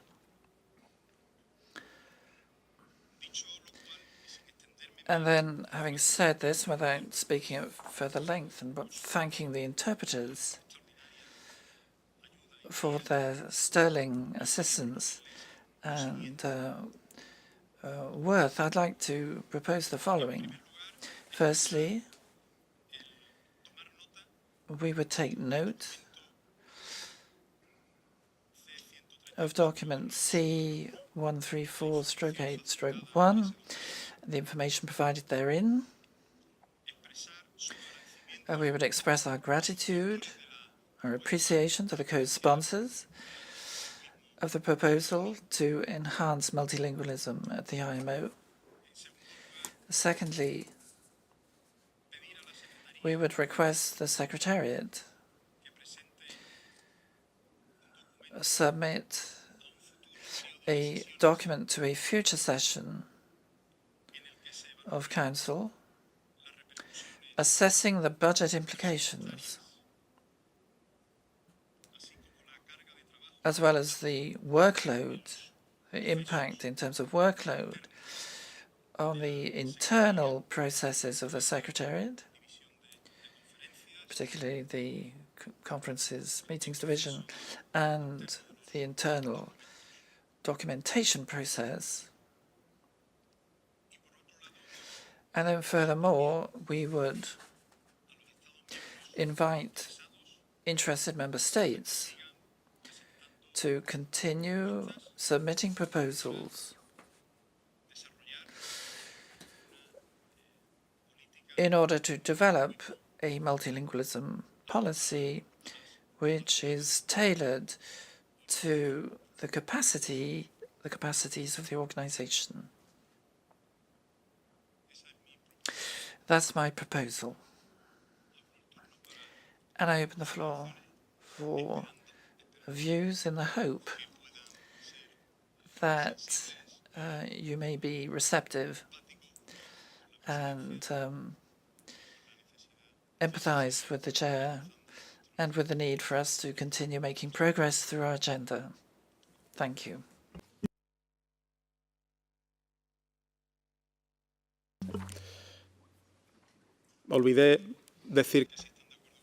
I forgot to say that if you agree with my proposal, you may withdraw your request to speak.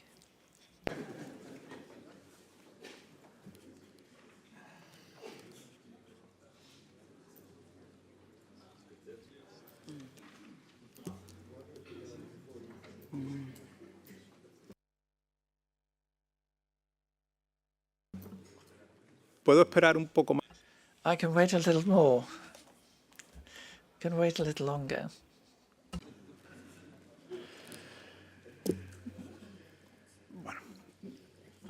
Delegación de... Delegation of Egypt, please. شكرا السيد الرئيس. سأبدأ بالتعليق ثم Thank you, Chair. Firstly, I would like to make my comments and then come to what you proposed. But first of all, I'd like to thank the Kingdom of Saudi Arabia for putting on the coffee break for us this afternoon. Chair, the delegation of Egypt would like to express its deep appreciation to the sponsors of document C-134-8-1 on strengthening the use of the Arabic language so that this language becomes one of the working languages of the organization.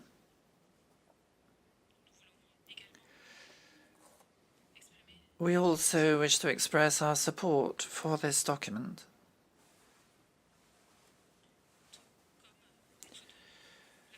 Just as we support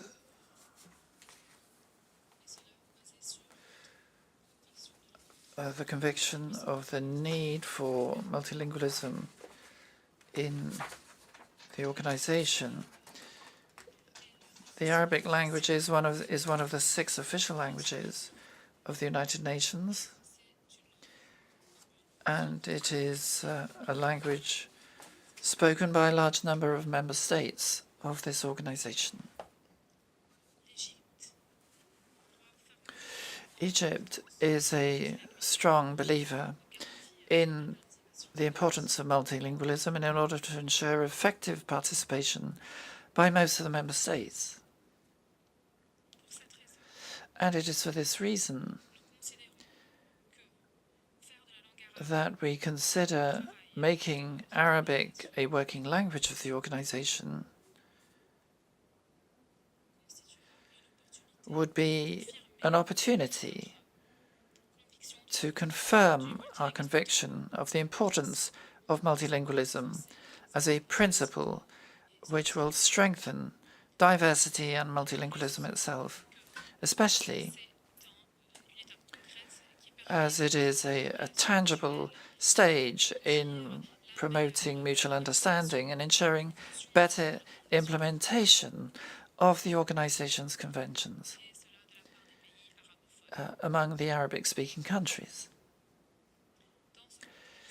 And in this context, Egypt supports the proposals in paragraph 7 of the document, as well as the procedures, the measures proposed in paragraph 8.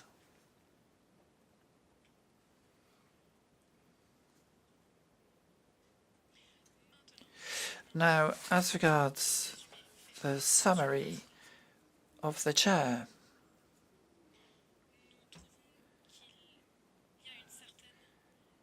we find there is some ambiguity regarding the reference to a future session of Council. That is why we would ask you, if possible, to clarify whether this means we can re-examine this question at the next session, that is C-135, or does it mean that the decision on this matter would be deferred to another couple of years from now? Thank you. Muchas gracias. Thank you, Egypt, for your comments. Iraq, please.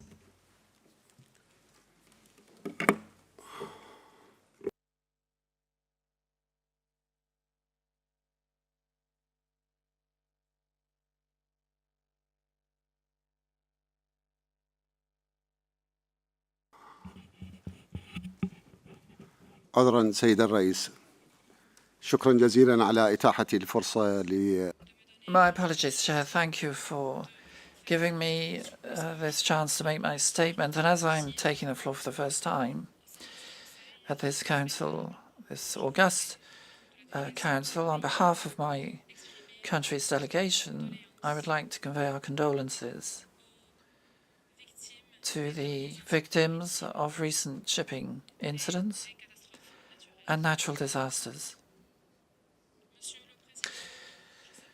Chairperson, I'll be very brief. The delegation of my country wholeheartedly supports what has been said by the delegate of the UAE, as well as the comments made by the representative of the Arab Republic of Egypt. I also have something to add here. Based on my country's experience through the technical cooperation program provided by the organization. Indeed, we were dealing with difficulties in obtaining Arabic-speaking experts to benefit from that assistance. That assistance, therefore, always arrived late, not for administrative reasons affecting the organization, but because of the difficulty in finding that sort of advisor, someone equipped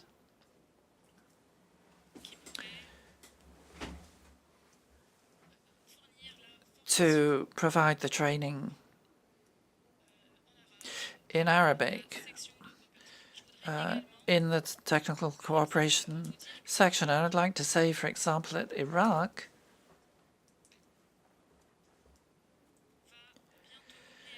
will soon be performing its audit in December.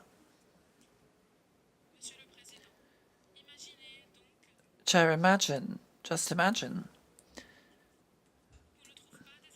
if we couldn't find any Arabic-speaking experts for that purpose, and what would the consequences be of that in the context of that audit? Thank you. Muchas gracias. Thank you, delegation of Iraq. South Africa to be followed by Algeria.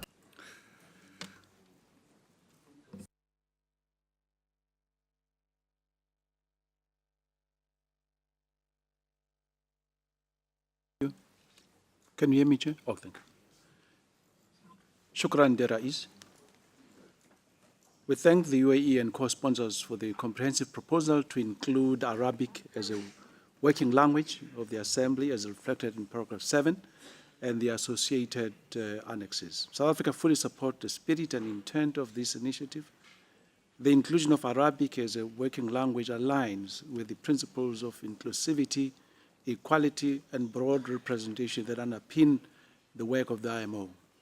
Given the substantial contribution of Arabic-speaking member states to global maritime safety, security, and environmental protection, this proposal is both timely and appropriate. We further acknowledge the pragmatic approach proposed, which suggests the gradual implementation and considering the budgetary considerations.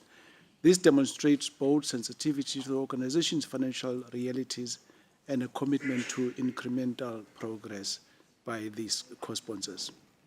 South Africa supports the adoption of a draft Assembly resolution that will take into account comments, especially those relating to potential cost implications made by member states who spoke.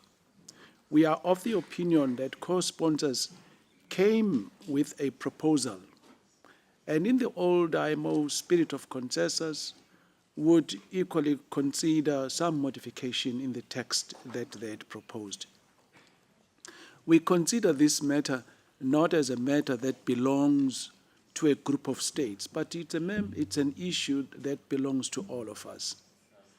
In the wisdom of the Council, South Africa wishes to offer, in the light of your proposal, Chair, that maybe in its wisdom, Council could just set up a small group that could work overnight along the margins of the Cyprus event taking place this evening to modify the resolution such that it incorporates the concerns that we expressed. Because from where we are, we did not consider the interventions made as opposing the proposal, but it's for a consideration to be taken to accommodate the views that were expressed by the members of your organization. So South Africa thinks that we could resolve this matter by putting our heads together under the leadership of Council to find an amicable solution to this. I think we are all in this together. Thank you very much. Thank you, South Africa. Algeria, to be followed by the Russian Federation. Thank you, Chair. Firstly, our thanks go to all of the countries who have spoken and made announcements to tell us about their receptions and breaks, etc. I'd also like to take this opportunity to support the document strengthening the use of the Arabic language in the IMO.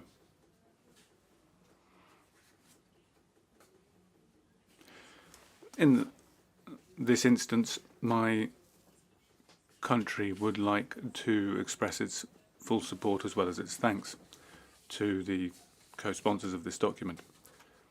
It's a document which sees the inclusion of Arabic on a progressive basis as a working language of the IMO, and that would strengthen the principle of multilingualism within the organization, moving towards parity between the official languages of the United Nations system. With these considerations, we believe that budgetary resources should not serve as a pretext to deny justice and equality in terms of representation in the organization. So I would ask the Chair of the Council, in conclusion, to define clearly a date or set a date for a decision to be taken on this matter. We support the proposal made by South Africa to establish a working group responsible for looking into this matter. Thank you, Chair. Thank you, Algeria. Russian Federation, followed by United Arab Emirates. Shukran, Sayyid Rais. Thank you, says the Russian delegate in Arabic. Thank you, Chair. Firstly, we would also like to thank all of those delegations who have been kind enough to treat us yesterday and today. Chair,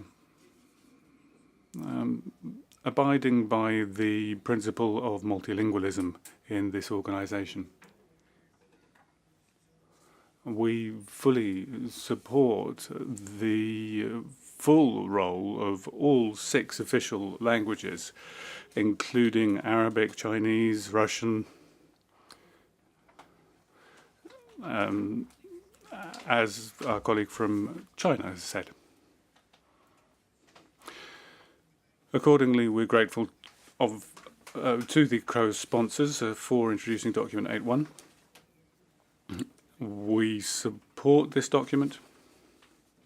It's a document which already adopts a compromise position with a phased introduction of Arabic as a working language for the Assembly in this instance. In our view,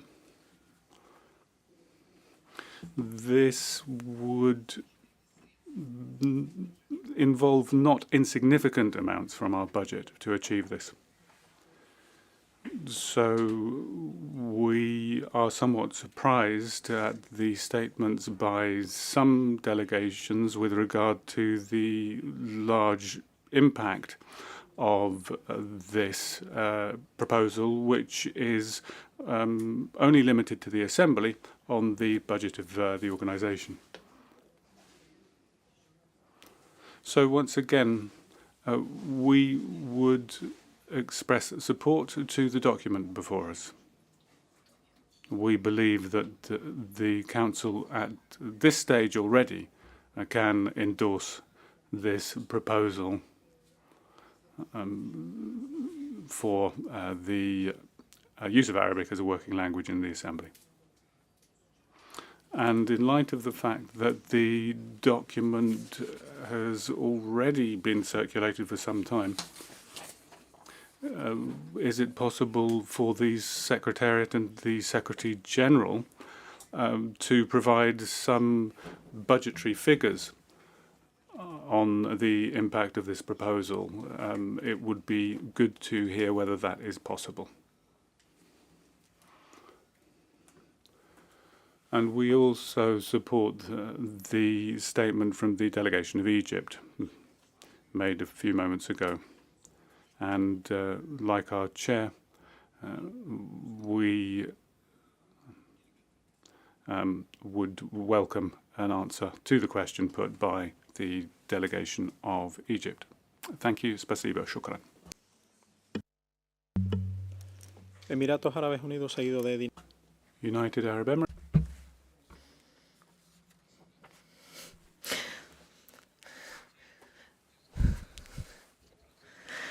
Thank you, Mr. Chair, in all languages. The delegation of the UAE would like to thank Saudi Arabia for offering coffee this afternoon. As to your summary, Mr. Chair, we would like to thank you for the proposal therein. Nevertheless, we do have the same observation made by Egypt as well as the Russian delegation as regards the request to the Secretariat to provide us in a future session, or the reference is made to a future session, while the concrete proposal was made to apply or to be applied in the Assembly only. And we have proposed a gradual approach. And as the colleague from Russia said, this will not entail major cost. Therefore, Mr. Chair, allow us to ask the Secretariat to provide us with a document in C135 comprising the budgetary implications arising from this proposal.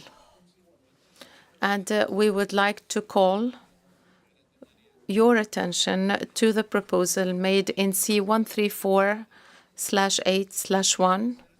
And together we can consider this proposal in light of what the Secretariat will provide us with in the coming session of the Council. Thank you.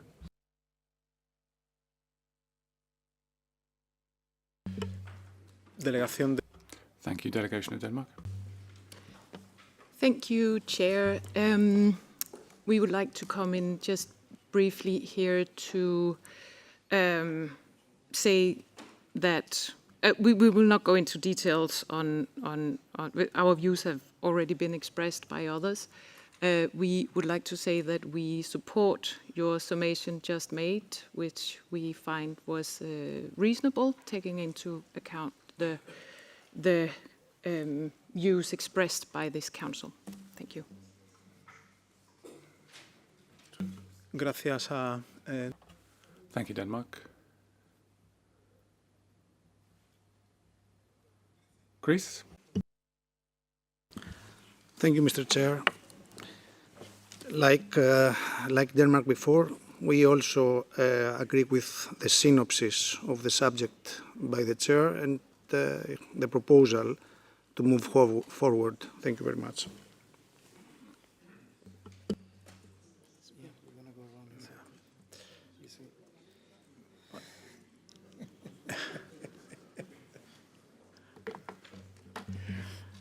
Este es el riesgo que se corre. This is the risk you take when you try to move things possible with the best will in the world. And seek a way of resolving the situation with a constructive approach, and it leads us to a point where we actually end up more divided, and that certainly wasn't the intention.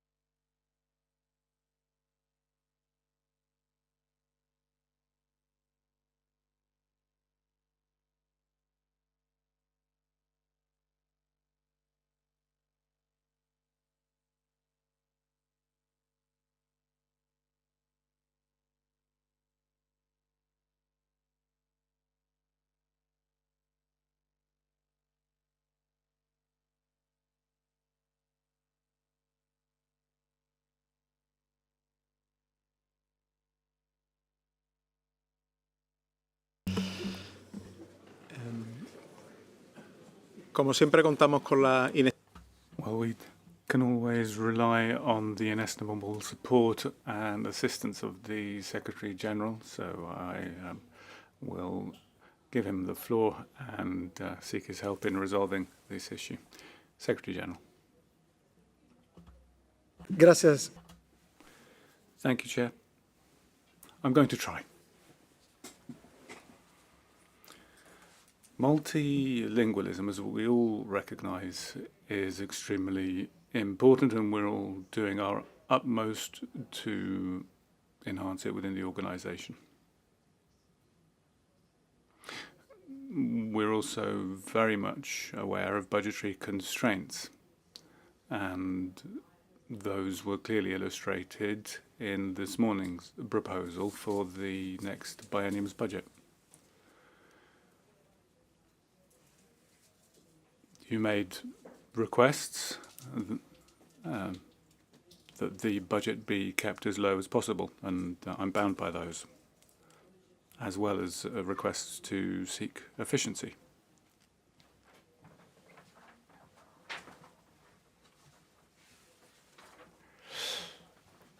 Looking at the proposal in document 8.1 and the recommended solutions, and bearing in mind that the next session of Council is only 2 days long to finalise the preparation for Assembly,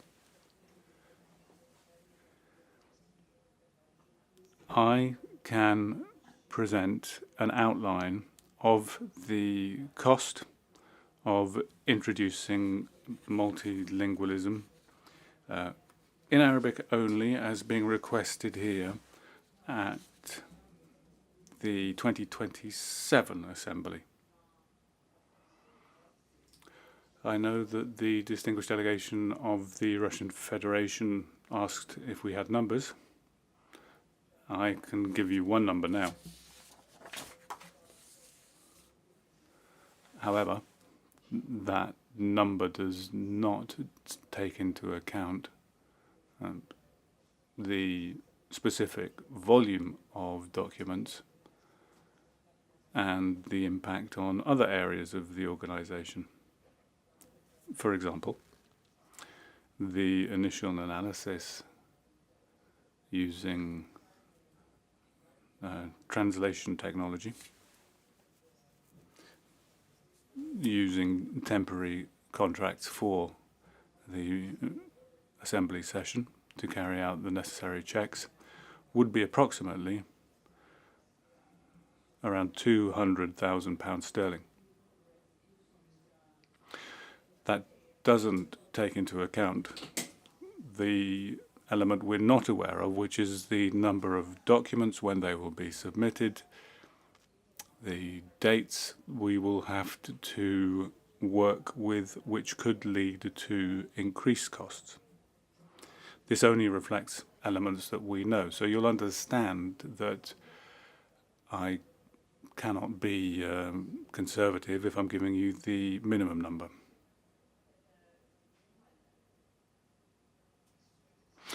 My suggestion then to you, given that we're looking at a phased approach, is that I give you the analysis at C135 with a conservative proposal for including Arabic in the 2027 Assembly. And then that would be something you would consider, a review, not adopt at that session. So the draft resolution would be reviewed at that point. And here is where I go a little further, because, for example, paragraph 5, the operative part, talks about extending to other organs of the IMO. And for that, I would need more time. The experience of assembly would reveal the full impact on any future budget. But I can tell you now that that figure will not be small, because it would include increases not only for the conference division, but also in other divisions of the organisation in order to be able to process documents. So if Council can agree to that, Chair, I can bring you the information. Members can review that information and adapt it for the purposes of this first phase and reach an agreement at our 135th session, and then any decision could be forwarded, remitted to Assembly. Thank you. Thank you, Secretary General, for those comments and your ever constructive approach. Something that you provide to every chair who sits behind this bell. So I will try now to make a second summing up in light of the words of the Secretary General, which go some way to answering the requests for clarifications sought by Egypt, supported by the Russian Federation, Algeria and others. I propose we take note of the information provided in the document C13481. Secondly, thank the co-sponsors of the proposal. Thirdly, ask the Secretariat to submit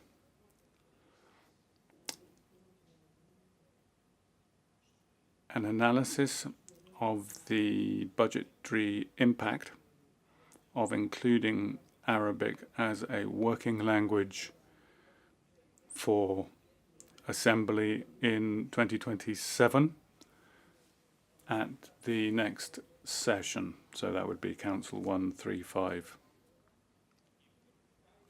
And fourthly,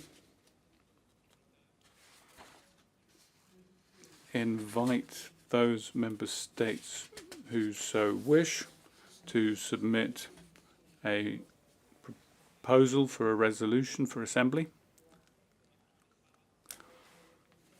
which would be updated, bearing in mind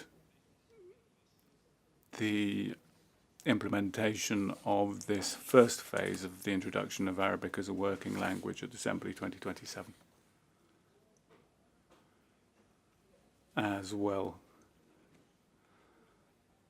as taking into account the comments made at this session of Council.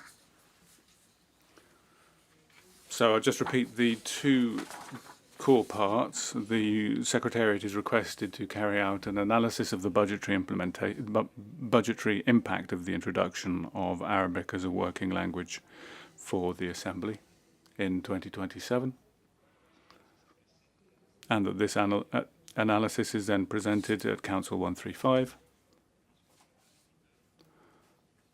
and member states who are interested are invited to review the proposed resolution that can be found in Annex Document 8.1 to adapt it to this first phase of introducing Arabic as a working language at Assembly in 2027.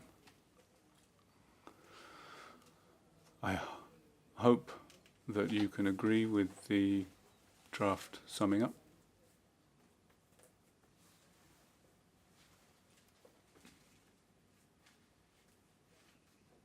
The analysis would include budgetary impact and workload, which is something I included in my first summing up. Thank you, Director. So I hope we can agree with that proposed summing up, and if so, I would ask you to withdraw your request for the floor, and then we can turn to our next item on the agenda before concluding our work for today.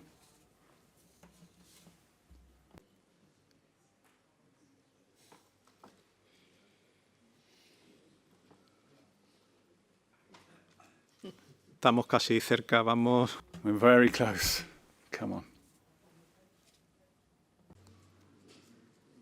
Egipto, do you want to?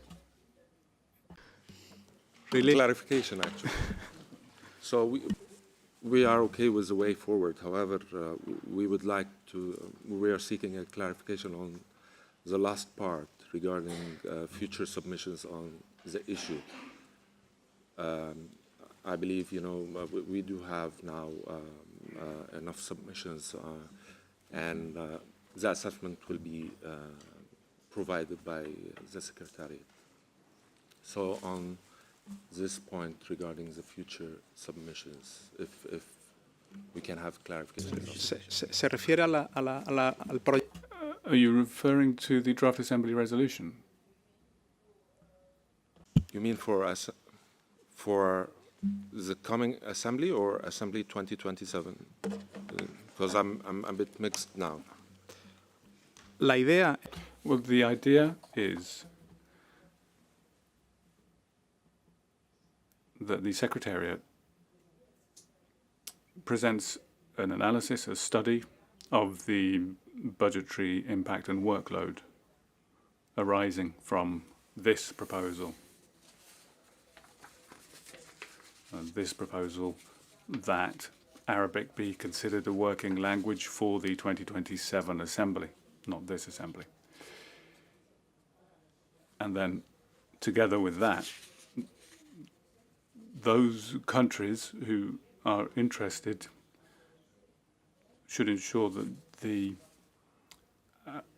resolution in the annex to the proposal should be adapted to this initial phase of introducing Arabic as a working language in Assembly 2027, so that Council at session 135 can consider that revised resolution and recommend its adoption at Assembly 34. Those would be the steps that we would work through.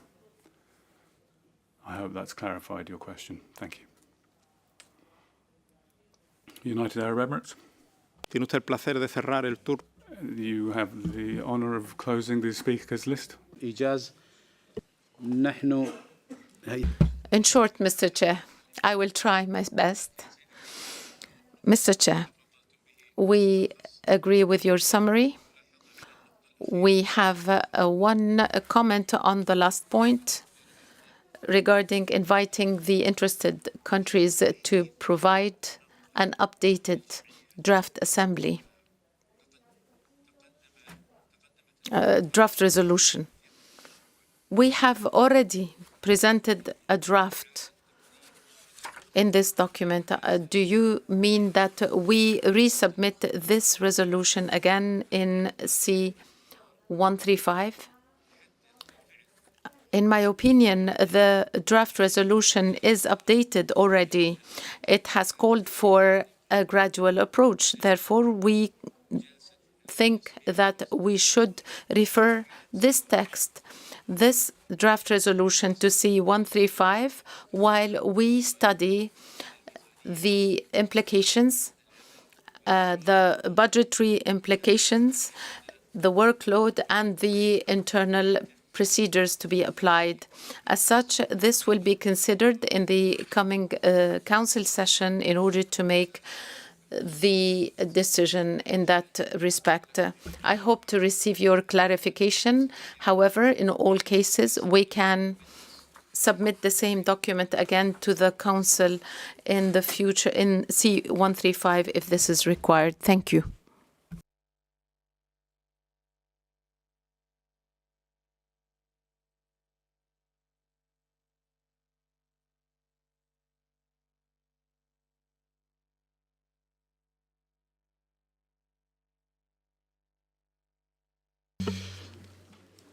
Gracias por.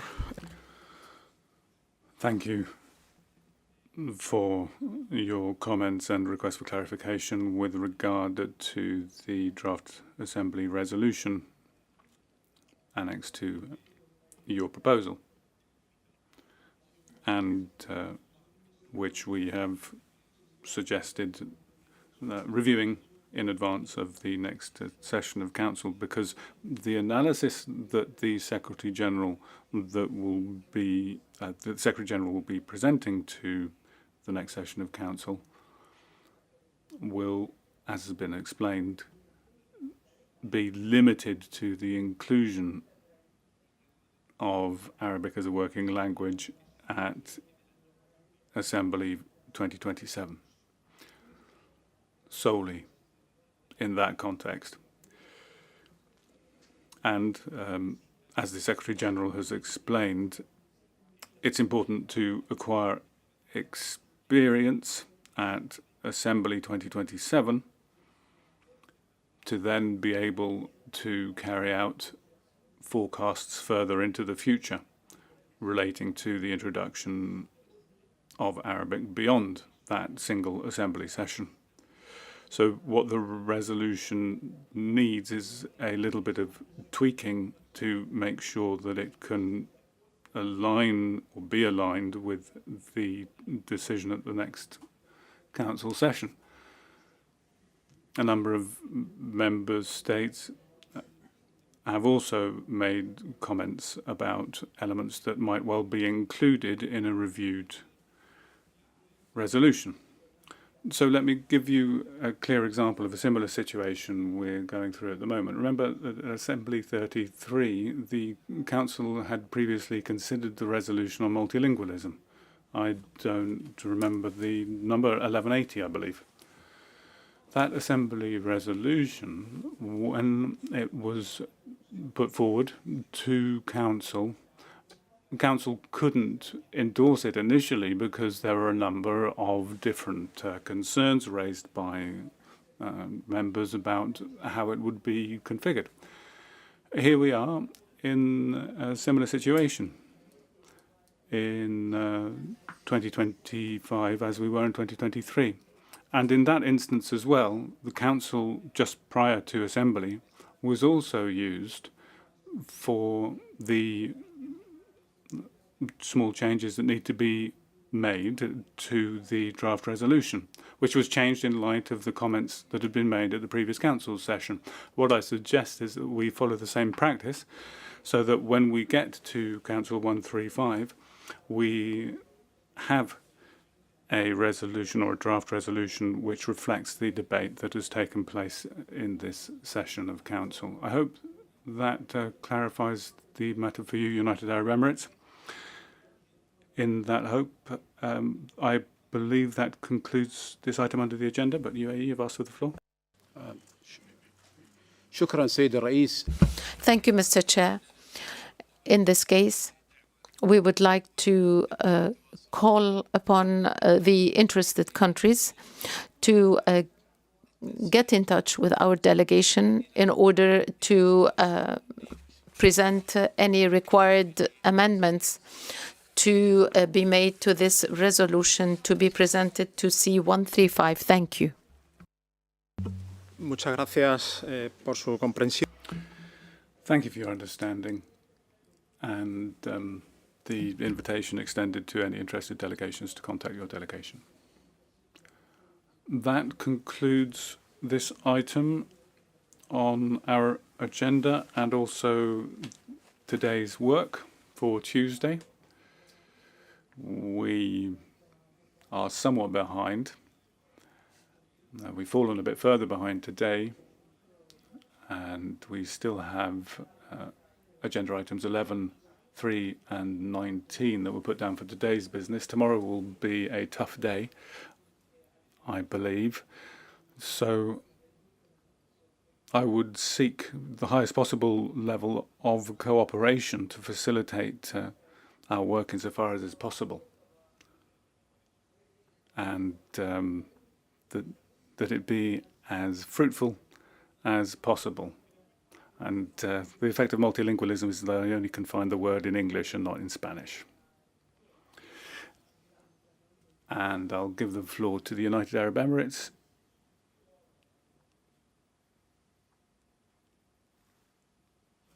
Please go ahead.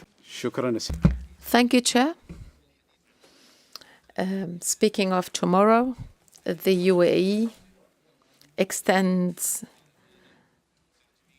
an invitation to all, the Secretariat, the interpreters, and of course the member countries to take part in tomorrow morning's breakfast, which we hope would provide you all with enough energy to embark on the day. We look forward to seeing you tomorrow and to your presence. And we would like to mention that at 8:40 in the morning, there will be a short presentation on UAE program in regards of zero bureaucracy in the maritime sector. Thank you, Chair. Gracias, Emiratos Árabes. Tengo también otro. Thank you, United Arab Emirates. And I have another request for an announcement from Cyprus and from Italy. Cyprus, please go ahead. Thank you, Chair, for giving us the floor. It seems that we are a bit short of receptions so far this week. So for this reason, the Shipping Deputy Ministry of Cyprus is inviting you all to a nice barbecue on the terrace of the 4th floor of the building. It's going to be the first multilingual barbecue in the history of IMO. You can speak all 6 official languages. You can speak any language you want. You can speak Swedish, Norwegian, or Arabic if you want. Just make sure you enjoy good food, some good souvlaki, grilled halloumi, have some drinks, and above all, enjoy the fantastic British weather that we've been given today. Thank you. Do we have Sivania in your reception? Absolutely. También tenemos una presentación de. We will also have a presentation by Italy at 5:40. So I would invite you to join our Italian colleagues. Thank you to everybody. Thank you to the interpreters, and we'll see you at 9:30 a.m. tomorrow.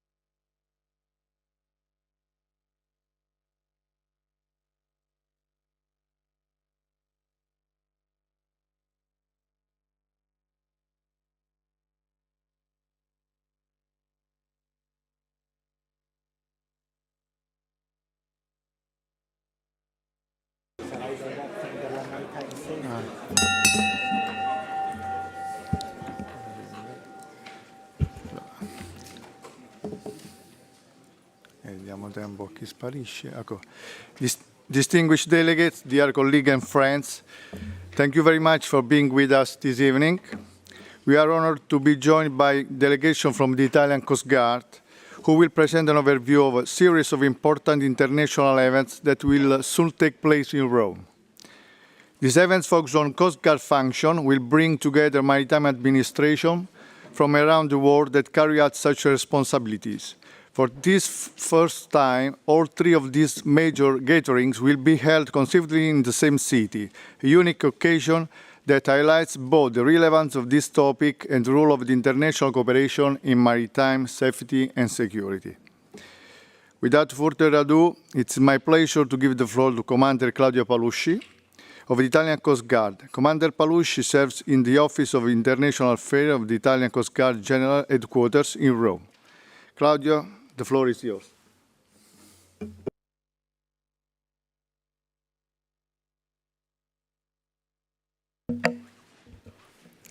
Thank you for giving me the floor. It is a great honor to address such a distinguished audience today. Let me begin by briefly introducing the Italian Coast Guard and its activity. Established in 1865 as the Harbour Master Corps, the Italian Coast Guard is both a regulatory authority and a specialized maritime law enforcement body with a military status. The Italian Coast Guard serves as the national maritime authority. We operate under the Ministry of Infrastructure and Transport for Coast Guard functions and also collaborate with other institutions, as you can see in this slide. Here you can see our territorial organization, which includes a central headquarters, regional commands, and various local offices, making a total of 308 territorial units across the country. To better understand what we do, let's begin by outlining the Coast Guard functions as defined under the European legislation. A 2019 EU regulation identified 11 Coast Guard functions aimed at harmonizing the roles and responsibility of Coast Guard authorities across member states. According to the Italian legal and operational framework, the Italian Coast Guard holds direct responsibility for 9 out of the 11 functions and actively collaborate to the remaining 2 through interagency cooperation and joint operations as outlined in the current slide. Based on a comprehensive understanding of our operational environment, we define our mission and identity as the core foundation upon which our strategy is built. This strategy is continuously reviewed and adapted in light of emerging challenges and evolving opportunities. In this context, the Italian Coast Guard places strong emphasis on the international engagement. Over the past few years, Vice Admiral Nicola Carlone, Commandant of the Italian Coast Guard, has outlined strategic guidelines that chart the course for a modern, capable, and international proactive Coast Guard. Looking to the future means engaging with the global community today, fostering cooperation, sharing expertise, and building common responses to shared maritime challenges. The international projection is clearly demonstrated by our numerous missions abroad, involving both air and naval crews and assets. These include bilateral exercises with partner countries, as well as participation in major joint operations. As shown here, the map highlights the Mediterranean and Atlantic regions where the Italian Coast Guard is actively engaged, reflecting our strong commitment to European cooperation and shared maritime security. The Italian Coast Guard also maintains a qualified institutional presence within key international bodies. Some of the institutions where our officers are seconded are the European Commission, the International Maritime Organization, and the headquarters of the main European agencies, EMSA in Lisbon, EFCA in Vigo, and Frontex in Warsaw.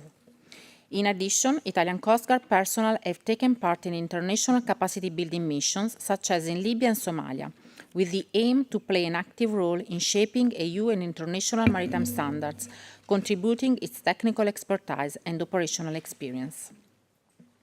Another way the Italian Coast Guard promotes international cooperation is by developing agreements and operational frameworks relating to the Coast Guard functions with partner countries. These include bilateral technical agreements, especially in search and rescue, Coast Guard cooperation plans, and memorandum of understanding signed directly by the Commandant of the Italian Coast Guard and his counterparts in foreign institutions. Beyond the Mediterranean region, the Italian Coast Guard has also contributed to training and capacity building activities in countries such as Rwanda and Lebanon, enhancing their maritime and policies capabilities. One final example of our international engagement is the Italian Coast Guard's involvement in several international cooperation projects, particularly within the framework of European Union programs such as Twinning and TAIEX. On this slide, you can see a selection of the most relevant international projects conducted in recent years. However, international cooperation is not only about being ready to intervene or maintaining a presence in international theaters. More importantly, it involves in the ability to plan and carry out ongoing, well-structured activities in close coordination with counterpart organizations in other countries. It means fostering dialogue, knowledge sharing, and mutual learning on issues of common interest. In this spirit, the Coast Guard Functions Forum has been established as a platform to promote structured exchanges and deeper cooperation among maritime authorities. And to celebrate the 160th anniversary of the Italian Coast Guard's Foundation, we decided to host in Rome 3 prestigious events: the European Functions Forum, the Mediterranean Functions Forum, and the Coast Guard Global Summit. The Italian Coast Guard is confident that this type of cooperation will ensure continuity in relations between Coast Guard agencies and facilitate exchange of crucial information, experiences and lessons learned, including through bilateral or multilateral meetings. This journey, which began in 2024, will lead us to the plenary assemblies, which will be held during a week-long series of events from September 9 to 12 at the Roma Convention Center called La Nuvola. In detail, we will have on the 9th of September the European Coast Guard Function Forum, on the 10th of September the Mediterranean Coast Guard Global Functions Forum, and on the 11th and 12th of September the Coast Guard Global Summit. Now let me briefly explain what the Coast Guard Functions Forum are and how they operate. The European Coast Guard Functions Forum brings together the heads of the Coast Guard authorities or their equivalent from all EU maritime nations and associated Schengen countries. The European Commission and the relevant EU agencies participate as observers. The forum's main object is to promote cooperation and mutual understanding on maritime issues of shared interest related to the Coast Guard functions, which operate across both civil and military domains. The Forum also organizes workshops and expert groups co-led by the chairmanship and the 3 European agencies, EFCA, EMSA and Frontex. Of particular note is the inclusion of a dedicated cybersecurity working group reflecting the growing importance of digital resilience in the maritime domain. More specifically, these meetings are shown on this slide. In particular, the first workshop featuring EFCA was held in January in Palermo, Sicily Island. The second workshop with Frontex was scheduled for the last week of February in Sardinia, and the third workshop involving EMSA was held in April in Lisbon, Portugal. The working group on cybersecurity met in May in Rome. Turning now to the agenda of the HGFF plenary conference scheduled for September 9, it includes a discussion of the outcomes from these 3 workshops and the working group, an overview of the COSTEX 25 exercise, that is a live multi-mission maritime exercise which will take place on the same day in the Tyrrhenian Sea off the coast between Civitavecchia and Fiumicino, as well as a roundtable on developing common operational procedures and standards. This discussion aimed to strengthen synergies and improve operational readiness, cross-border cooperation, and coordinated response across all relevant sectors. Moving forward, I'd like to share some information about the second important international event the Italian Coast Guard will be hosting next September, the Mediterranean Coast Guard Functions Forum. It brings together representatives from institutions and agencies across the Mediterranean with competencies in Coast Guard functions. This forum promotes multilateral cooperation on a wide range of issues, including maritime safety, security, environmental protection, and the development of partnership to implement related activities. History shows us that, although it separates countries geographically, the Mediterranean Sea has always been a force for connection and exchange. Today, just as in ancient times, agencies around the Mediterranean must be proactive in strengthening relationships and sharing not only goods, but also knowledge, experience, and lessons learned. The goal is to enhance the professional capabilities of all countries bordering this vital maritime highway, a key link between our nations. That's why we have proposed an agenda for September 10th focused on training and capacity building to strengthen Coast Guard functions throughout the Mediterranean.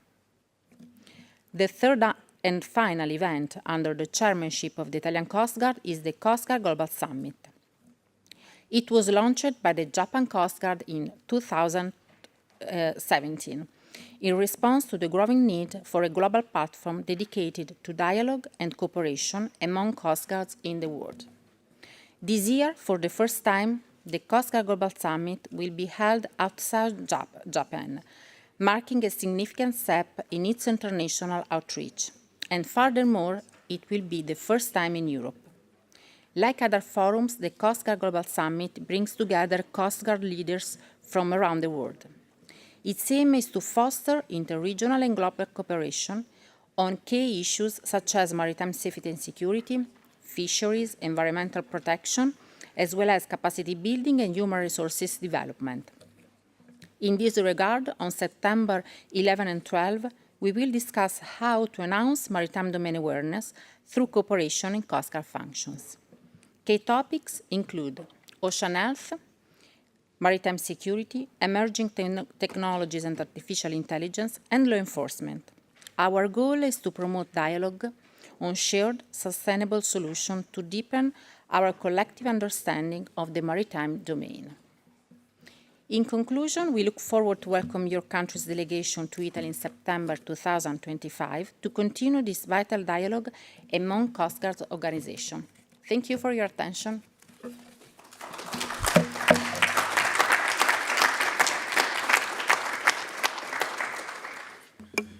Distinguished delegate, if you have some question, Commander Palouche is ready to answer.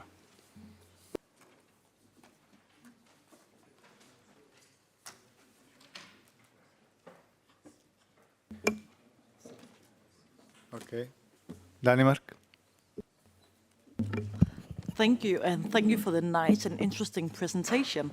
I have a question regarding the capacity building and the development you have, especially in Africa.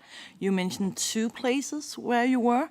Are you planning on expanding, or are you collaborating with other Coast Guards in those 2? Thank you. Thank you for a question. We have our officers inside 2 AU missions in Libya and Somalia that are civil missions, and our officers collaborate for the training, in particular for the search and rescue activities, and in Somalia also for the fisheries part and the environmental protection. Thank you.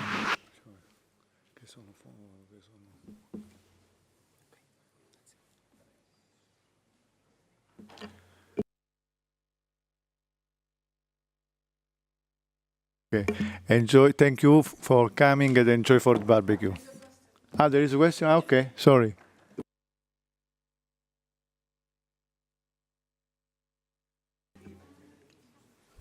Okay. Thank you very much for this wonderful, insightful presentation. From your presentation, is this, I believe it's open to any member state? Is this summit open to all member states or any member state, whether you have a Coast Guard or you don't have a Coast Guard?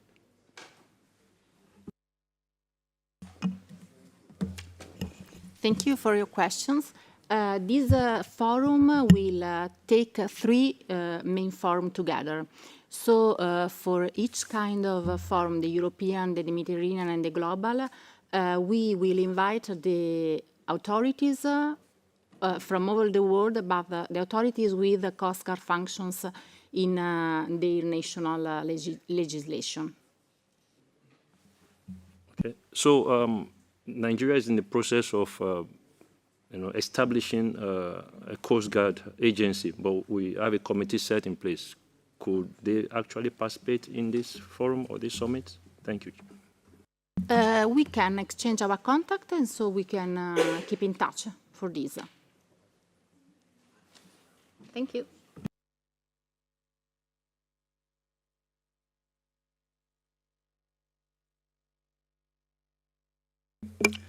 Okay, thank you for being with us, and enjoy for the rest of the evening.